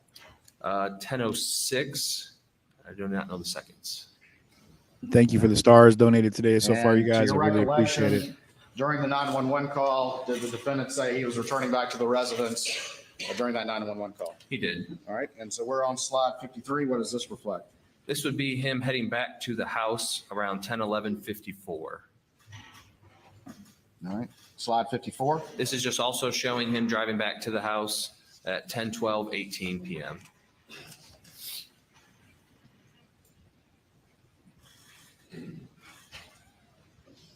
Slide 55. This is just another slide at 10:12:30 p.m. showing 32 miles an hour. And where's the dot? The dot is going to be on the bottom, and it's going to be on the main drive to the house. Slide 56. This is going to be at 10:13:54 showing 2 miles an hour, and it's right next to the house. All right. Slide 57. This is just showing on that max speed from going from the kennels back to the house was at 10:12:19, and the Suburban reached 35.78 miles an hour approximately. Slide 58. This is just showing the drive back down to the kennels. This is during the 911 call at 10:14:30 p.m., showing approximately 24 miles an hour. And then the final slide in this exhibit, what is that? This is just showing the max speed at 10:14:25 of 30 miles an hour during that drive. Does that complete your placing of those GM OnStar data points into the CAS program and these slides that you relate to the jury? It does. Okay, so that was Agent Radolfsky talking about the timeline of when Alex Murdaugh returned to Moselle from Alameda and then called 911. Very tight timeline there as he arrives back, goes to the house, then to the kennels, and calls 911. We are going to take a quick break. During that time, keep your questions coming to us, and we will answer them when we come back. You are watching Law and Crime. We'll be right back. I want to thank our folks at LNC for doing such great coverage of the trial, giving us a chance to be a fly on the wall of this one. So yeah, I'm curious what your guys' thoughts are. Like, where are we at? What do we think is the what's the scenario? Like the play-by-play. What do you think? Anyone want to call in? Feel free to give me a shout. Again, the number, if you don't have it, is 262-843-5556. That's 262-843-5556. I'm going to post it in the comments here, and I'll throw that up on the screen. So if you are looking to call in, give me a quick breakdown of your thoughts on how this all went down, especially in light of the new information we're seeing with the cell phone records. I think that, like I keep going back to, and I'll say it a million times more, if you're willing to lie about one thing here in this situation, if he was being 100% transparent, we would have seen that. But we all know he's lying, and I think that's what people keep I think forgetting, that if he's lying about one thing, it's because either A, he knows that he looks guilty, or B, because he is guilty, right? And he looks guilty possibly because he was involved in a way that would make him culpable for these murders, regardless if he pulled the trigger or not. So 262-843-5556, the number. Give me a shout while we're hanging out, looking out the window here at the snowy Kenosha County ground out here. We went through a blizzard last night, and it definitely came down. But it's storming for Alex Murdaugh right now, and it's pretty. I think it's pretty safe to say that people are seeing it a little bit differently now. And but like I said before, I think it was cut and dry for me walking into this. Like, yeah, he shot him, killed him, and threw away the guns. That's that. There's other things involved now, second shooter theory, all the things that could have gone one way or another. I definitely know he was involved. I definitely think he was involved. How involved? I don't know. Who else was involved? I don't know. But if you've got some thoughts, please feel free right here below me at this little sticker here, 262-843-5556. I'd love to hear your thoughts on it. And if you think there was a second shooter, what do you think Cousin Eddie's involvement was? Do you think he was involved in the murder? I think so. I think Cousin Eddie was so deeply he was.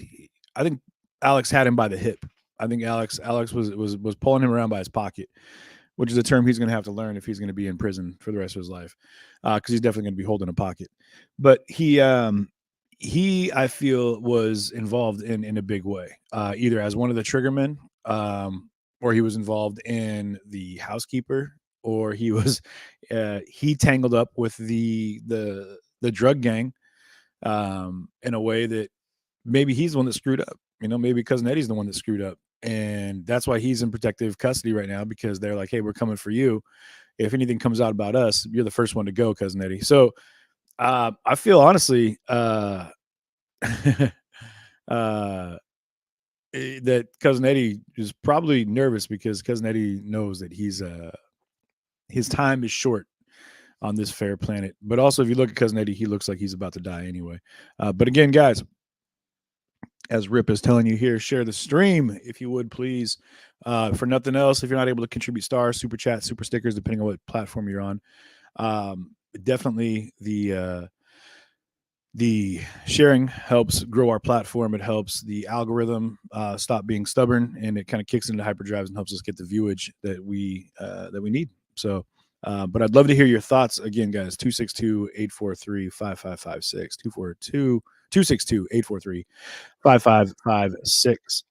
Not on the death penalty is not on the table right now. No. Levy, and we are taking your questions in the trial of Alex Murdaugh. Life we'll is get right on the to it table, because we've got a lot coming in, and they're always great questions. Silas Stingy from YouTube asks, Gigi, what was Buster's demeanor during this testimony? I know you're sitting behind him. Could you see his reactions at all, or see any type of reaction from the family? Buster was very stoic and his face got very red, and it looked like he was hiding back emotion at the very end, where they show those two pictures of Maggie with her sister and then with the boys. So just, yeah, very stoic. The whole family really just has been looking straight sometimes, looking at the screen. I'm sure is super hard for all of them to hear about those final moments, at least what the phone tells. Exactly. And it makes you wonder if the wheels are turning at all.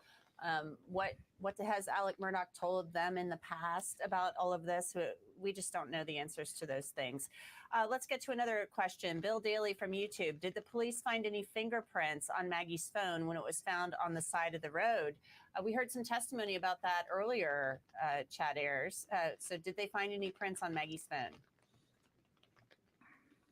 Honestly, I might have missed that. I don't know if they did or not. But even if they did find, Alex's fingerprints on there, a defense can eat that, up all day, saying, hey, it's his wife's phone. She showed him a video, a YouTube video. Look at this picture.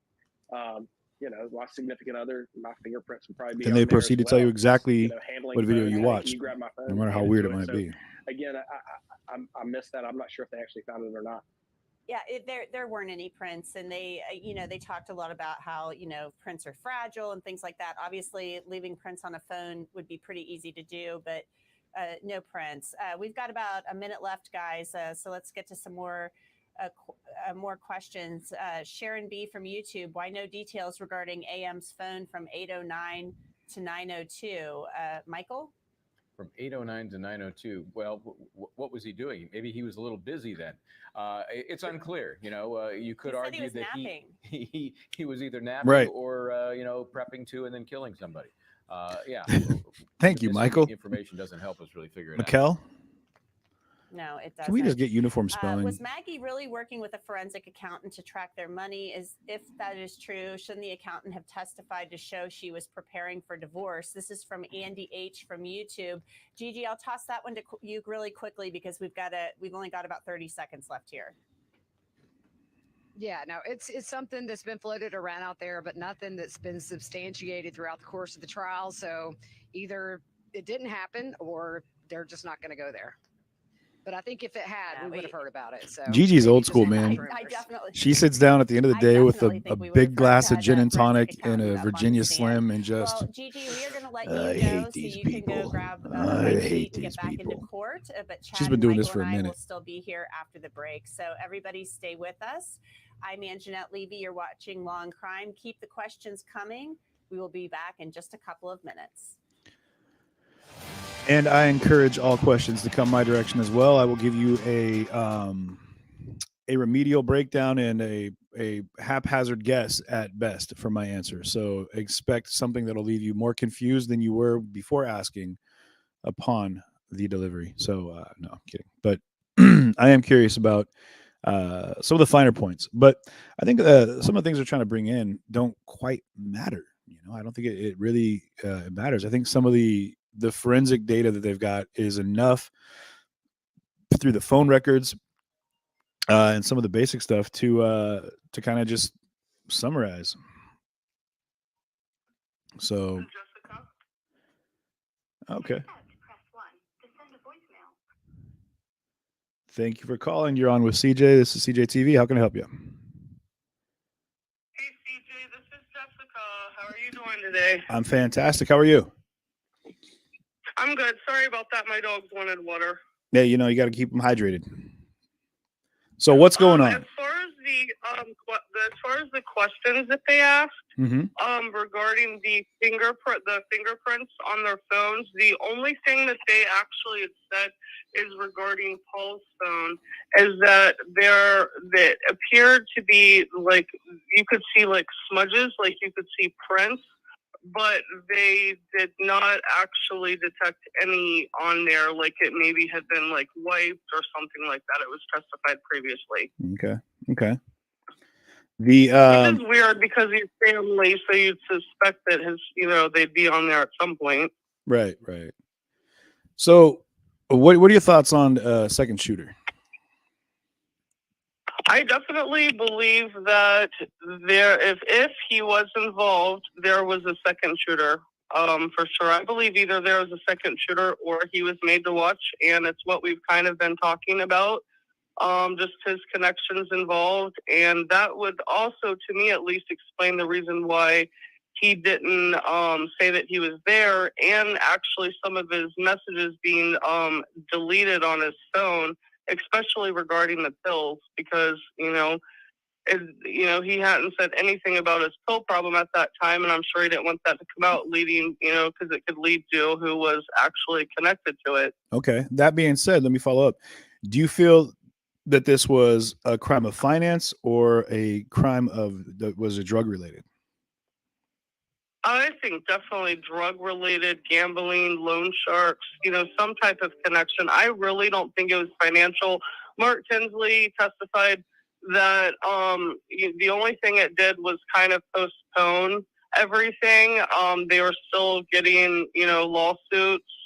Nothing's changed in that. If anything, it made more stuff come out. And that was actually already being put in social media sites anyways. Like a podcaster from South Carolina, Mandy Matney, was actually investigating, and that's actually how all of his financial crimes came out. That's the social media that Michael Tony Satterfield had seen that made their family realize that they didn't get all the money, and they didn't get any money. But yeah. And for those that are curious, Satterfields are the family of the housekeeper who died at the paws of a dog, apparently, that Alex Murdaugh represented, and then they got no money out of this. There was like a $5 million umbrella policy, and there's millions of dollars that went missing out of that. And so and then those guys were living in their car, and one of them's a special needs developmentally disabled individual. It does showcase in that he's a total piece of trash, a garbage bag of a human being. Oh, for sure. But it is interesting that there's things that he didn't expect to come out that came out, and they've been coming out, collectively compounded at this point with everything. And I know that he was definitely, looking to take take people off of the scent of the trail, if you will. But I love that you've been following this so closely. Do you feel that Cousin Eddie's going to testify? Honestly, I really don't. I would really doubt it, especially since the defense said that they were probably going to be starting present their case this afternoon. I don't think, honestly, especially I really don't think the state really even wants him to come on. He's lied. He's told so many different stories. Right. I think that it would be very detrimental to their case. I mean, of course, I know that the defense definitely wants him to because of those reasons. So I really don't see it, but who knows? Right. Okay. 2 questions, then we'll jump back into court here. One, is prosecution, is this their smoking gun? Do you feel that this is what they were holding out, sandbagging on this until the very end? Do you think this was what they feel they needed to turn the corner on the jury today?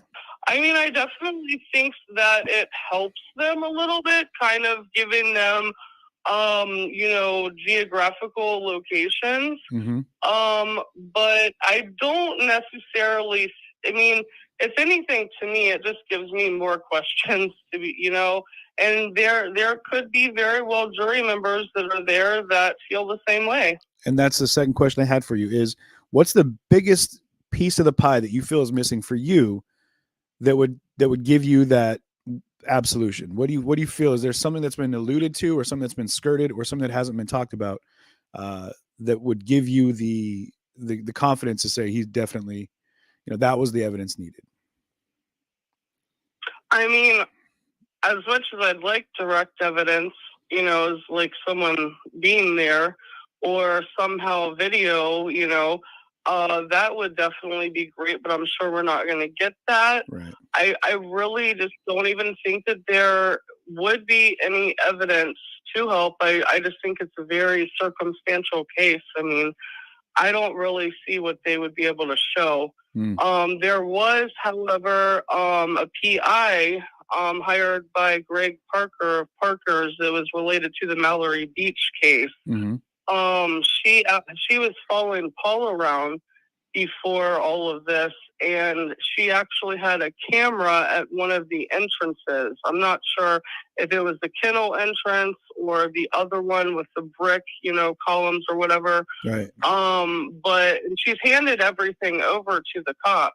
So it's a law enforcement. But I wish they could have showed that if they would have, maybe, because then it would have showed that he entered out of the wrong, entrance exit to the, because he says he went out the entrance, where the brick columns are, as opposed to the kennel one. If he went out the kennel one, maybe that would actually show, right, hey, he went out the wrong entrance. He would have had to have gone right back here. Maybe that would help. That's actually, that would help for sure. Okay.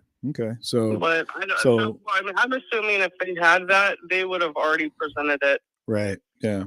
Or they feel that the cell data is enough to kind of give a pinpoint version of that too. Well, Jessica, I appreciate you. Right. I appreciate you calling in. I'm curious to see what the defense is going to do. Do you feel the defense is really, or do you feel like they're really going to pick up their part of the case today? Do you feel the prosecution is going to rest today? I mean, so far it seems like they had said I came in a half an hour late. Sorry. I'm always researching really late.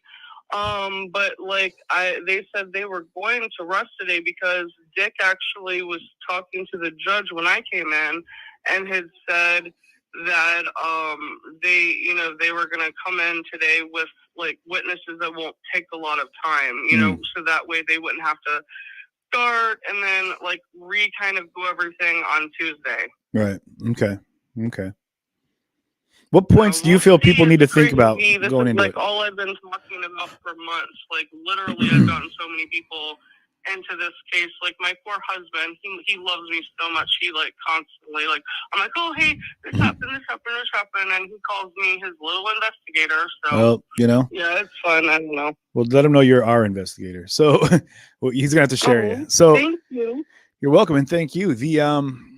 Yeah, I'm curious what they're going to talk about now. I know they're going to be coming back in from lunch here any minute, I believe. That being said, is there any points that you feel people need to pay attention to as the defense? What do you think the defense's spin is going to be? What is their angle going to be?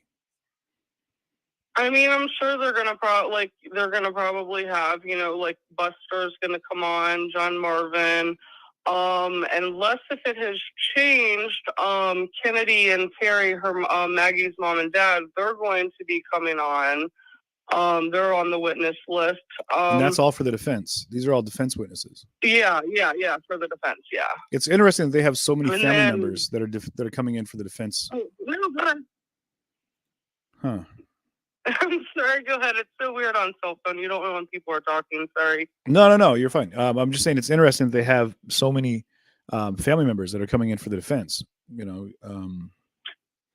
I I think that maybe they're going for Yeah. more of a heartfelt aspect of things to say, oh, well, look how many people in the family really feel that he's innocent. He wouldn't have done this, and then that's going to be more of an emotional play at grabbing the jury in their jurisdiction, in their final, go to. So, but let's jump back in with the law and crime. Looked at some of the defense witness list, and I mean, it looks like a lot of personal friends are going to be on there.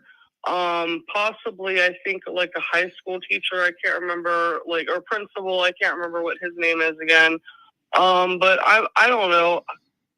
I think they're just going to try to create a lot of reasonable doubt, a lot of inconsistencies within, what the prosecution's timeline is, and try to establish well, this is why he did this. Even in Dick's opening statement, he admitted, he said, you're going to hear Alex's voice, or sorry, I just said Alex. Well, anyways, Alex's voice on a video. Mm-hmm. And you're going to hear it. So he's already admitted that that's his voice on there. Right. So it's going to be very interesting how he ties in. He knows what he's doing. Yep. So Yep. he definitely knows what he's doing. He's a shark. He definitely does. He does. And I appreciate your insight, Jessica. Thank you so much for calling in again today. That's fantastic. Definitely don't be a stranger and keep calling. I love it when you give us your insight. Get feeling better. We'll be talking to you here very soon. Okay. All right. Thank you. And then after today, I only have one more day to call in because Wednesday's my surgery. So well, hey, we're all pulling for you. Thursday, but... Well, we'll keep you in our thoughts then. Thank you. You're welcome. Love you guys. Thank you, Jessica. Love you back. All right, guys. Again, Jessica, thank you for calling in. I appreciate you guys sharing your thoughts and insight with me. Any of your views and opinions are always greatly appreciated. We're getting ready to come back in from court. Let's see what they have to say over on the... Could have done more that night to make sure that Murdaugh was competent to discuss the issues, because now the defense is making some hay out of it. But yeah, Susan, character witnesses. And I don't think it would have been a big deal if Senior Special Agent Kelly goes to the attending or treating physician and he's like, hey, we have to talk to him. Do you think he's okay for us to talk to him? They're probably gonna be like, yeah, well, HIPAA, we can't tell you stuff, but yeah, I think he's, I think they would have given him a yes or no answer. That's just, yeah. You gotta ask the question. Yeah, I mean, so that's just how I think of it. All right, let's get to some of our viewer questions now that I got to ask one of my questions. Christian Parks from YouTube. Dave. Could it be possibly sold pills also? Chad, what is your thought on this, just from what we heard earlier? Was Alex Murdaugh not only taking the drugs, was he slinging them too? Slinging them. Well, we know he was in financial trouble. And he was definitely selling drugs. He's stated that he was, purchasing during the time. Like we said earlier, that's way too many pills for one person to consume for their own self. So could he have been selling them? Could he have been middlemaning these transactions and setting, Cousin Eddie up with other people that were hooked on pills to sell the pills? 100%. Absolutely. That's absolutely. He's diversifying his revenue streams. And a valid point to be made, because there is no way, I stress this again, there's no way a single person is taking that many pills and spending that much money on pills just for personal use. Not going to happen. No way. And so I want to know where all the rest of the pills were going, but I guess we're not going to. They were going to other people that are addicted to pills. That's a massive industry, you guys. Chad Ayers, I'm so sad to see you go, but I was so glad you could join us. So we'll sign you off now. Thanks so much for being here. Michael and I will take it from here for the rest of the lunch break with the questions. So Michael, I'm wondering, Julie Gaines is wondering too from YouTube, is there any money left for Buster? Or didn't his daddy spend it all, and all the others' money he stole is gone as well, right? He's got money hidden somewhere, you guys. And Buster knows about that. Whatsoever. Absolutely. I'll bet you there is. Whether we ever learn where it is, how much it is, that's a whole different question. Absolutely, Mike. The whole deal about attempting to have himself killed so Buster gets the $12 million for the insurance policy, I really think that cuts both ways, because it makes it look like he cares about his family so much that he will have himself killed. The only reason Buster's on the stand for him is because Buster knows where the money's at. Son. I just think it hurts the motive. But to get back to the original question, I'm sure there will be money there. I'm sure it's squirreled away somewhere. I'm not worried about Buster. There's going to be a tan line and a bank account number I think involved the in Buster's FBI future. may find this money if it's Which squirreled isn't away good, 'cause that anywhere. But red-headed if you're having all devil's these gonna have a financial rough go at it in problems, the it's like, let's Bahamas say or- it's in an offshore account, kind of bring it back and take care of get your financial house in order. So I don't know if I think there is any money left. Yeah, there's always money I left. don't think he ever got to that point, though, Anjanette. I think it was looming, at the time of the murder. He said he was broke and then he might be able to scrape together $1 million. Find it all if it is hidden away. But you're right. We may never know. We may never know. But if I have a feeling the FBI will figure it out. At least I hope they do. Karen Okie over Hutchins on Matthews YouTube. Absolutely. from Facebook There's no way that asks, much if money Cousin was Eddie was going taken to shoot Alex, and then why wasn't wouldn't hidden. they think he'd help Alex with the shootings? What do you think of that, Michael? Yeah, I think that's did. solid. We haven't Eddie was definitely seen involved. any evidence that puts Cousin Eddie anywhere near the original crime scene. He dropped him off at his car, which was parked down the street. So, right by unless where it was bungled back, or Maggie's unless phone was Cousin Eddie tossed, is some, sterile Look at genius that about guy. leaving behind, Ooh. traces of He Cousin is Eddie. not long on We would have this seen planet, something man. at the crime scene, and we didn't. So, although I think it's logically not unheard of, there's just no forensics to support it. There's some pirate money out there. You know that much, Dave. The next question, Vicky P333 from YouTube asks, is it odd that Alex's location never showed him looking out or around the kennels to make sure no one was still there? Good question. That's a really good question. It was dark out there. You come upon your son and your wife slaughtered, and it's dark, even though there's a little bit of lighting out. We don't see any movement of him kind of like going for the perimeter. We see him going back to the house, he says, to get the shotgun. Yeah, and I always get cynical about these location devices and how specific they are and how precise. Yeah, we believe he had a trail that led from the kennel at about 10:12, 10:13 back to the house where he says he got the shotgun, then he came back. That all makes sense. That tracks. But you're comparing there a large space between the house and the kennels, 500 yards, I believe it is. If he moved in some area around the kennels just to feel more secure that there wasn't somebody there, maybe only as far as whatever light they had would allow him, maybe that's not as precisely reflected on all the little red dots that came into evidence. I'm Here's just the next question. facetious. Oh, sorry about that. I didn't mean to cut you off. I think it just cut out for a second for me. Our next question is from L. Murr at 1960 from Twitter. Are Cousin Eddie and Alex held at the same facility? I'll take that question. No. Cousin Eddie is at the Lexington County Jail in protective custody. And right now, Alex Murdaugh is being held in the Colleton County Jail. And he is apparently given no special treatment, not in PC. Our next question, if Paul's shooter backed out from the feed room after the first shot, tripped backward, falling on his butt, this is their words, not mine, and shot upward, could that explain the angle of the second shot? That is from Windependent 2 from Twitter. Michael, what do you think? I think that's as good. Or a the person being possibility shot as was any. moving I also towards have the them and they possibility fell if, back. Hold What on a was second. happening? I've got a friend here to help me kind of illustrate this.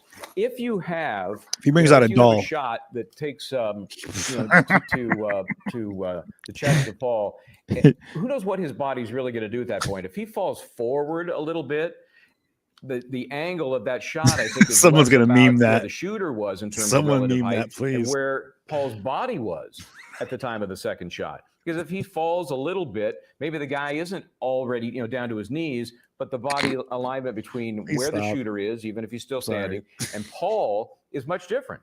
I think it's more about where Paul went after he was shot that first time in the chest than maybe where the shooter was actually standing. Is that G.I. Joe? No, it's actually Captain America, Captain isn't it? America. You can't shoot Captain He stands America. quite often. Okay, I I love wasn't that she sure. asked. Got it. Okay, I was just wondering because I could only see from behind. All right, Kathy Fredericks, 1 from Twitter asks, if Alex was their only suspect, why didn't SLED read him his Miranda rights before any of these appreciate that. interviews? That's another good question, Michael. It is, and it's a failing that if there was something they wanted to rely on and somebody wanted to challenge the fact that he hadn't been Thank you guys Mirandized, for that one. they could exclude some of the things he said. But apparently that didn't seem to be an issue for the defense. They weren't concerned about it. And I think it is a good question. I think it also points out the kind of preferential treatment that the Murdaugh family got from the local cops. I think when this thing first hit, there was no immediate target on him as a person of interest. And so that's when the Miranda warning should have been given. But he also had counsel with him, right? So Is that something they do all the time? If you have counsel with you and you're willing to sit down and talk, do they always do that? They do. They as a matter of practice, they definitely do. And Yeah, they Dave, should. I remember But meeting again, you. this was, I think, a unique situation because of the relationship between this family and the local authorities. Exacerbate away from Twitter. Why doesn't SLED, or why didn't SLED make efforts to thoroughly search Careful with that Alec wording. Murdaugh's mother's property to look for the hidden weapons and or clothes? That's a really good question because, you know, they had a search warrant for Moselle that they didn't execute on June 8th. Katie McAllister, the one SLED agent, said that on the stand. She had the warrant. She didn't execute it. She didn't make everybody get out of the house. He told them that he went to his mom's. They didn't go over there.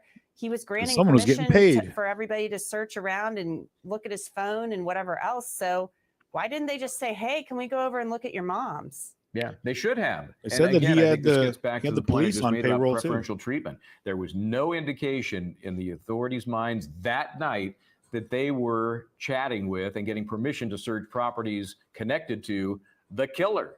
I really don't think they felt that. And so they let it slide. So it makes them look either very gullible or very stupid. It Or doesn't test any help their case. drains. Ooh, good question there, Jessica. They didn't test It the doesn't drains make either that a we've whole lot heard of of. sense to For me. blood I mean, being and I washed didn't really feel like off we of got clothes, a good hands. answer from Agent Owen about that. Elaine Suarez, I know we touched on this before, but it was really kind of the big bombshell that Creighton Waters left us with at the end of the testimony this morning. Elaine Suarez from YouTube, was Alex dealing drugs as well as taking them? So I know I asked Chad about Yes. this. Michael, do you think that he was possibly involved in the drug trade in some fashion? We know that cousin Eddie is facing money laundering charges related to Alec Murdaugh. There was some conspiracy charge they're both facing with regard to oxycodone. So is Alec Murdaugh He was a well-dressed indicted drug for dealer? alleged Is drug that what he trafficking. was? You know, obviously possible. My question is, if that was true, you know, I'm thinking, why wouldn't it come into this trial? Why wouldn't it have been a bigger issue? And If then you guys I are really curious about that, thought, go ahead and and Google I've talked about this this before, that headline right maybe here. it would have helped the defense more than the prosecution. If they can't button it up, the prosecution can't make that case and therefore create another motive, then maybe the defense runs with it and says, oh, well, you're right. And That's he Fox was. And the News. people he was involved with were not good people. And they are the ones that killed Maggie and Paul. The Daily because Beast here. Alec wasn't doing what they needed him to do, or he was keeping their money, or he was somehow doing them wrong. And I'll show you, I'll take out your family. So it never came to fruition as an issue in the case. And then And I'm surprised we haven't heard that as a possible theory. Maybe we here will. you guys go on that this Alec one. Murdaugh ticked somebody off really Go ahead and Google badly, this as and well. that a message was being sent, and maybe a message sent in front of You guys, the drug thing is so maybe no. we'll hear that in the The fact that they defense haven't case, talked but more that about it. seems like South Carolina something Attorney that's General's plausible. office Like, announced maybe he knows who did Tuesday that this, Murdaugh. but This is he's back not in saying. September when these charges were But, coming out. you know, we'll see what happens. These came I will out. be This story signing was off now. We're gonna take a released quick break, in and June when of we last year. come back, Michael will be taking you through But the this rest is of the Murdaugh afternoon saga gets as weirder with new testimony drug trafficking resumes. We'll have charges. the That's the Daily cross-examination of Beast. Special Agent Rodolfo, so stay with us. You guys don't have to I'm look Anjanette very Levy, far and for you've been last watching year Law and Crime. to look up his money laundering and his drug conspiracies that he was involved in. You know what I can do for you guys here real quick? I'll pull any one of these up since the questions are coming in. We've got the Greenville Online over here. It's talking about the private island that he owned, and we're talking about him being a suspected drug smuggler, you know, over there in the Beaufort County Island, co-owned by disgraced and disbarred South Carolina attorney Alex Murdaugh and a deceased drug smuggling suspect and up for sale pending court approval. All right. Let me see. Here we go. Amy Hill, attorney for the co-receivers Peter McCoy Jr. and John Lay Jr. filed a motion for court consideration and approval of the sale of real estate on September 20th before Judge Daniel Hall in Hampton County Court of Common Pleas. The property that's for sale is known as Island A, is a 22-acre island that is the largest in the three Cherry Knoll Hill Islands, also called the Williams Island, located off the coast of Beaufort, according to the court filings. It's accessible only by boat and only during certain tides. It has a dock that suffered hurricane damage long before the approach of Ian that's not considered usable. Now, the island's co-owned by Murdaugh and deceased drug smuggling suspect. So They need to search that island, is really simply put. They just search the island, you know what I mean? And what did Maggie do with the drugs she found? But it's not a foreign thought, you guys. You can even Google anything you want. If you just want to pop over into Google and just throw in Alex Murdaugh, put in drug trafficking, there's going to be from multiple sources. Let me see. And all the way back to February, March. Yeah, there's stories that run through the entire year. Yeah, they were indicted in September for drug smuggling, for drug trafficking, sorry. And this is and I've read this before, but I'll read it to you guys one more time here. But and again, you can just Google any of these headlines here. It says Alex Murdaugh alleged drug trafficking ring. 2 newly indicted South Carolina men tied to one of the blood-related gangs, the Walterboro Cowboy Gang. Let me see. The 2 men indicted last month were involved in the drug and money laundering ring, reportedly have ties to the Blood Gang. All right. Spencer Anwan Roberts and Jerry K. Rivers were slapped with obstruction of justice, money laundering, computer crime, and fraudulently obtaining signature-related charges on August 19th. The same day, Alex Murdaugh also faced more indictments from the state grand jury in Colleton County. The indictments accused the men of carrying out other crimes involving narcotics, dangerous drugs, or controlled substances, and such crime being a multi-county nature and having transpired and having significance in more than one county in the state, and such conduct having not been authorized by law. So that's what the charges are. Let me see. This is majority of what I've been researching and almost, yeah. And then Murdaugh, who pled guilty, who has pleaded not guilty, to the June 21 murders of his wife, Maggie and Paul, was indicted for the first time in connection to an alleged drug trafficking ring. 2.5 months before this, with accused co-conspirator Curtis Fast Eddie Smith. All right.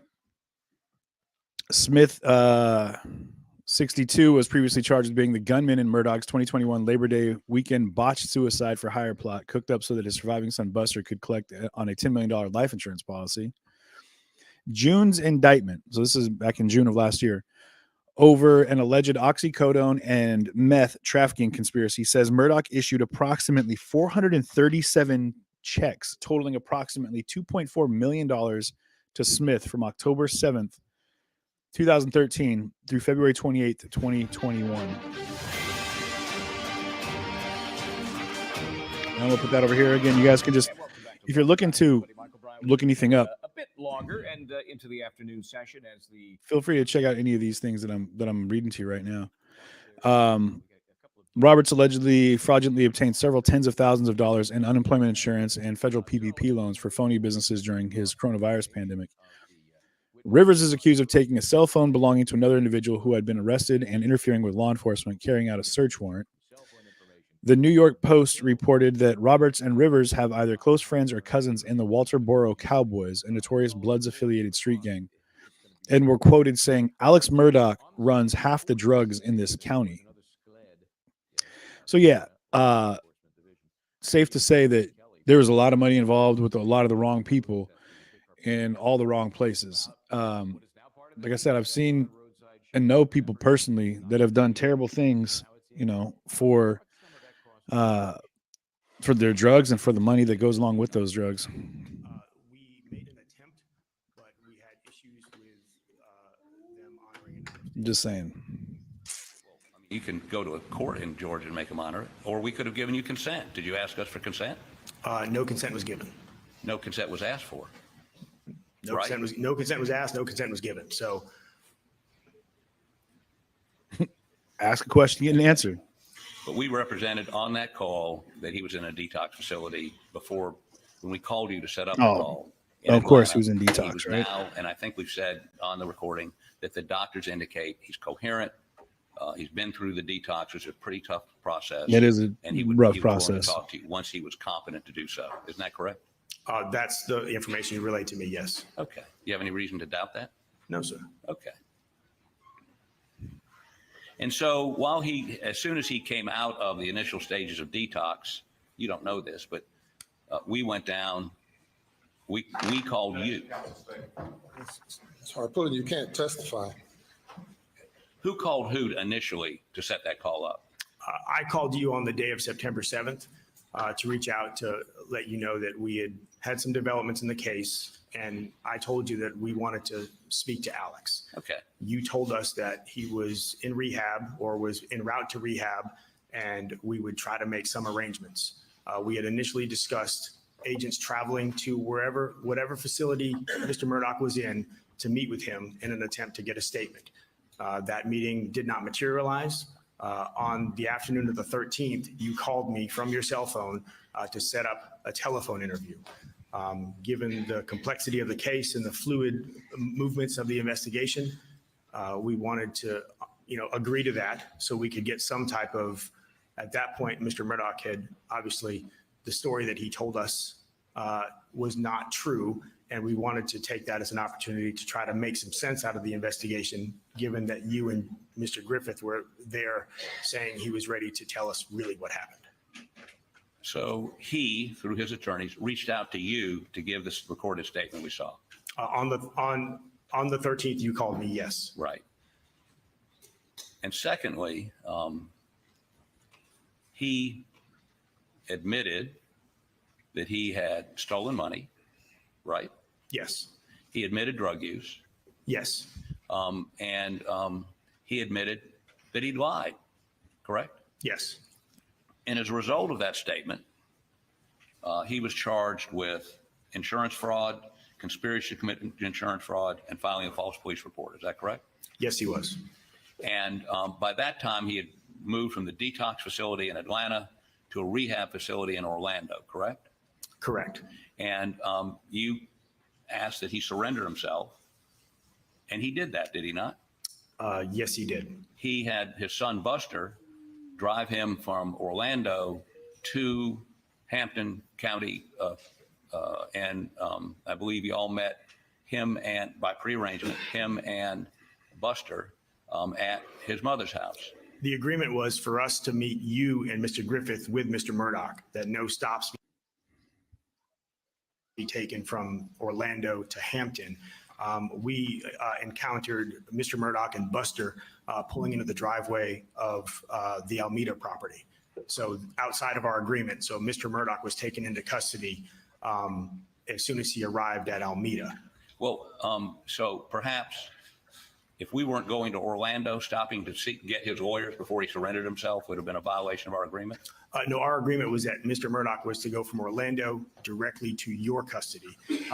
Buster, I don't fault Buster. I don't think that he was doing anything that he thought was wrong. He was just listening to instructions. But, we were supposed to meet him with you, and he showed up at his mom's house. So he was placed under arrest at his mom's house. Well, we showed up at mom's house as y'all were taking him away, right? After he was arrested, yes. Right. But I mean, we were there minutes after you arrested him, right? Well, yes, because they called you. So, and I think I might have called you to tell you that we were arresting him as well. Right. He went to a bond hearing. Yes, he did. And he was granted bond. Yes. And one of the conditions of the bond allowed him to go back to Orlando to rehab, right? Yes. And he went back to Orlando to rehab. Yes. Until he was indicted on the financial fraud charges. Yes. So, Special Agent Kelly getting the drill there from Dick Harpootlian on a wide variety of matters. Court's still in lunch break. They'll be back soon. We will jump back in live when they get there. But in the meantime, I have the pleasure of welcoming Kesia Early. She's here. She's a former PD and a current criminal defense attorney. Kesia, thanks for being here. I appreciate it. Prosecution's winding in the down. comments, I think you guys are confused. They got their guy. It's This is the right guy. Yeah, no, the Alex Murdaugh we're talking about is definitely the right one. You can go into U.S. News, or not U.S. News, but the even if you go into, like I said, the Daily Beast, it's the one I'm talking about. Is they're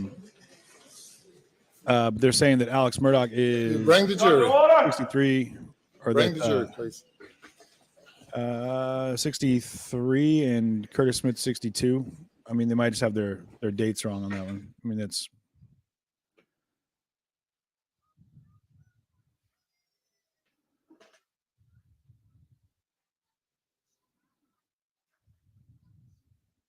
I don't know why their audio is kicked out. But yeah, you guys, I would encourage you, if you can, if you're looking for just to see just how twisted people can be for money, take a look at the link that I put in there. Right here, this U.S. news story. This was in my hometown back in Washington with a good friend of mine, her family, and this came down. You just have to read the story, and it was quadruple homicide where there was her son, his girlfriend, her ex-husband, her ex-husband's wife were all killed by what they are saying was members of the Banditos motorcycle club. This was just back in 2017 that they were people were finally arrested in the case, which happened years before that. So everything comes out in the wash, guys. Just be very clear about that. Good afternoon, Agent Rudofsky. Did I say that right? Yep. Sounds good to me. Let's start first with the GM data that recently came in. I think that may have made things a little more clear, right? We don't really need to look at a lot of those cell phone tower plots now that we have the exact position of the car, do we? I agree. Yeah, the GM data is pretty clear. Don't really. At first, you did an analysis of driving to and from the office in Hampton in the middle of the day. Not too interested in that, but let's skip to the drive from Moselle to Alameda. Okay. How long was that drive? How long did it take him from start to finish? I'd have to look back to drive. So you're referring to the 9:06 time? Yes, sir.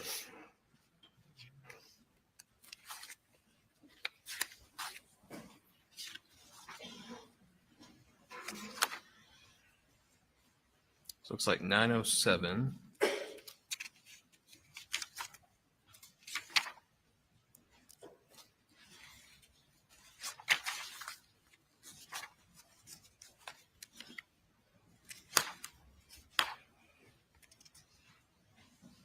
To 9:22, so about 15 minutes. And do you need, is it more like 16 minutes? Do you 16 need a minutes, pen and yeah. paper? 16 minutes? Yeah, sure. Okay. Okay. And coming back, how long was it?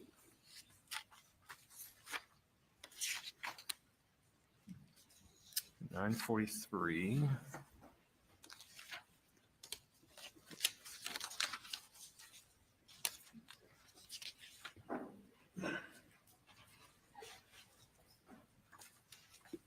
About 18 minutes. 18 minutes? Okay. Approximately. So the top speed and the way back we saw was a little faster, but it actually took a little longer to make the return trip. Is that accurate? That's correct. Okay. And you're referring to the same drive to Alameda and back. Exactly. Yes. Okay. Are you aware that Senior Special Agent David Owen did a test drive from Alameda to Moselle on January 3rd of this year? That's correct. I was in the passenger seat of that. And how long did that take? I would have to see the data. I don't remember. You don't have that? You don't know if it was 17 minutes and 35 seconds? If I was presented with something, it could be, but I do not have that number in front of me. If it were that, it would be right in between those two times that we just saw for Mr. Murdaugh going back and forth, would it not? It could, but there was different variables at the time. It was during the day, wasn't it? It was. It was.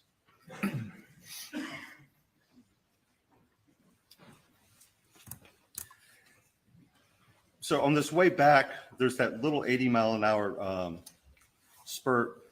How long did that go on? I am unsure of that. It's just the data point is plotted. It doesn't give it just gives you a timestamp. It doesn't say for how long. In your experience, I think you talked earlier that you would respond to calls in a marked car with blue lights. Not a marked car, but an unmarked car with blue lights. Yep. Is it extremely unusual for someone who's on a straightaway in a rural road at night to give it some gas on a little burst?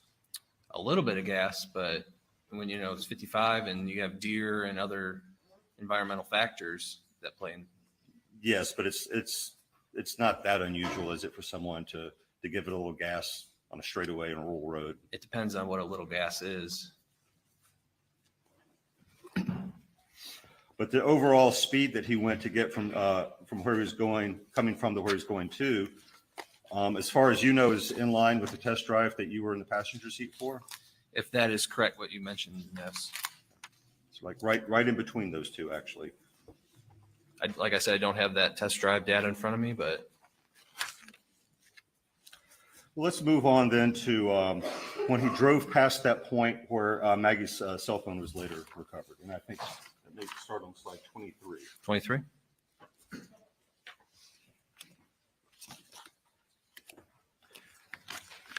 Actually, if you go back one slide. Right. So we're in slide 22, sorry. 22. Okay. So he's going 37.2 miles an hour here. That's correct. And next slide. Now he's still approaching it at 42, so he's accelerating gently. Is that fair? That's correct. Next slide. Looks like he is just past it, going slightly faster than he was on the previous slide. Is that correct? That's correct. Next slide. He's continuing to, now he's a good bit down the road there at 45, but is it fair to say he's continuing a fairly gentle acceleration?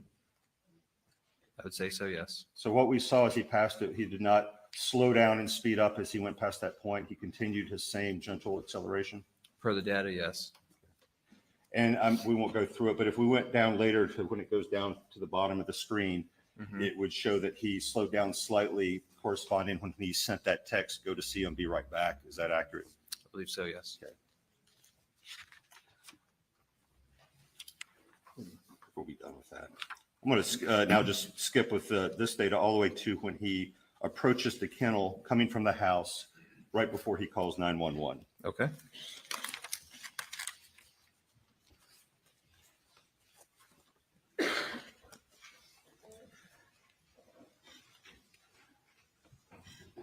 The direction he is driving as he comes right up, right before he parks, would he have his, would he be illuminating the bodies of Maggie and Paul? Per the aerial that I'm looking, I don't know if you want to put it on the screen so we can show, but per the aerial, it would be coming around that curve and it would illuminate at least Maggie's body. Would the illumination, is it going back towards that space between the barn and the kennels where Paul's body was out? Like I said, this is just a data plot. But you could determine that, could you not, from just the last 2 points, because that would show you the direction that the vehicle is pointed. It doesn't say the vehicle's pointed that direction, it just says that's the. But if it moved from point A to point B, being a car, it would have to be. Yeah, but in where that the direction. where it final rests, I don't know which direction it's But as it's moving. As it's moving, yes, you would think it would go Right. that So, direction. so the headlights certainly on Maggie. It would appear from the plot maybe on Paul as well. And does he park near Maggie's body? I do not know where he parked the first time because all we have is when the deputies arrived the second time. So On your plot. On the plot here. When he comes the first time before the 911 call, where does his vehicle stop in relation to Maggie's body? It stops before it. How close is it? I do not have a descriptive. Is it very close? Is it pretty much right there? I wouldn't say it's right on top of it, but it's very close in the area. So as he's pulling up to the scene, he can certainly see one, if not both bodies on the ground, and he stops right next to Maggie. Is that fair? I'm just looking at the data provided. I was not there on scene. The data provided is the location of the car and the location of the body. I don't know what he would have saw or what the car would have saw at that time. You don't know what would be directly in front of his car as it was moving from point to point to point? I was not out there. You don't know which direction the car would be pointing as it moved? We know which direction the car would be pointing, but what he saw or what the final resting place forget what he saw. is. Is the car's headlights pointing at the bodies as he's pulling up? I cannot give a definitive answer on that because I was not there, and the data I have. I'm asking from the data. The data does not say. To finish this answer.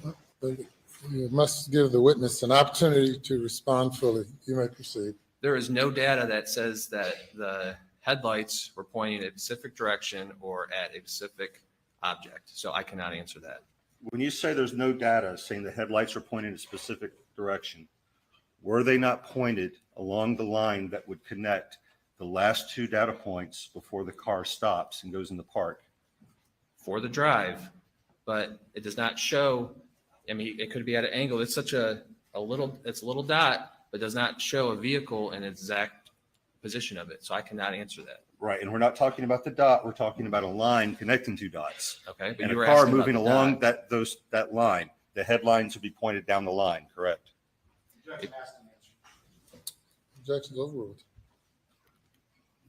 Ask your question again. We're talking not about a point, but about a line and a Mhm. car moving down a line. As it moves down that line between 2 points, would its headlights not be pointed in the same direction down that line? I would assume. So he arrives at the scene, gets out, presumably he goes in the park, and then 20 seconds later, first dials 911. Is that your testimony? Yep. So pulling up on the scene, body's in his headlight, presumably knows something's horribly wrong, gets out 20 seconds to the first call to 911. Is that correct? That's correct. Which was actually misdialed 9111, and he had to redial it a second time, which was at 18 seconds, correct? That's correct. So he had 20 seconds, and I think there's maybe an implication, or that's not enough time. Objection is sustained to the comment of counsel.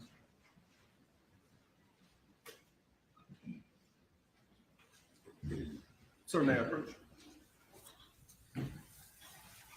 Is this timer set for 20 seconds? It is. Okay. When I say so, would you please press the start button? Okay. Now.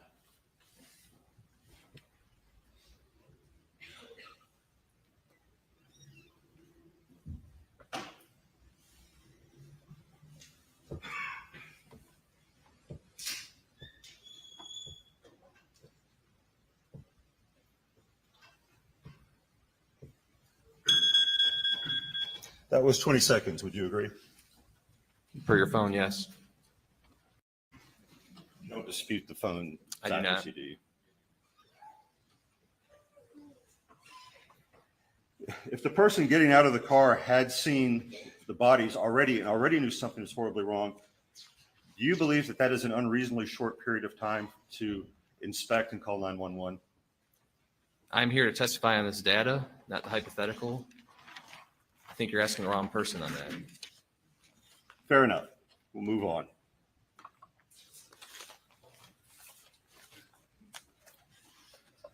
Okay, I'm going to turn to your condensed timeline, which I think is State's Exhibit 519.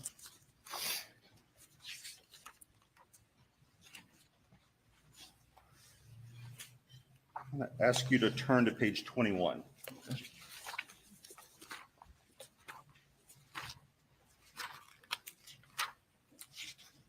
Okay. And towards the bottom, 9:06 and 20 seconds, it says Maggie Murdaugh's iPhone sideways orientation. That is correct. And meaning that her phone at that time went to a sideways orientation? So between 9:06:12 and 9:06:20, from the phone experts, that it started at 9:06:12 and it ended at 9:06:20. Okay. Those two orientations. I'll ask it this way. Okay. A second later, what would be the orientation of her phone? From a second from what? The 20? After that, yes, at 9:06:21. I do not know. Well, then what does this entry mean? If it doesn't mean that it, There's nothing that says 9:06:21 on here. right, so what happened at 9:06 and 20 seconds? It finished its orientation change to sideways. What does that mean? So it went from a portrait. Mhm. So let me get the phone. So it went from portrait to sideways. And until, In those, between the, Go ahead, sorry. between 9:06:12 and 9:06:20, is that is what it's showing. That's why we have the little purple on the right-hand side to show that it's connected. It's all one big sequence, per our phone experts that have previously testified. So would remain in portrait until remain in the landscape orientation until the next change? I am unsure of that. I'm not a phone expert, so I am unsure of that. I was given this data, and this is how it was relayed to me, and this is how I have put it in this timeline. Okay. So if you were to go to page 19, please. Okay. And the very last entry there, Maggie Murdaugh's iPhone vertical orientation. Mm-hmm. What does that mean? So this was all given to me from different, data sources. So how I read this is that the phone has turned to a vertical orientation. So I guess Has turned to a vertical orientation, and because we have a sideways orientation and then we have a vertical orientation. Okay. Just keep scanning down until you get to the next orientation change for Maggie Murdaugh's phone, please. From page 19? Yes, sir. Okay. We're just looking for the next orientation change.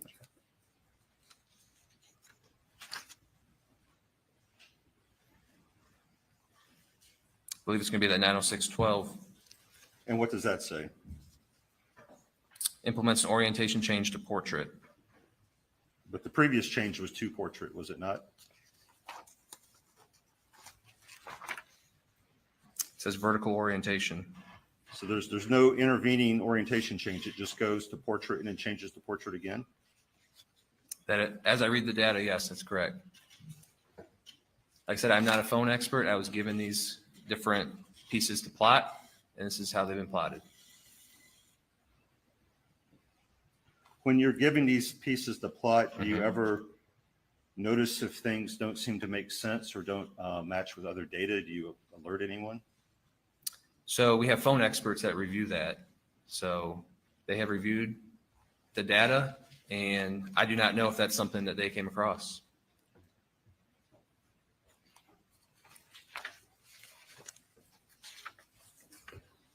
And you can't tell me with that last, or can you tell me this? The last orientation change here on page 21, is that the last change on her phone until the extraction at the SLED lab? I'd have to go through and double check. Would you like me to do that? You may. Okay.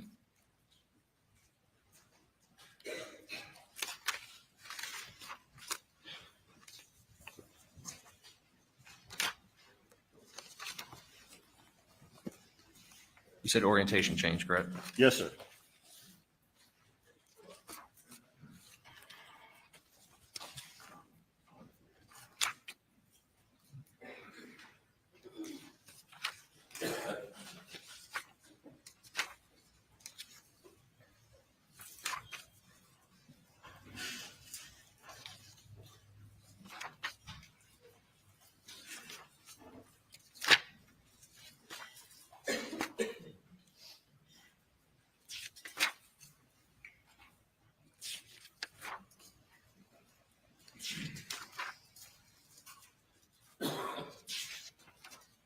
Per this condensed timeline, you are correct. That'd be the last orientation change that I see noted. I mean, that's the last one until the phone was downloaded? I believe so. You should states exhibit. Now the thing is, this is just the timeline. So it could be in what's already in evidence from Lieutenant Britt Dove. But in this timeline, that's the only one showing. Okay. And for orientation changes, we were really only concerned for the day of, right, for this timeline. Show what's been previously admitted as Defense Exhibit 38.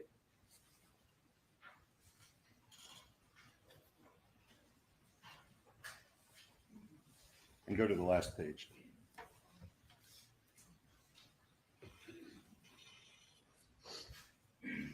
This was previously admitted in evidence during the examination of Lieutenant Dove.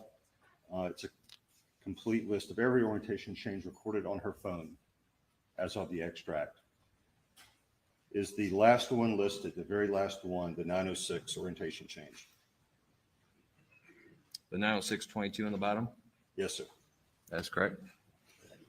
The 906, yep, the far bottom column. Yes. We show States Exhibit 278.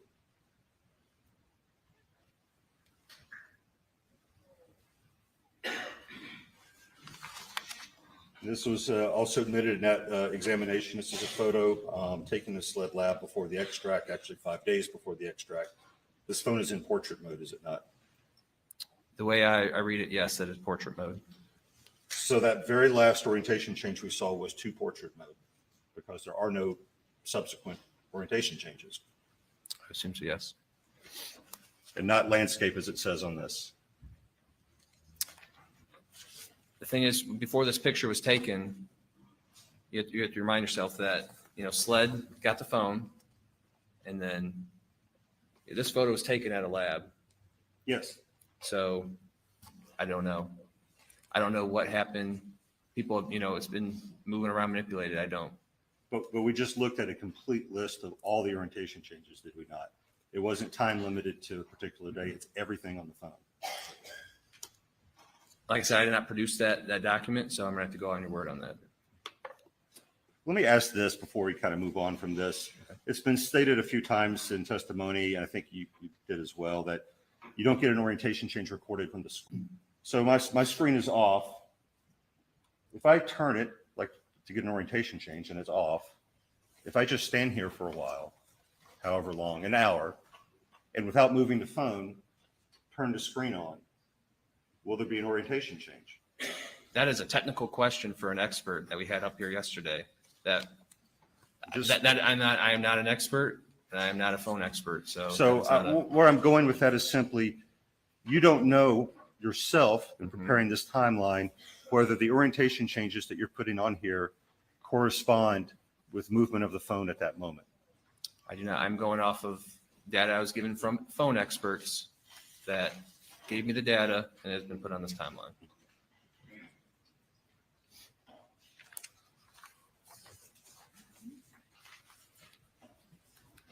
I want to turn now to the timeline and really focus on the timeline for Maggie Murdaugh. And I'm going to skip, kind of close to the time that we're. Are you still on the condensed or the full? I'm going to be on the condensed the entire Okay. time. I'm not going to refer to the other one. And I want to start on page 7.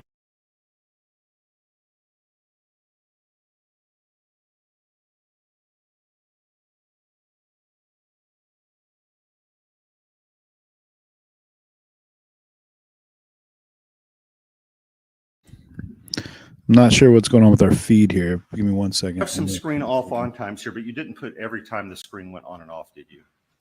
I do not recall. I'd have to look at what was given. So you don't know if the screen of her screen went off at 8:49:28, came back on. Everything should be on this document. Okay. Did her screen go off at 8:49:28 and come back on at 8:53:08? I have a screen on at 8:49:20.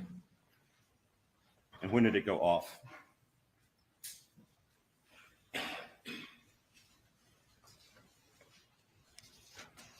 I do not see it on here.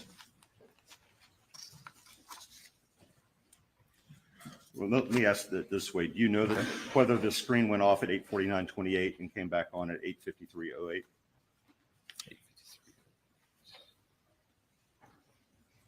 I do not unless I have it on here. And then she has steps that begin at 8:53:15. Is that correct? For this document, yes. When you were looking at the step data, did you look at the corresponding distance data that goes to the step data? I was just provided the timestamp and then the steps. Are you aware that the phone in the same database keeps distance data with the step data? I have been made aware of that. But you have not looked at any of that distance data. I was told that it's not accurate, it's not reliable, the distance, so I did not focus in on that. So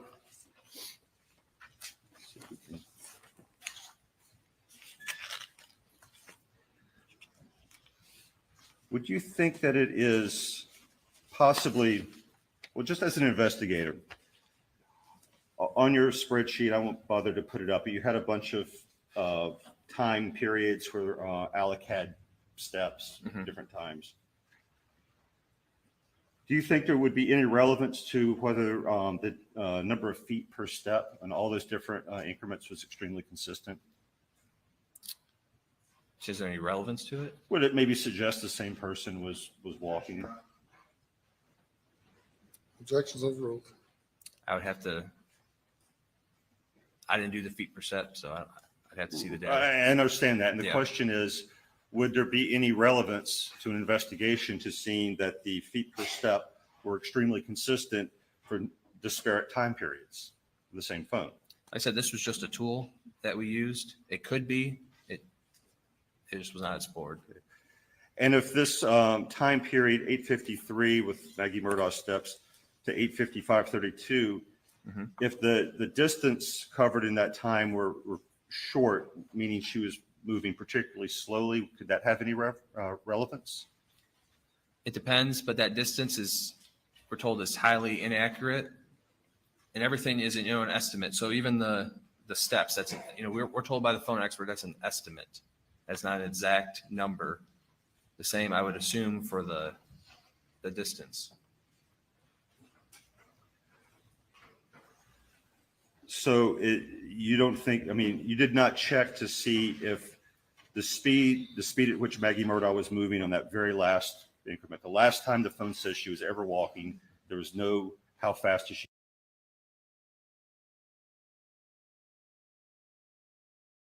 going? Is she running? Is she creeping? No one looked at that. Objection, facts not in evidence. Objections overruled. I did not look at that. No, I cannot say for anyone else.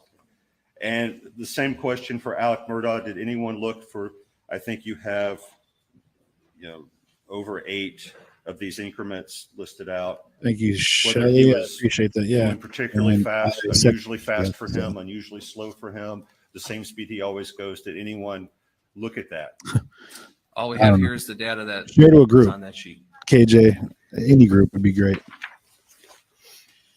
And you do have these steps per minute, but do you have any data suggesting that within, and I'll pick one just to make the question simpler, Alex Murdaugh's first, I'll pick an even easier one, entry number 30. Okay.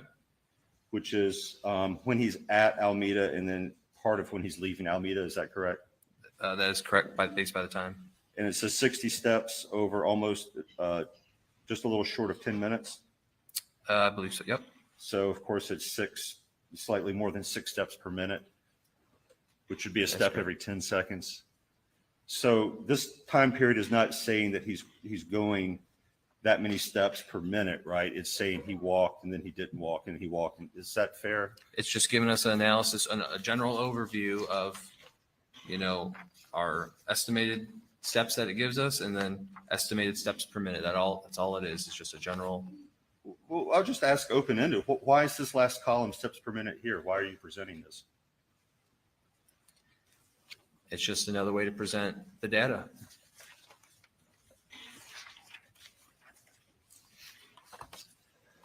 So turning back to, I think we were on page 19. Okay. Maggie Murdaugh's phone is walking. Now we had from previous testimony an activation of the Siri user interface with the side button. Did you recall that from previous testimony? I do not, but it could have been. Okay, you don't recall previous testimony about that. We bring up Defense Exhibit 41.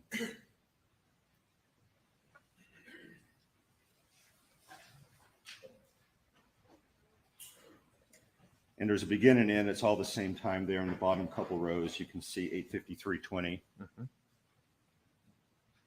I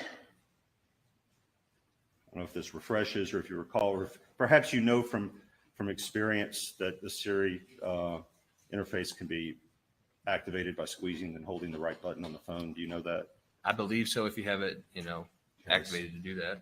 So the phone's walking. It's in somebody's hand. Now, this is something that's not in your timeline, but again, was certainly discussed with Lieutenant Dove. 8:54:32, the screen comes on, and a couple seconds later, there's a camera access. Do you recall that? I do. Okay, and that's not on your timeline? It is not. Okay. Now, that came up in testimony with both experts, and I believe, do you recall Lieutenant Dove said that it was possible to find out what caused that, but he had not himself looked to see. That's correct. And I believe investigator Grubb said he did not know why. Is that correct? I believe so. But it's knowable, according to the previous testimony? That's correct. But no one's checked to see? To my knowledge, no. And then after that, there's some orientation changes. And then finally, the screen goes off, I believe, for an more extended period of time at 8:55:36. Mm-hmm. Is that correct? That's correct. Now, after this period, there's nothing else that happens with her phone other than missed calls and text, except that final orientation change. Is that accurate? That's accurate.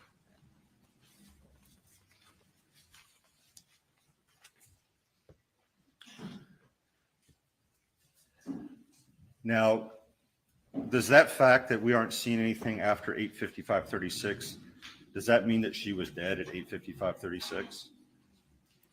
Like I said, this is just data that I plotted. So the answer is no? I don't It know does that not answer. mean that? I have to go by the data here, and there's no activity. Right. You can take that however you want, but there's no activity. I mean, is it fair, and this isn't trying to be tricky, if use of the phone ceases as time goes on, it's more and more likely there's something amiss, right? The first second no one's using the phone is normal. I mean, someone might easily go, even Paul might go 5 minutes without using his phone, but as you keep going on, it gets a little more likely something's wrong, right? Is that fair? I would say so. Okay. But So you have it's not an immediate thing that, well, the last you. Wouldn't be able to finish the answer he started. I apologize, Your Honor. I honestly thought he had finished. I'm good. Go ahead. So it wouldn't be fair to say that if the last usage was at some particular second that the person was dead that second, right? It would create an inference that would increase in strength over time that no one's using the phone, something's wrong, right? I can't answer that. I mean, I don't have the knowledge on that.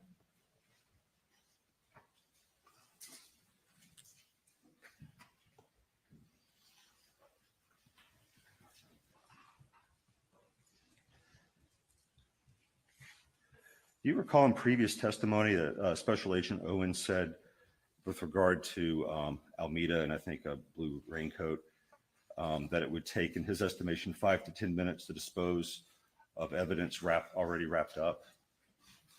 From this, do you recall that? I do recall. Okay.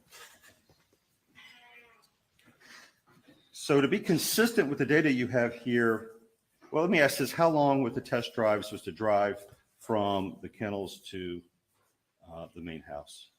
I know we did various ones. I'd have to look at the data. We did at various speeds. It was very short. 15 seconds? That'd be a lot, I would say. Okay. So, and we know that Alex's phone is at the house, right? From 8, it got left at the house. It's not going anywhere since it was up the house with the family. I just show no activity on it. Right. You can assume it is at the house. But it started showing activity again at 9:02 and 18 seconds. That's when the steps start. That is correct. 283 steps. So from that 8:55:36 to 9:02 with a minute and some seconds to get up to the house, you would have like 5 minutes if it were him to do everything and get back to the house in his house to the phone. 5 minutes. I think you're missing that the phone was actually locked at 8:49 for Maggie's phone. So the 8:55:36 is just when the backlight is off, but her phone locks forever at 8:49. But it's moving around, right, at 8:53. You didn't look at the speed at which it's moving, but that could tell us something. There's a Siri activation. I'm just asking my question, Your Honor. What's the question? Her phone is moving around starting at 8:53, comma. There's a Siri activation near the start of that time, comma, and then there's a camera activation during this time, and some orientation changes, and then it goes off. Is that all correct? That's correct. Okay. And you don't know how fast the phone was moving during that period, but that is known, just no one has looked. Is that correct? So everything is estimation with the phone. It does not track your exact, speed or distance or steps. It's all estimated. So an exact number is unknown.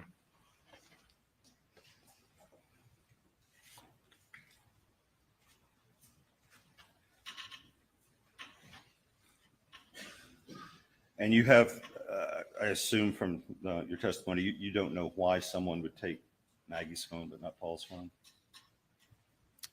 I would not know. I mean, I'm not there. I mean, I would not given know. your job as a SLED agent, I mean, would the fact that the camera was, the phone was in someone's hand and it was an attempt to take a picture, would that be an inference you could draw? He never said it attempted to take a picture, from what I heard, but you'd have to ask a technical expert on exactly what that camera function was for. Well, you see, the thing is that the technical experts, they're not going to say either, are they? It's some investigator is going to have to make some inferences from the data. And the question is it a fair inference that if the camera's in somebody's hand and they're trying to take a picture, that might be why the killers take that phone and not the phone that's in somebody's pocket? So the way Your Honor. What's the basis for the objection? Argumentative. The response to, by the defense, any response? Your Honor, I'm asking the investigator whether You're asking in response to the objection is argumentative. Your Honor, I do not believe it's argumentative. I'm asking if an inference would be fair. I overrule the objection. So the inference I'm looking at it is that the camera was trying to identify a face to unlock, which it did not. So that is the inference that I would look at that instead of taking a photo from a layperson perspective. Right, except that's not an inference an investigator would make, correct? A technical expert would go and see what triggered the camera activation led to an investigator, correct? I am not the technical person. And I think we covered in some previous questioning that the testimony has been that that's knowable, but no one has checked.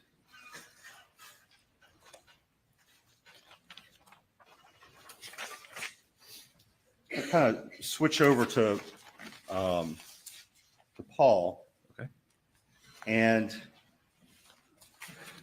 just to sort of summarize everything up, there doesn't seem to be any missed activity until the unread text message from Rogan at 8:49:35. Is that correct? That is correct. And is it correct that his screen does not ever come on again until after the 911 call? Is screen coming on? Yes, sir. I believe it dies shortly after at like 10:30, so 10:36. And I'm aware of the screen Okay. coming on after the 911 call, but I'm asking, did it come on at any time between this text from Rogan and those after 10 o'clock times? Let me just double check.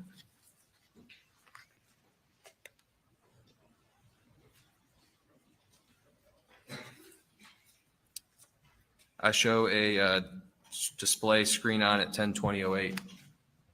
Okay, so the answer is no? It does turn on. That's what you asked, correct? Oh, I'm sorry. I was asking if it turns on before the 911 call. Before the 911 call. For the whole day? Well, it would be about an hour and hour. 10 minutes, but.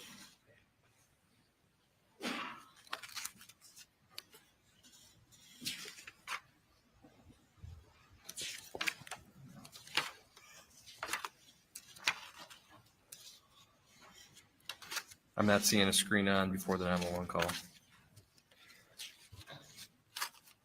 In that 9 to.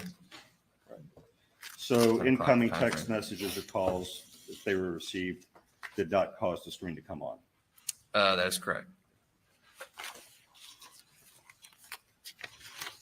Is it possible, and I understand this may be a question for a technical person, but is it possible that that's because the battery was at 2%? Like I said, I would not know that answer. Did anyone ask, hey, why isn't the screen coming on these notifications? Unfortunately, I think it's hard to tell, with the experts, but that would be my assumption that it would be either low battery. Trying to conserve the battery because you don't want the light takes so much power. So I would assume that would be the answer. So after whatever happened after 8:49, his phone is not prompting him. It's not lighting up when things come in. I don't know if it's vibrating or whatnot, but according to the data here, it is, it's not lighting up. Now, I think the previous testimony was that whoever, if anyone saw his lock screen before the phone went dead, after the 911 call, would have seen the yo text. Is that correct? I believe so, yes. They would have also seen this 849 text, right? The 849. 35. Or at least a notification that there were multiple texts, correct? I would assume so. That's correct. And there were at least 4 incoming calls from Rogan between 9:10 and 10:08. Is that correct? I'm going to go off of your account. 9:10 and 28 seconds, 9:42 and 17 seconds. I think there's one at 9:57, one at 10:08. Correct. The one at 10:08, that would be during the 911 call, correct? That is correct. And that would be during the 911 call, before Alex Murdaugh leaves the scene to go up to the house and come back. Based on the data, that's correct.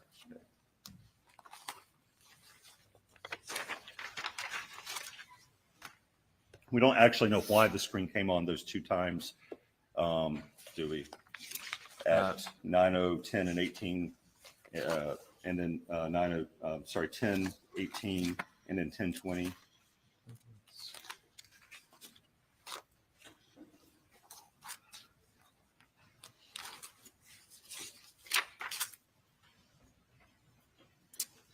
We do not. You know how long the screen stayed on those times? I do not have that. You don't know if it was 12 seconds? Okay. At the second one of those, the 10:20:08 screen on, doesn't the Alex Murdaugh's phone indicate he's walking at that time? So it, we have a start time and an end time. Doesn't mean he's walking during the whole time, but that is what the Well, phone. is this the start? I'm sorry. Let me just ask: is this the start? Your Honor, it's just a clarification. As soon as the witness starts talking, then you start talking. Who's talking? Were you talking? Well, go ahead. So the phone parses the data. It gives you a start time and an end time. Doesn't mean they're walking during that whole time. It just takes a start time and end time and gives you that data. Sure. So to say that someone's walking during the whole time would be, unreasonable. After the 911 call, was Rogan the first person Alex Murdaugh called? After the 911 call? Yes, sir. Calls at 10:06:14. That you said Alex called? Yes, the first person he called after hanging up with 911. Was it Rogan? I have at 10:17:46, he calls Randy Murdaugh. And that's his brother, correct? That's correct. Who was the second person he called? He iMessages Randy and then calls Randy Murdaugh again. And then John Marvin. John Marvin is another brother, correct? Yep, at 10:19. And then the third person he calls is Rogan, is that correct? At that time, yes. And is that about 2 minutes and 30 seconds after that first screen on time? That's correct. Okay. So not immediate, not the first person. I think you're referring to that question that was previously during the 911 call. This is all after the 911 call. Right. The question is, it's about 2.5 minutes after Paul's phone screen comes on that there's a call to Rogan, and it's the third person that Alex Murdaugh calls. Is that correct? That was at 9:08. Wasn't the screen on? No, 10:18 and 53 seconds. That'd be correct.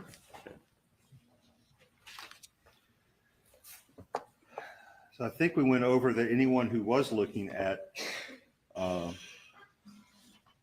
could see what was on Paul's screen, would see multiple missed messages, calls from Rogan right on the screen. I would assume. Even a call coming in during the 911 call. I would assume, but. Okay.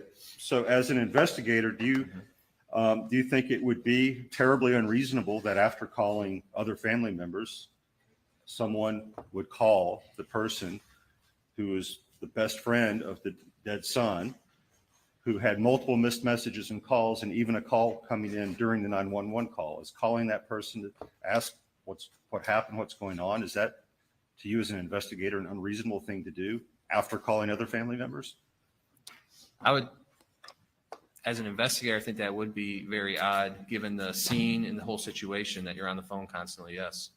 That you're standing there next to your dead son, his phone is ringing for someone, and you call that person after calling other people. Yes, because I am standing over my son and wife, and it's just witnessing that for the first time. I would think that would be, to have someone on their phone constantly like that right after, given the scene and the situation. Yes, as an investigator, I would think that is very. It wouldn't be someone trying to find out what happened. At that moment, that would be the last thing that would probably come through my mind as an investigator, looking at the scene, is trying to figure out what happened minutes after I discover it.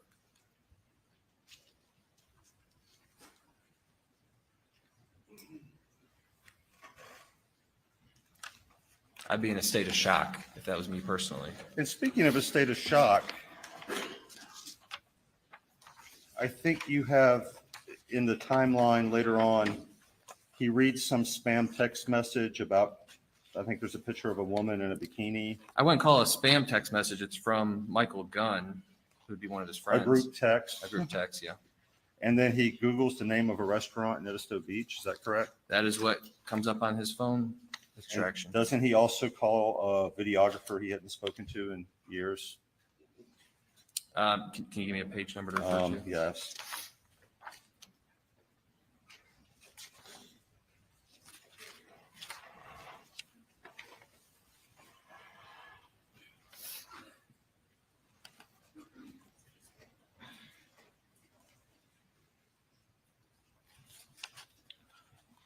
Page 42, Brian White, last entry. That's what the data shows.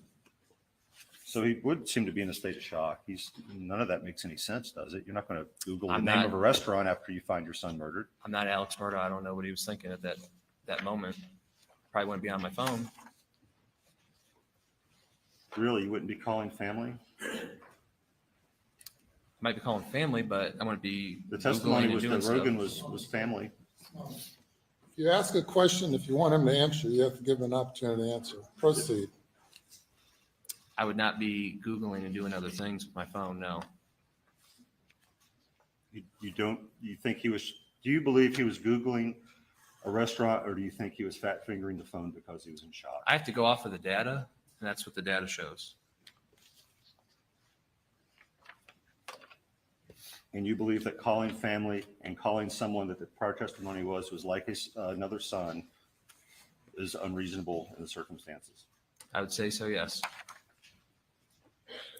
Given the fact that you just arrived to the scene, yes.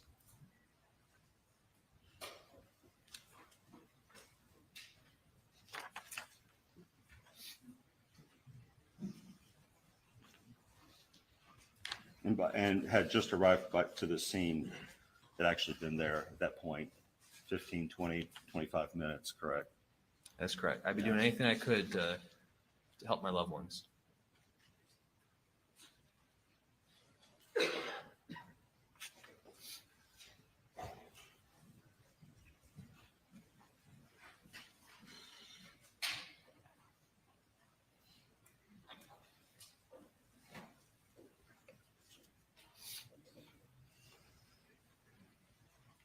This now kind of turning back to Maggie's phone. Her screen was on at 9:06 and 12 seconds, right? That last orientation change. Let me flip back to it.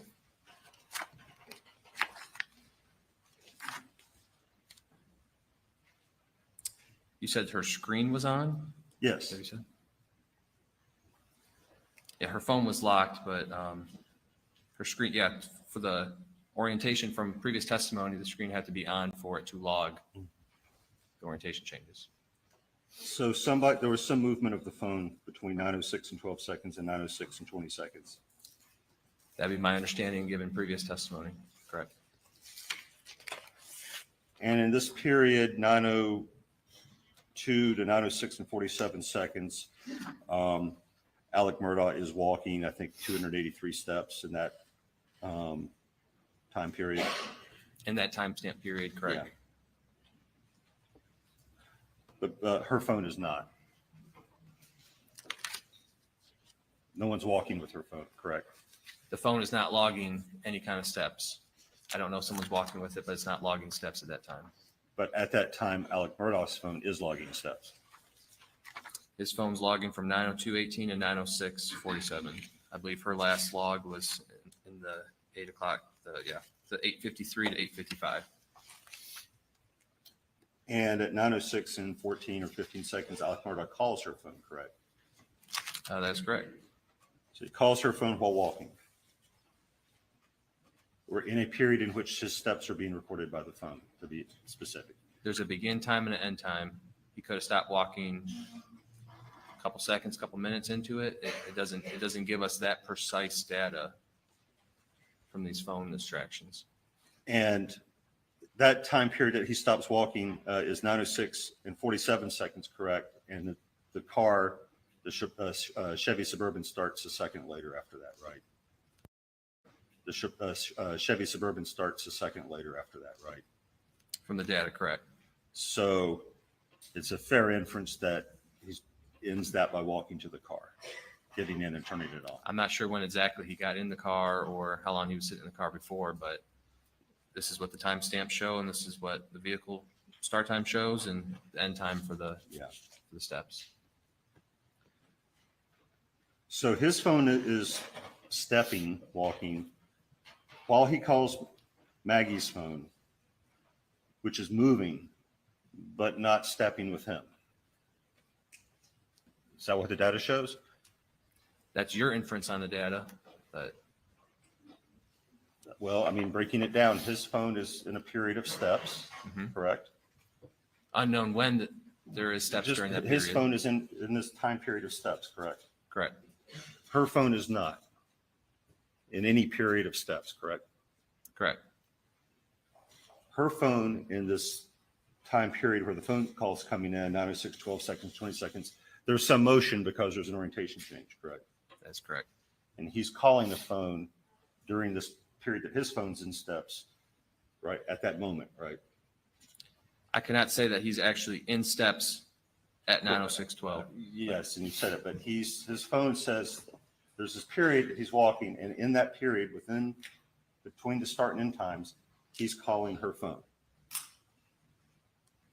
That is correct, but you can see during the 911 call too that there's times where someone could be stopped, someone could be walking, so we don't know if he stopped at 9:05:15 and did the orientation changes, and he's right at the car. Maybe he was calling, thinking that if he answered the phone from his own call, that he'd have access to the phone. And his phone ever moved together. Not speculation, but evidence showing that they're moving together. Same person moving at the same time with both phones. Cousin Eddie. Moving together, like physically moving, or functioning in like? Yes, that they're both moving. The same person is carrying both phones. They're moving at the same time. I would argue that between 9:06:12 and 9:20, that the same person has both phones. Because there's an orientation change and no steps on this phone. You have an orientation change starting while someone's calling, looking at the phone during that time period. And would it perhaps be reasonable that someone has that phone and an incoming call comes in, the screen says Alex Murdaugh, and it gets tossed out a window? Is that another fair possible explanation? That could be your explanation. Why would that explanation be less fair than what you just said, based on the data?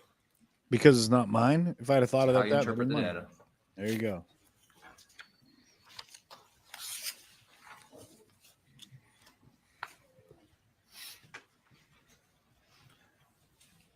On the drive to Alameda and back, did Alec take any detours from the expected route?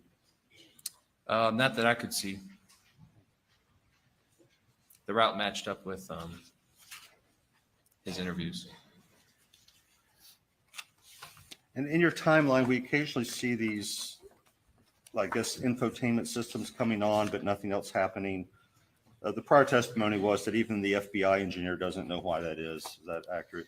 That's accurate. He said it could be, you get close to the vehicle. Sometimes when I don't know if you newer GM vehicles, you get close to it and you can kind of hear a little buzzing noise. It's almost like the system's booting up. That's how he described it to me.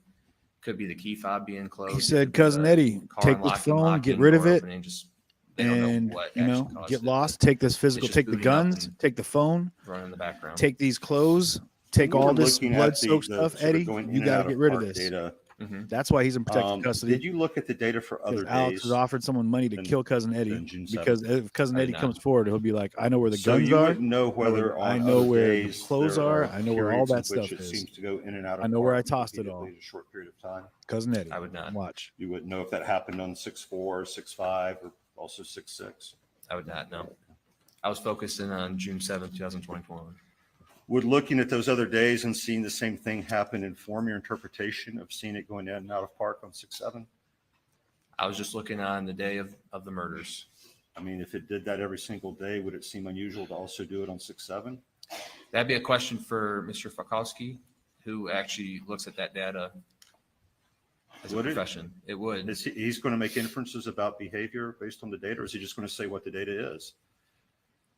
You can say what the data is, but I wouldn't know an inference. I don't know someone's driving pattern and how they shift, and how would I know that? And he would. But how would I know that? Well, the question really is, if it happens every day, is there anything unusual about it happening on 6-7? A period of days is not every day. You'd have to look at I would assume a wide range of days to get. Yeah, you're asking pinpoint. How often do you drive the car? What if you only drive it 3 days a week? Preceding 3 days, would that be enough? Every day is a new day. I would not. Yeah, what if it was a Friday through a Monday? On a different day? You drive to work on a Friday, don't drive your car on Saturday or Sunday, and you drive to work again on a Monday. Different things happen during drives. I don't think you could accurately. They're just trying to loophole him into some stupid answer. Yeah, he's doing good though. He's answering the questions properly because they're really trying to railroad him into saying like, well, yeah, that sounds like accurate. Then they're gonna be like, haha, well, look, he did the same thing the day before and the day before and the day before. Because what you don't know, big twist, he was out killing other people at the same time, day before and the day before that.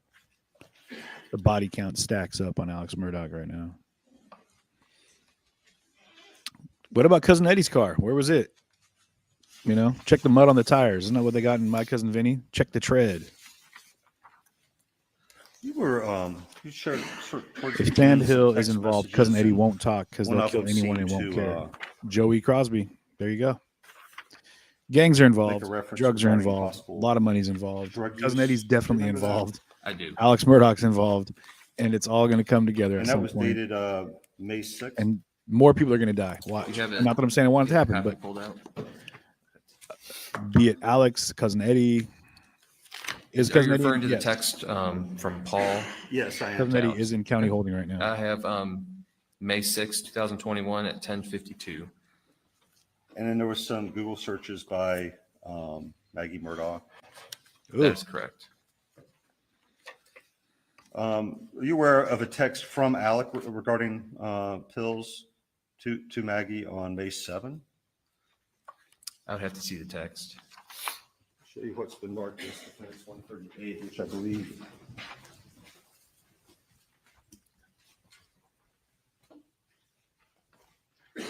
Yep. I am very sorry that I do this all to you. I love you. Yep. No objection to the exhibit, Your Honor. All right, offer what's been marked as Defendants 138. Let's admit it. Hold on.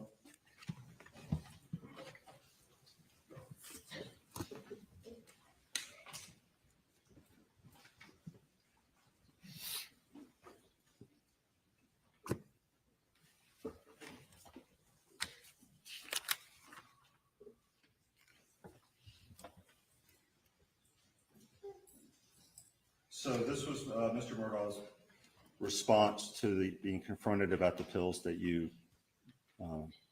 previously read. I can only assume this is from Alex to Maggie. The text message I read was from Paul to Alex. So his family was aware of his drug issues, correct? I mean, from the texts. I would assume from the text. And he was aware that they were aware, correct? Correct. And they appear to be loving and supporting. Well, this is Alex to Maggie. If you read other text messages, she never responds to this that day, from what I saw. So I don't know, unless you have what she sent back, or if you can't ask them, I don't know if they were loving and supporting of it. This is from Alex to Maggie. Yeah, I'm sure we'll have an opportunity to see further text messages. I beg the question, though.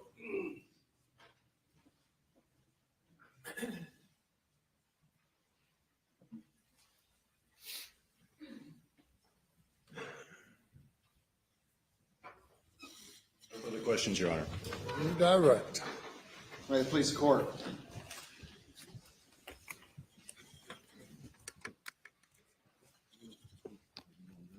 I was guilty.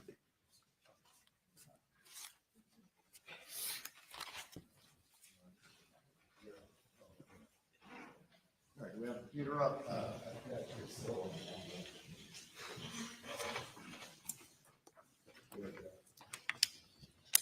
right.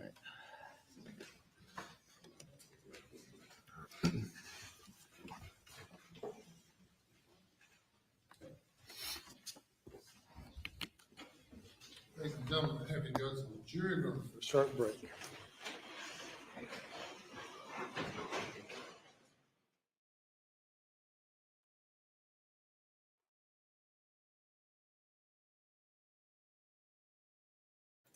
Well, while they're stretching, guys, I went ahead and looked into it for you, and it turns out that, yep, Breaking Bad is based off of Alex Murdaugh's life. And it looks like in the theatrical production of these murders, when the movie comes out, Walter White. It'll be Walter White. Yeah, Cousin Eddie's in jail, just so you know. But this, I think, is they're at court. Recess is going to take 5 minutes for him. Man, ain't that the truth? Man, I cannot think of the guy that Alex Murdaugh looks like, though. Like when he's in his chubbier days, I keep thinking Richard Dreyfuss, right? But it's not Richard Dreyfuss. It's in that genre. A lot of like cheeky lips and cheeks. I can't think of it, guys. If you can, please send it in. I need to know. Kathy, I'm coming to the courthouse now. I am in Bristol, Wisconsin, in Kenosha County, just outside of Kenosha. Kathy, are you going to the courthouse in South Carolina right now? Is that what you're doing at the moment? Because I'd be curious to find out what it takes to get into the courtroom, kind of what the feeling is down there, kind of what the grouping of people are, you know? Yeah, someone from Sopranos. I don't know. Yeah, there's plenty of people that he looks like throughout, but he's changed his face has changed so much over the course of the last several years. If you look at the different pictures of Alex Murdaugh, if you pull him up right here, I'll show you guys just kind of the different faces of Alex Murdaugh. If we just Google him here, I'll pull this up real quick for you because we've got a 5-minute break, so we're just gonna go ahead and take a look at this real fast here. And boom. Here we go. And so yeah, these are the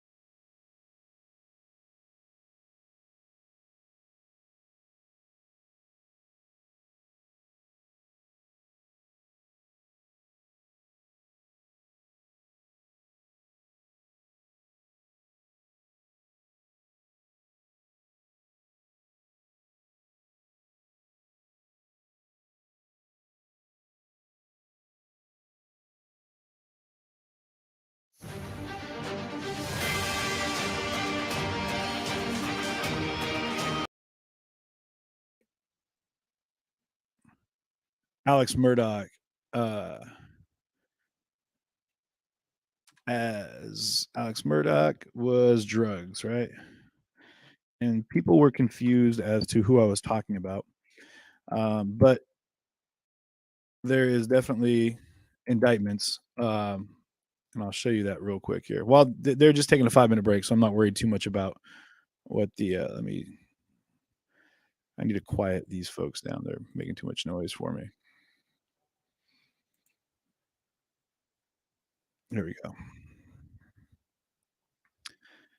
But I'm going to pull the story up for you real fast. So if you just really quickly do a search for Alex Murdaugh and the new ones that are coming out right now about his drugs, $50,000 a week on drugs purchased. But if you go back further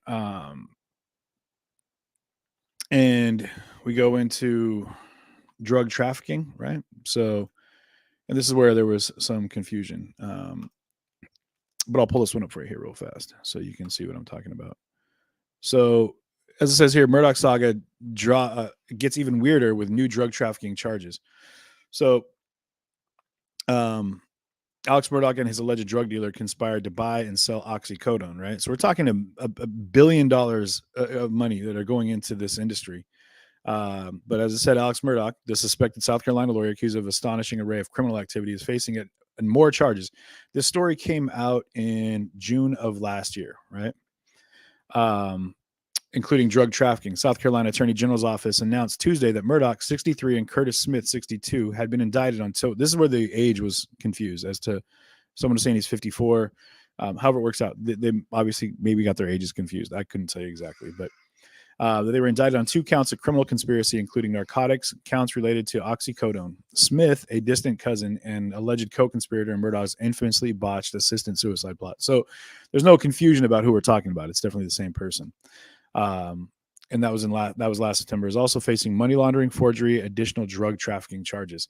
So as I was talking about there, the indictment alleges that Murdaugh and Smith used hundreds of illegal transactions to facilitate the acquisition and distribution of illegally obtained narcotics in several counties in South Carolina. It took place between October 7th, 2013 and September 7th, 2021. So over like a 8-year period, when the pair and other persons known and unknown to the grand jury allegedly conspired to purchase and distribute oxycodone, the indictment says. So that being said, you guys, there's no question about, and look at the amount involved here, you guys. Murdaugh and Smith also allegedly conspired to commit financial crimes together during the same period. Murdaugh allegedly provided Smith over 400 checks totaling $2.4 million. So they were involved in that period of time with drugs, right? That drug involvement has over $2 million worth of financial profits. I mean, looking at that just on a straight-laced crime transaction situation, people will definitely kill for that. The link that I put into the comments was a friend of mine's family who was killed. Her son, her ex-husband, his wife, their other child were killed over what would be considered a nominal amount of drug involvement by a biker gang, the Banditos up in Washington. So, I mean, these things happen, and it's not exactly this isn't a foreign thought, that people would get killed for drugs. So Cousin Eddie's involvement is definitely playing a factor in this. So let's not get confused about that. And it looks like they're coming back in, so we're going to jump back into court here. But just want to make sure you know that I'm pulling these facts from other news stories, not just one source. I'm not just CNN in it or Fox News or whatever. We're going through multiple sources. So they are bringing the jury back in. So let me go ahead and bring you back in. So again, we are on day right now 18 of the Alex Murdaugh murder trial. I'm going to call him Murdaugh because it sounds right. I'm not going to call him Alec Murdaugh. I'm just not going to do it.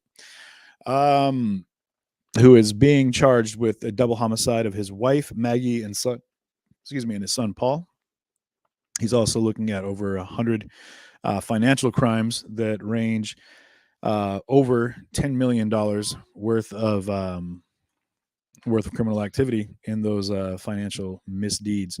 So needless to say, any one of those, not anyone, but the majority of the charges that he's facing for the fraud and everything else could face up to 30 years in prison. So he's cooked. You know, at this point in his life, he's going to spend the rest of his life in prison, be it for murder or for financial crimes. I think what he's doing right now is hedging his bet as to how he's going to spend his time. You know, it's going to come down to how comfortable is he going to be in prison? Is he going to be in protective custody the entire time, which would be horrible for him? I mean, in isolation for the rest of your life, I mean, almost would be better for him, you know, better for people to get justice. At the same time, is he going to get, you know, is there going to be a hit out for him because of his involvement with the wrong people and the wrong circles and the drug gang? And I think it's safe to say that he's definitely got a rough road ahead of him regardless. But is he guilty of this double homicide? Is he solely guilty of the double homicide? And I'll talk on this for a second. So we're going to jump back in here, open this up. I was talking about him withdrawing, around sniffing when you're withdrawing off. I'm sorry, the trip back to Moselle, that would have been around 80. Heroin, 80? you get really bad. Previous one was around Like your 70. body Did starts. the data, to while he was still in Alameda, did it reflect That's what I was talking about. Fever. that the vehicle paused for a period of time in the driveway before continuing? It did. But the whole time he was And would that pause affect that average speed that you sniffling, calculated? and he wasn't crying. It He would. was just In that time? sniffing. It would.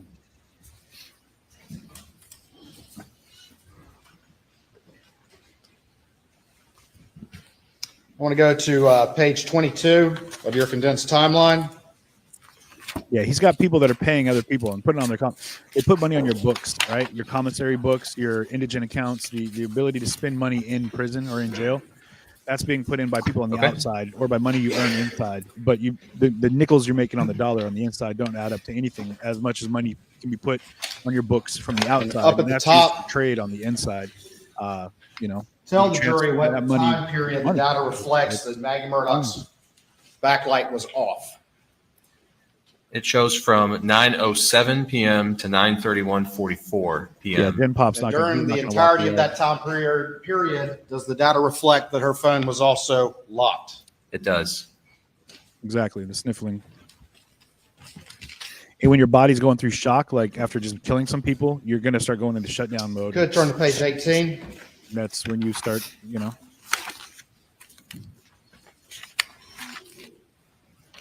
Page 19, my apologies. I don't know if Cousin Eddie's related to Stephen Smith. And Stephen Smith was the From young man that was 8:53 having to 8:55, a homosexual what does the relationship with data same-sex relationship reflect with Buster. any steps apparently. logged on Maggie's phone? Apparently. The data reflects Maggie Murdaugh's iPhone shows 59 steps logged. Can the data tell who was holding that phone during that time period? It does not, no. If you could turn to page 39, please.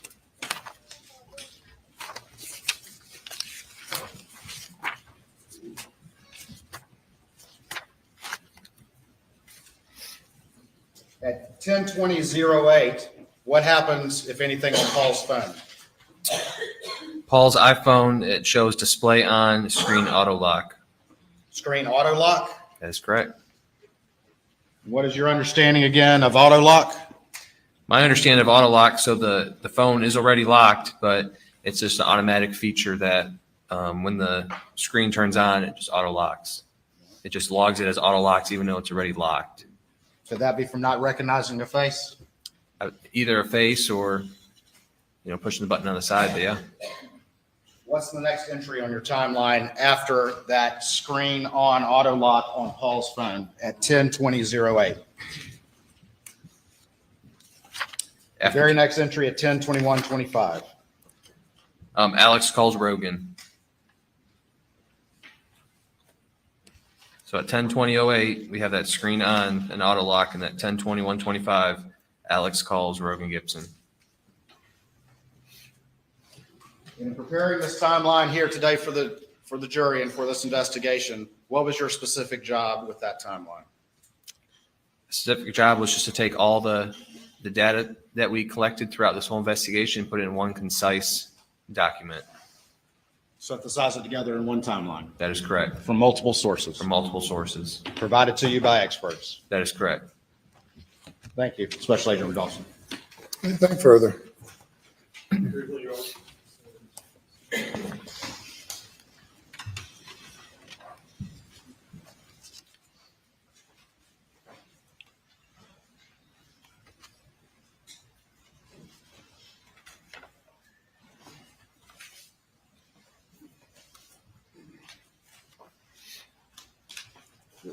there was some, a question was asked about peak speeds to and from Moselle.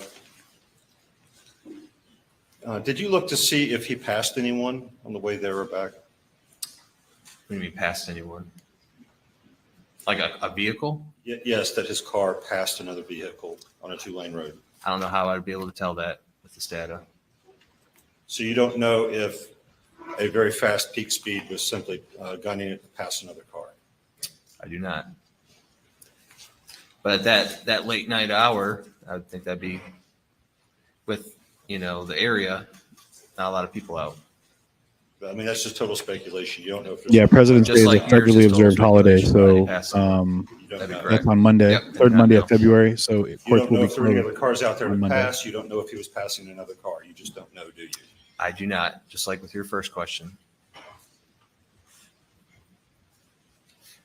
And you also don't know why Paul's phone, the screen came on those 2 times at 10:18 and 10:20, do you? I do not physically know. That second time that the phone came on You shush. was at that moment, Alec was actually on the phone with John Marvin, correct? At what time? The second time that the phone came on, 10:20, and I believe it was 8 seconds.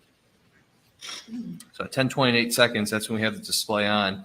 And at 10:21:25, Alex calls Rogue. And at 10, when the display comes on, at that very second, Alex Murdaugh was on the phone, his phone, with John Marvin, correct? If you do the math, I believe so, correct. And this was also during a period in which, according to his phone, he's walking around, though again, we don't know if he was walking that exact second. But it's during a period of steps, During a correct? period, correct. Walking around on the phone with John Marvin. No further questions, Your Honor. They step down. It feels that way.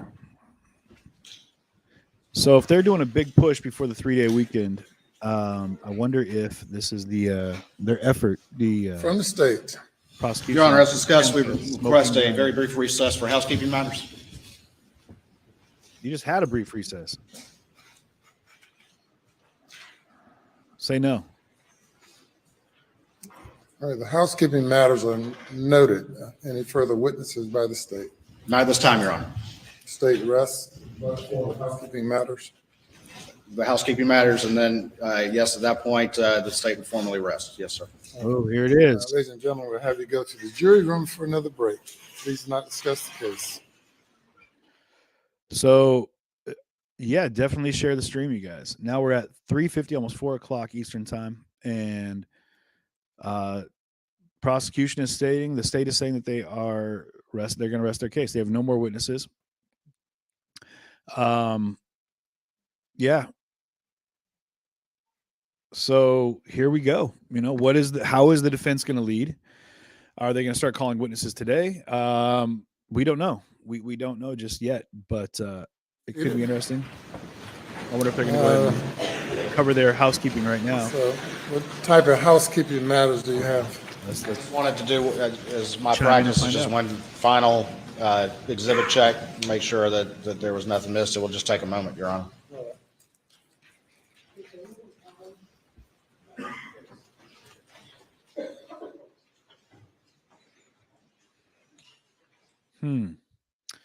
So yeah, here we go. Yeah. Like you Motion said. that we will make. I mean, perhaps we could do it while the jury's out, but then he can formally.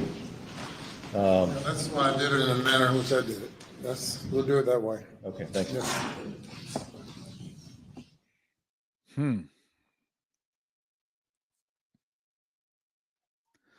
I love the 3-camera focal points here. The chandelier, the seal, and the clock. Like feels like a game of Clue. You know what I mean? But which really is kind of is. This is a game of Clue. They obviously have things they need to talk about. Prosecution has. They're going to rest. Pass another car on the roadway. Let's or see not, what giving up the fact that maybe Alec Murdaugh our was folks going at the 80 miles LNC an trial hour. or network. And the agent answered, well, that's speculation. I can't tell you that.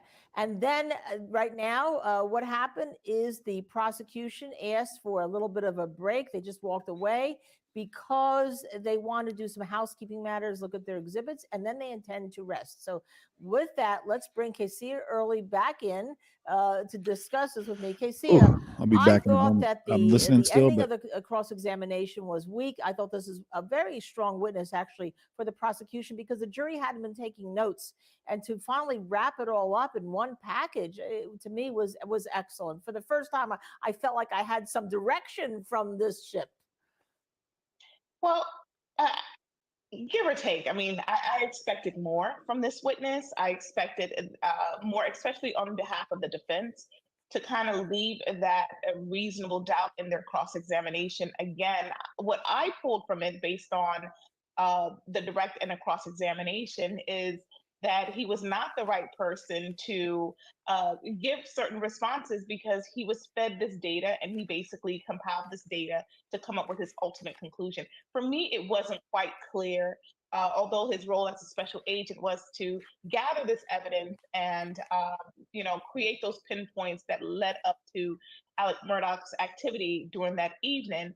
I just believe that they just took the long route to get there. And what you don't want to do is to confuse the jury, because if you do that, then that testimony is oftentimes disregarded.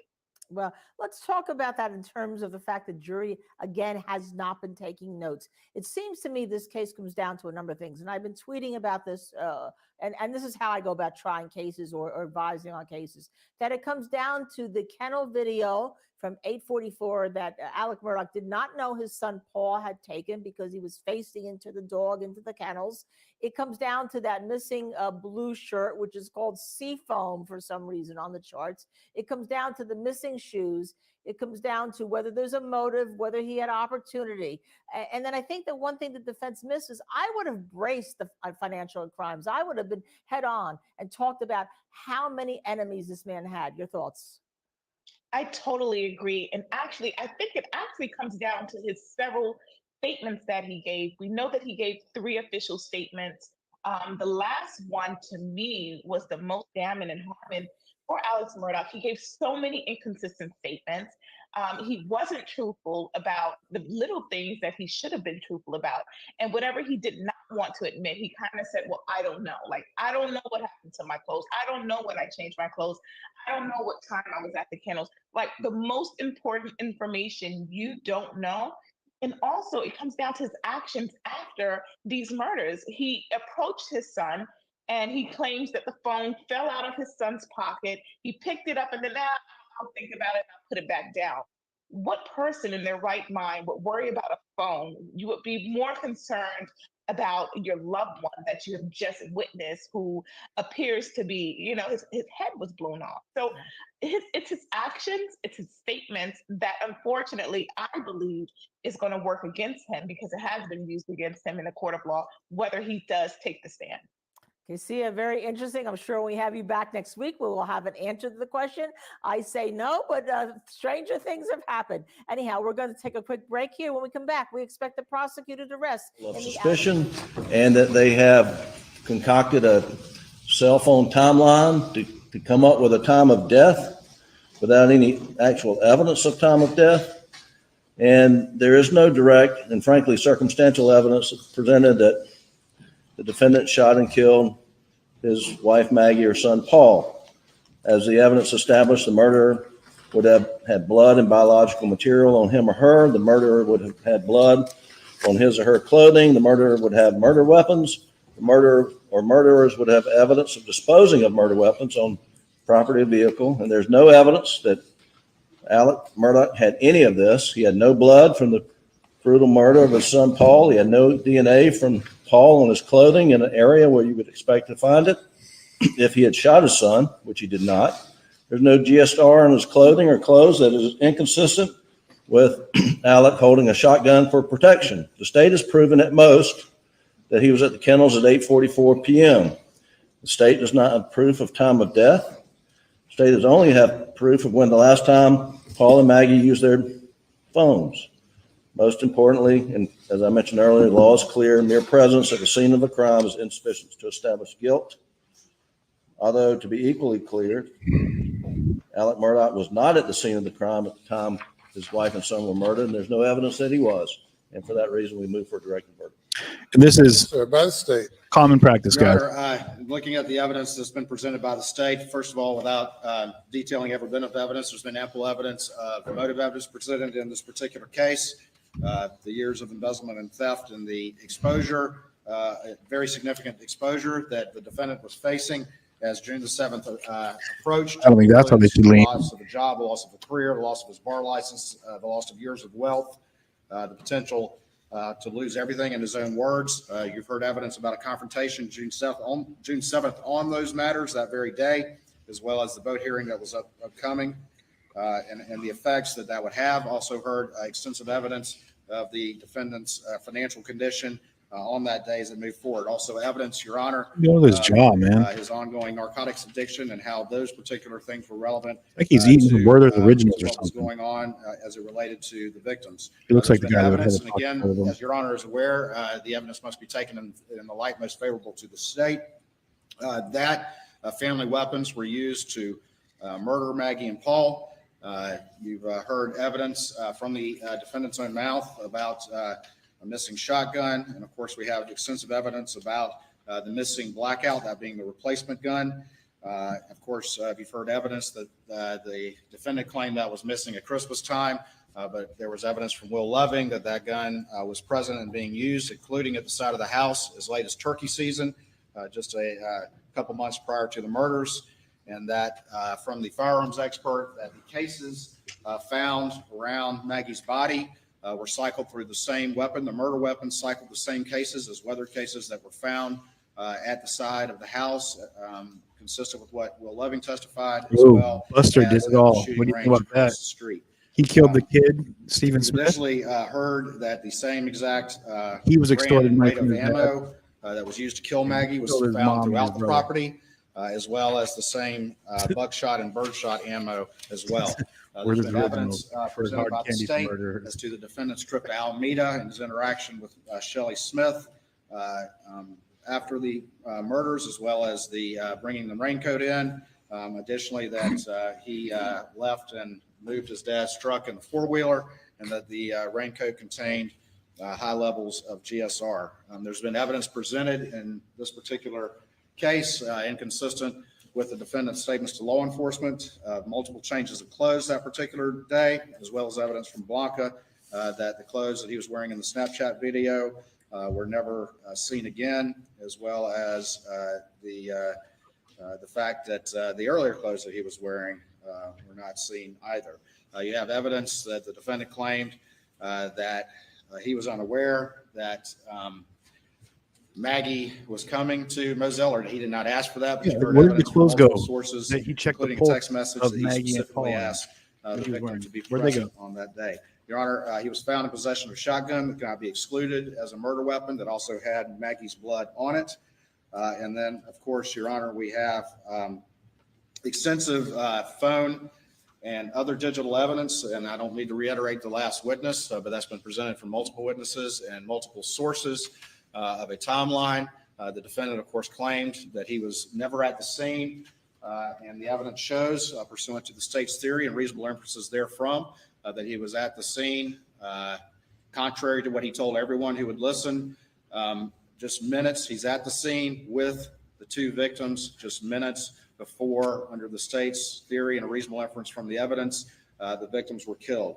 Additionally, his conduct in the timeline after that, there's a number of reasonable inferences about that that are consistent with the defendant's guilt. And to summarize a month's worth of evidence, that is the summary. I'm happy to address the timeline more, but I know that Your Honor just heard it. And Dude, I love the old guy sitting behind Alex Murdaugh right there with the mustache. He's like a time traveler. There's man. a motion for a directed verdict that's made time at the traveler. end of the state's Doubt. case. The court is concerned with whether there is any evidence, either direct or circumstantial, which reasonably tends to prove the guilt of the accused, or from which the guilt of the accused may be fairly and logically deduced. In this case, we have had is it day 20 now? I guess 18 days of direct and circumstantial evidence. And the law makes no distinction between the weight or value to be given either direct evidence or circumstantial evidence, nor is a greater degree of certainty required of circumstantial evidence than of direct evidence. Cases can be proven by direct evidence, circumstantial evidence, or a combination of the two. At this stage of the proceedings, there's evidence to support a guilty verdict if it is believed by the jury. I therefore deny the motion for a directed There we go. verdict. Oh, man, I thought he was leaning. Ready to roll with the defense? Rock and roll, Your Honor. Rock and roll. Rock and roll. All right, well, let's take a 30-second stretch and bring the jury out. Wow. Press Share on. the stream, guys. So the defense has prosecutions rested, and the judge has deemed that there is ample enough evidence for a guilty verdict should the jury find it so. And now we're moving into the defense's portion of the trial. Man, but as someone has said, he's not going to dismiss this. Veronica says he's not going to dismiss it, but there isn't enough evidence for the state to win.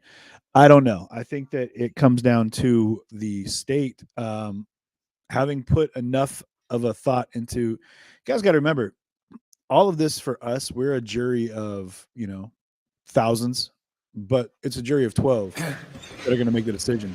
And whether or not they feel there's enough evidence to say he's guilty. And they're sitting there listening to the same thing we are. And if you told them to say, hey, man, he's guilty, we feel it, that's it. What if we have a hung jury? That could happen. Who knows? There's definitely no one way or the other in this trial yet. It could go anyway. But the majority, I would say 80% of that courtroom loves their whiskey. I mean, look at the people sitting back. I'm sorry, man. Except for that old OG time traveling security guard out there in the tan jacket. I'm just going to leave it at that. That guy looks 100% like he flips between here and the Korean War. That's where he spends his time. How's the jury kicking ass in Korea and doing good. Doing security. You have heard the state's case is now the defense's turn. And you may call your first witness. All right. Coroner Richard Harvey, please. Yeah. I'm sorry. You know what you look for? Okay,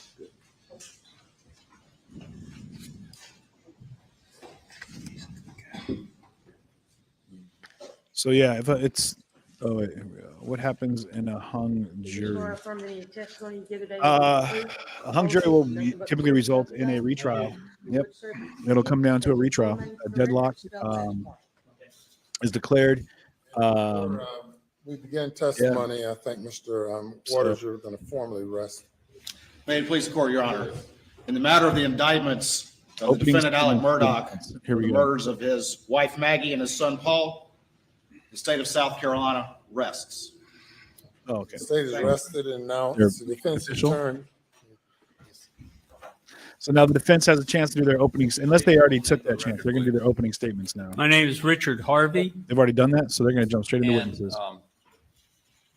Mr. Harvey, you are an elected official here in Colleton County? Yes, sir. I am the coroner of Colleton County. Okay, and briefly describe your duties to the jury so they understand what a coroner does. We basically investigate any death that occurs outside a hospital, any death that dies within 24 hours of admission to a hospital, any emergency room death. All right, guys, I'm gonna be on the air with you, but I'm gonna have to cover the picture here for a moment. Primarily, our responsibility is to do an investigation as to the cause of their death, including medical records, autopsies, and that's basically my responsibility, is to determine what the cause of death and the manner of death is. So,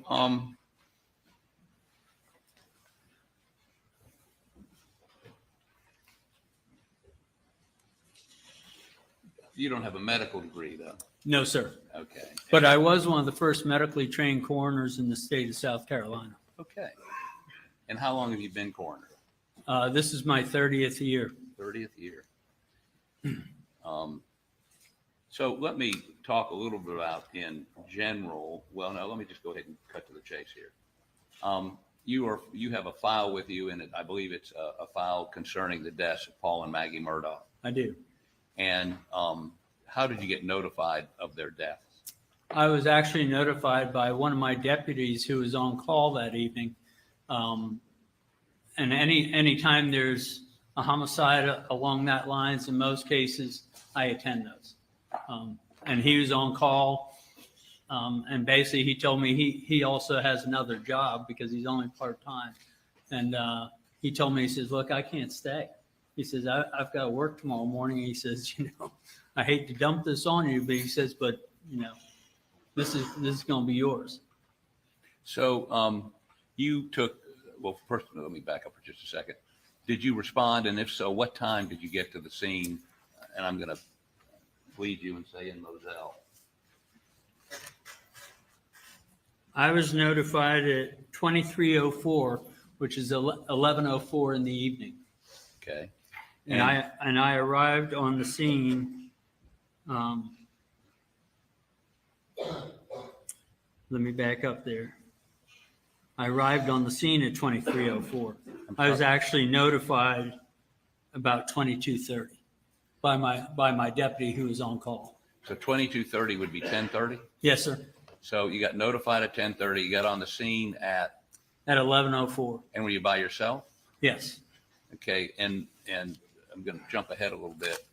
Did you process this scene? Did you have somebody did you take photographs or something? Yes, sir, I did. So the photographs in your file Yes, are sir. your photographs? Yes, sir. And in taking those photographs, did you, for instance, go into the feed room and take some photographs? Yes, I did. Okay. And had that crime scene been processed by SLED at that point? No, sir. Okay. Did you do anything to, and I'll be frank with you, there's some footprints that have been identified as law enforcement or perhaps your folks that were in the feed room, perhaps in blood, before SLED had finished processing. Are those your folks or SLED or who, do you know? I'm unaware of those. Okay. So when you took those photographs, did you take precautions how do you not disturb evidence? We've always kind of followed a pattern that we follow the same path in and the same path out. Therefore, we don't cross over into any possible assailants. Okay. And again, you're preserving evidence.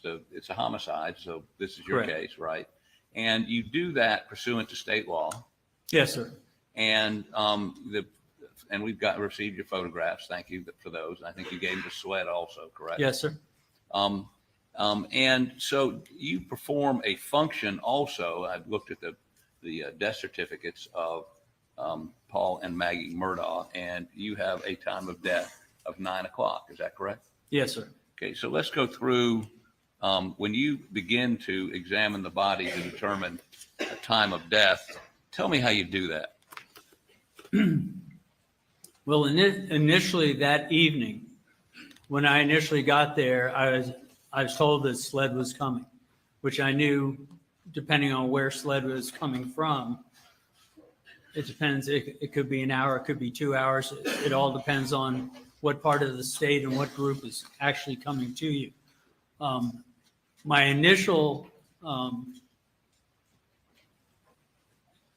processing was that I went and checked both bodies, and I simply put my hands in their armpits to determine how warm they are. This is one of the things we do sometimes to try and estimate a time of death. Is the body cold?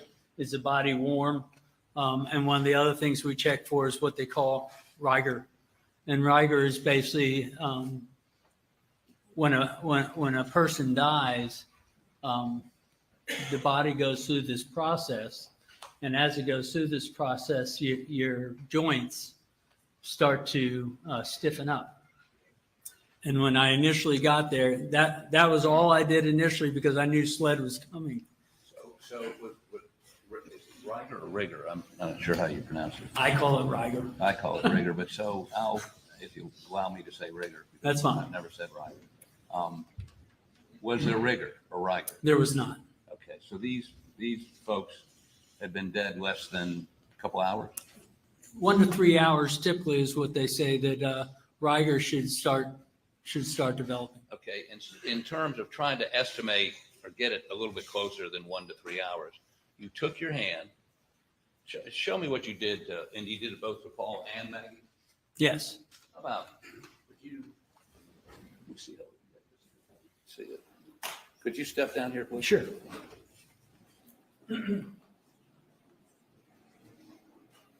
And they were laying on the ground, both of them, right? Yes, sir. And did you move them? No. Okay, so. They were covered with a sheet initially when I got there. Right, so let's have you stand over Okay. here so the jury can see me. And you went up to Paul, and where did you put your hand? I have to think now which way Paul was laying. I'm not worried about Right, it. Left or okay. right. Basically what I did is I lifted his arm up just a little bit here and I stick my hand up into the armpit. And that's one of the central areas of your body without using the only other choice is a rectal thermometer. And in most cases, when you have that many people around, I'm not going to pull somebody's pants down to utilize the rectal thermometer. So I stick my hands in their armpit and like I say, I can get an idea, how warm they are. Okay, and you did the same thing to Maggie? I did the same thing to Maggie.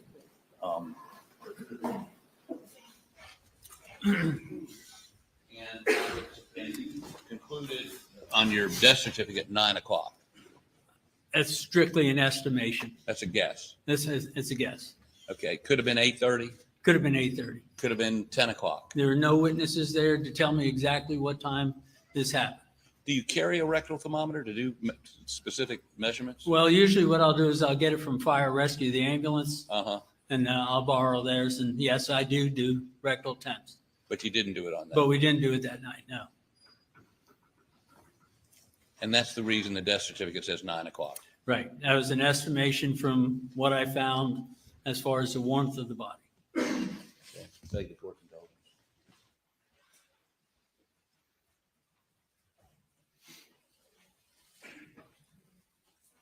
I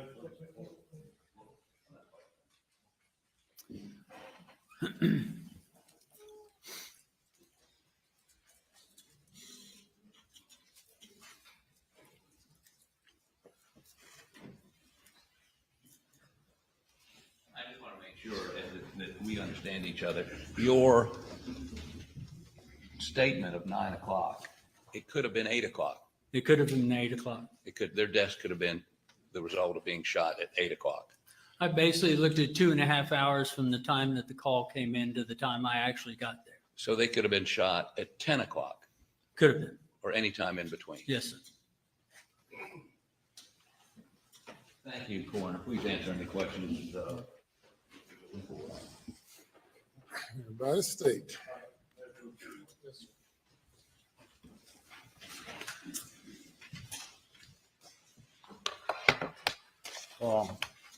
Mr. Harvey, you did not use rectal or any sort of thermometer on that night? No, sir. And isn't it true that the best way to determine the actual time of death, particularly in a violent homicide, is to take the temperature? Yes, sir. Correct? Yes, sir. And the temperature decreases roughly at a rate of 1.5 degrees every hour. Right. Correct? Correct. And it's also affected by the ambient temperature in the Correct. area. Yes, sir. Yet, as I understand your testimony, correct me if I'm wrong, you really do not have a general idea as to when that incident actually occurred. That's right. Yes, sir. That's true. Because you didn't take the temperature, correct? Right. And thermometers are not always accurate either. So, and that's one thing that we've learned over the years. I mean, we do have, and actually we now have the, I can't think of ultraviolet light, the light that shoots for the forehead. But what I've determined with that is that it's not necessarily accurate, is that I may shoot it at the forehead and it'll say 99 degrees, but if I shoot it in your ear, it might say 103. That's right. So, I mean, they're not necessarily accurate either. That's correct. And it's also impacted by body weight. correct? Absolutely, absolutely. Age, elderly Yes, sir. versus youth, Yes, correct? sir. And the weather. Yes, sir. correct? Yes, sir. If they were covered by a Yes, sir. sheet, that Which they would, were at that time when I initially got that could maintain something? Yes, sir. If they got wet through rain, that could Mhm. affect it? that could, yeah, that could And definitely. you had drop. rain at that time, didn't you? It had not rained hard at that point. Both Not of their hard. both of their hairs were heads of hair were dry. Okay. And all those are factors which reflect what the actual time of death is. Yes, sir. Yet temperature is key. Yes, sir. And the only information you have is that the bodies were warm, correct? Yes, sir. They spawned. And your- Riger had not started. And that usually begins to occur within 1 to 3 hours. 1 to 3 Correct. hours. So that's the time frame that I was looking at. Okay. And you walked around the area, got close to them at that particular time. Yes, Is sir. that correct? And you were walking in the scene, correct? Yes, sir. No further questions. Yes, sir. Two questions. Sure. Do you remember when Sled showed up? I do. I do have probably the times for that.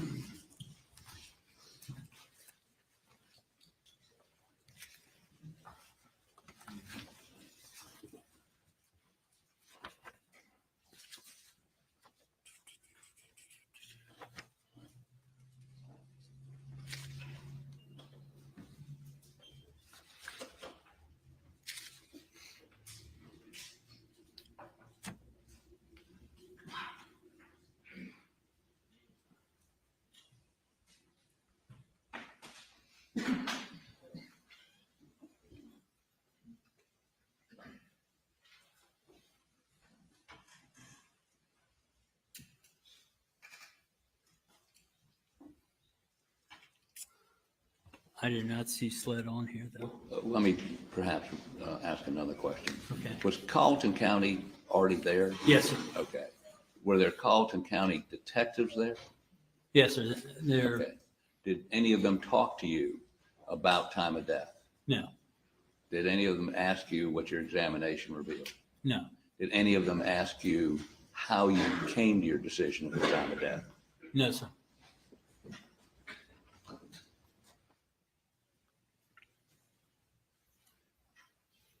Thank you. Yes, sir. Anything further? Nothing further. Thank you, sir. You may step down.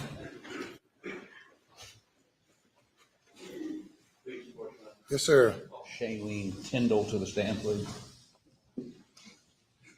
Come forward. Yes, sir.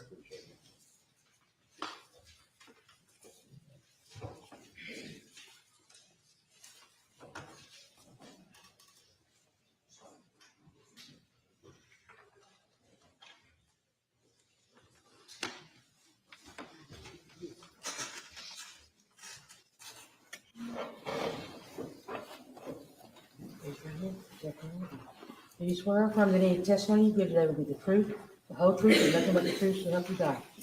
After you would, please be seated. State your full name for the record. Spell your last name. Try speaking that mic so they can hear you. Yes, ma'am. Thank you.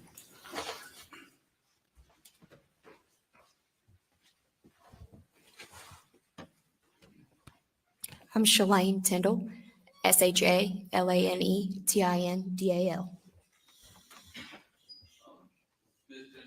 Talked on the phone a couple times, Yes, sir. but we've never met, have we? No, sir. Okay. I appreciate you being willing to come here on such short notice today. I know you've got other things to do. So, where do you work?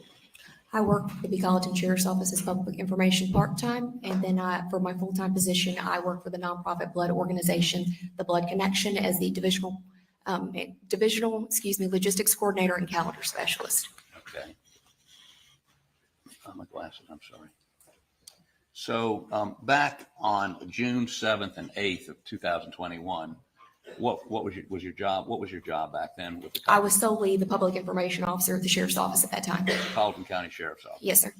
Okay, I want to show you a document and see if you can identify this. I think the easiest way to do that is, hold on one second, I'm sorry. Apologize, Your Honor, I've just gotten my two documents jumbled. Here we go.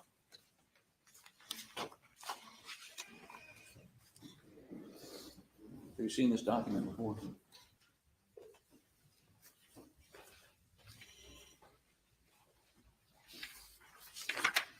I'm aware of the Post and Courier publishing things of this nature, yes, but not strictly this document in Okay, question. if you go to the second page.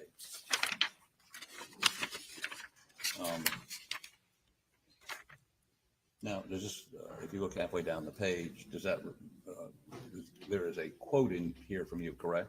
Yes, sir. Is it accurate?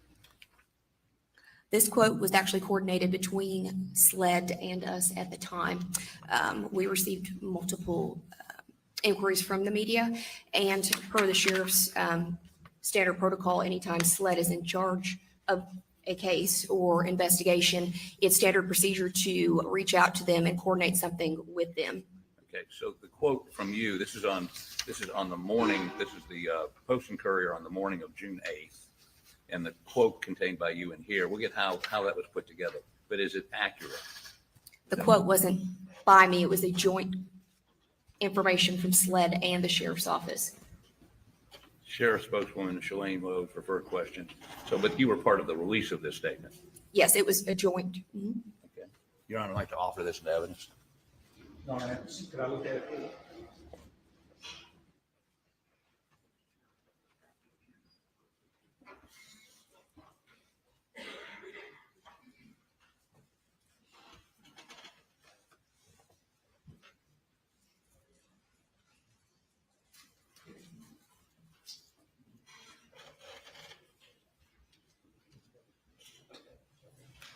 No, I have no objection.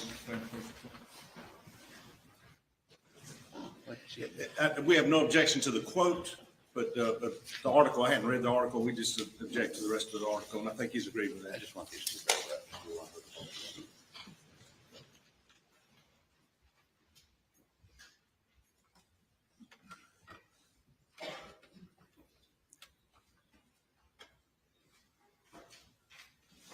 No objection.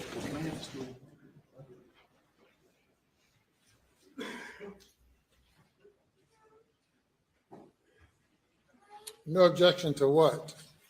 Her quote that she gave and not the rest of the article. We're in agreement on that, if Your Honor is. Is that what you're offering? Yes, sir. I'm going to have her publish 2 paragraphs from this story. Thank you. Yes, sir. And for the record, Your Honor, this is a story in the Post and Courier on the morning of June 8th, which would be the morning after the murders.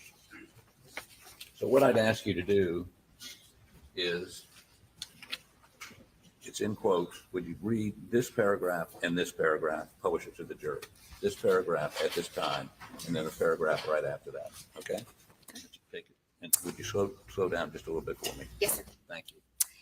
At this time, there is no danger to the public. The sheriff's office said, if information is received that dictates otherwise, we will immediately notify the public. Sheriff spokeswoman Shalane Lowe referred questions regarding the incident to SLED and the Colleton County Coroner's Office. A request for 911 audio recordings was denied due to the ongoing investigation. What? I'm sorry, she went further than I asked. That's okay. All right, now, so that statement was the public has nothing to worry about, right? That's what it states, yes, sir. Okay, now,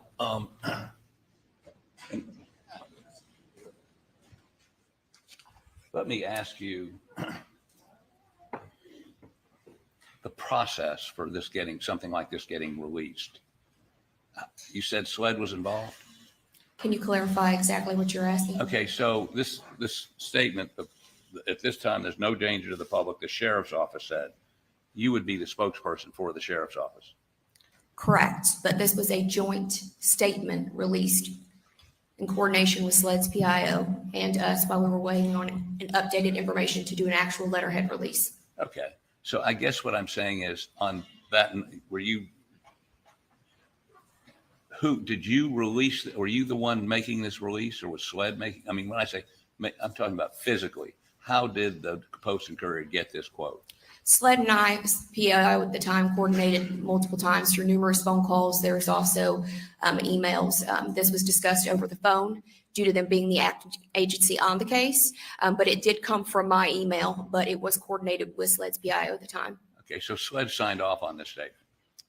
From what I understand from speaking with their PIO at the time. I mean, you consulted with their, now PIO stands for?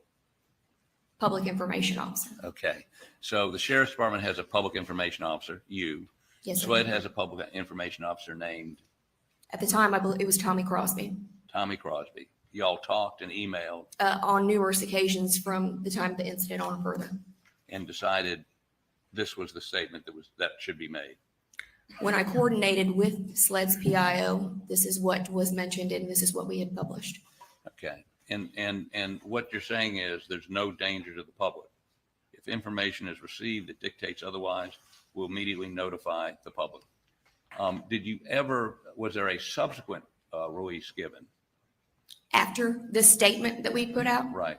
Yes, there was a joint letterhead release. The initial, what the Post and Courier published was an actual statement. Later on, we actually published a release while we were waiting on additional information. And that subsequent statement didn't indicate there was any danger to the public. It didn't change this position, did it? I'm sorry, could you repeat that? Did SLED and the Sheriff's Department change its position and put out a statement saying, whoa, now there's something to worry about? Or did they just not mention this again? When we did the updated release, that same information was also in the body that was sent over to SLED for their approval. Tommy Crosby had taken a moment to look at the release and later, I guess, decided that we took that out of the release and that it was what was published, excuse me. So, but they never came back and said, there's something to worry about. They just took this language out. Yes. Okay. And SLED signed off on that. We worked on this together, yes. Okay, but it wouldn't have gone out if SLED hadn't said, yes, sir. Let it out, correct? I mean, you get information and then you shape it into a release here or subsequently that is digestible. Maybe that's the best way to put it. You're the wordsmith. You're the one that tries to make it make sense. Yes, sir. Public information. We're not privy to investigations. We just receive details. And then we take those and turn them into paragraphs so the paper anywhere in the media can print for layman's terms to be better understood by the public. And I want to make sure I understand this. Any subsequent release never changed. Actually, I think you said the subsequent release said the same thing. At this time, there's no danger to the public. That didn't change, correct? In the updated release that was sent out on letterhead, yes, that was removed. That was removed. Yes, sir. But did they say there is a danger to the public? They never said that, did they? No, sir. Beg the court's indulgence for just a moment.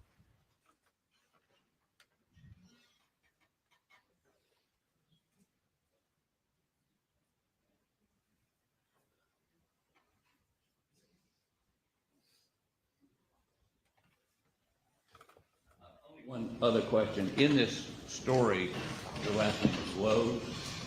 Yes, sir. I got married since then. I guess somebody decided to like me.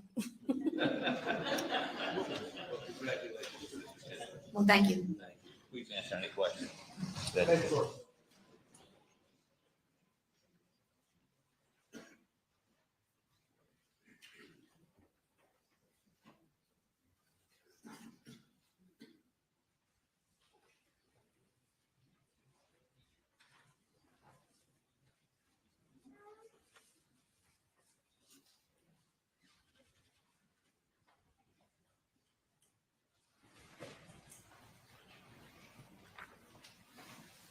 I missed the last question. Did you get married? Yeah, you sure trying to court me? No, I'm just kidding.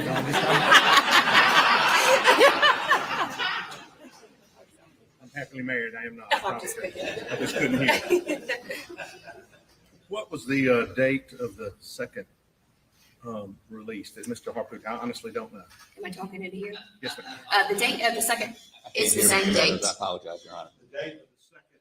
The initial letterhead release was released on the same date a few hours after the initial statement. So the one he was asking about second was the same exact statement, word for word, that was released early? No, the second, what we initially put out at around, I think before 10 o'clock in the morning, we had received inquiries from Fitz News, News 4, and I believe the Post and Courier. So the initial statement that I coordinated with SLED was what he was referring to afterwards, an updated letterhead release as additional information became available to us, was coordinated with SLED that redacted that information.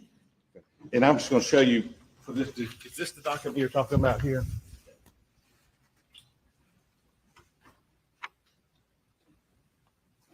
And it's dated June 21st. Is that what you're talking about or not? No, that is not.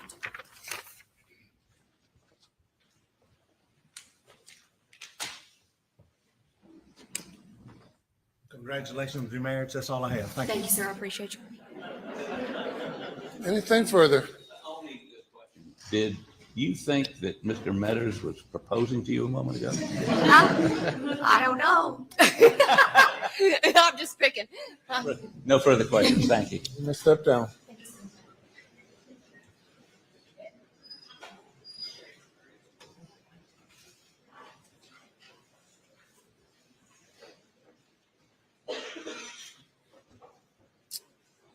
Any additional witnesses today? Your Honor, as we've discussed, the next witness would be extraordinarily lengthy. It's 4:30. I apologize to the jury and the court for not having somebody intermediate, but we just couldn't find anybody, not knowing when the state was going to rest. Thank you. Ladies and gentlemen, we will adjourn for the weekend. As you know, Monday is a holiday. We will not be here on Monday. We'll be back 9:30 Tuesday morning. I know it's a long holiday, but still do not discuss the case with anyone. And hope have a safe and happy holiday and a good weekend. And we'll see you all on Tuesday morning at 9:30.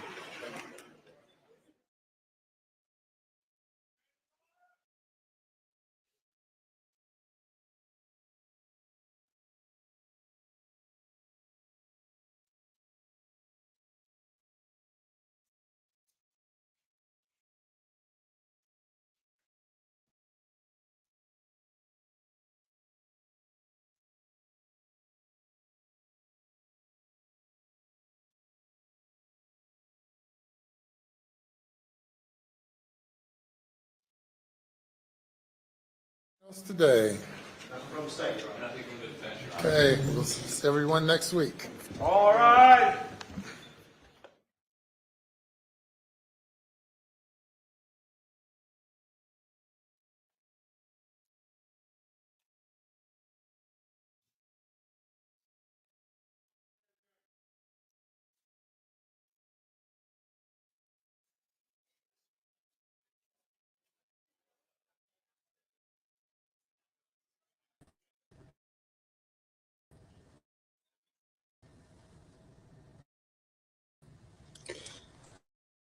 Well, getting what exactly we figured defense would be doing today, which is keeping it as simple as possible. All they have to do is poke holes in the plan that the prosecution had. So they're going to poke holes in the time of death. They're going to poke holes in his location, and they're going to poke holes in whatever kind of motive that the prosecution came up with. So their job's pretty easy at this point. So they're going to be able to blaze through these witnesses pretty quick, I would imagine, and keep it short, sweet, and to the point, because again, they've got the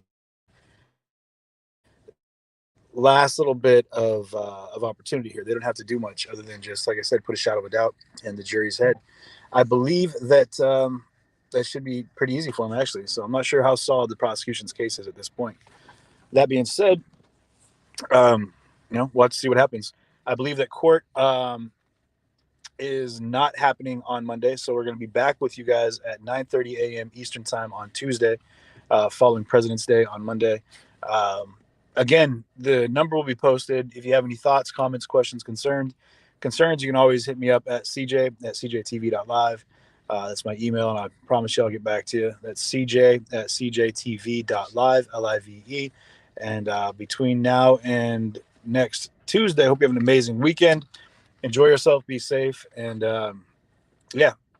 come ready for what I'm hoping will be a pretty quick travel or trip to a verdict. So Love you guys. Have a great weekend. Thanks for being a part of things this week, and we'll talk to you soon. Take care.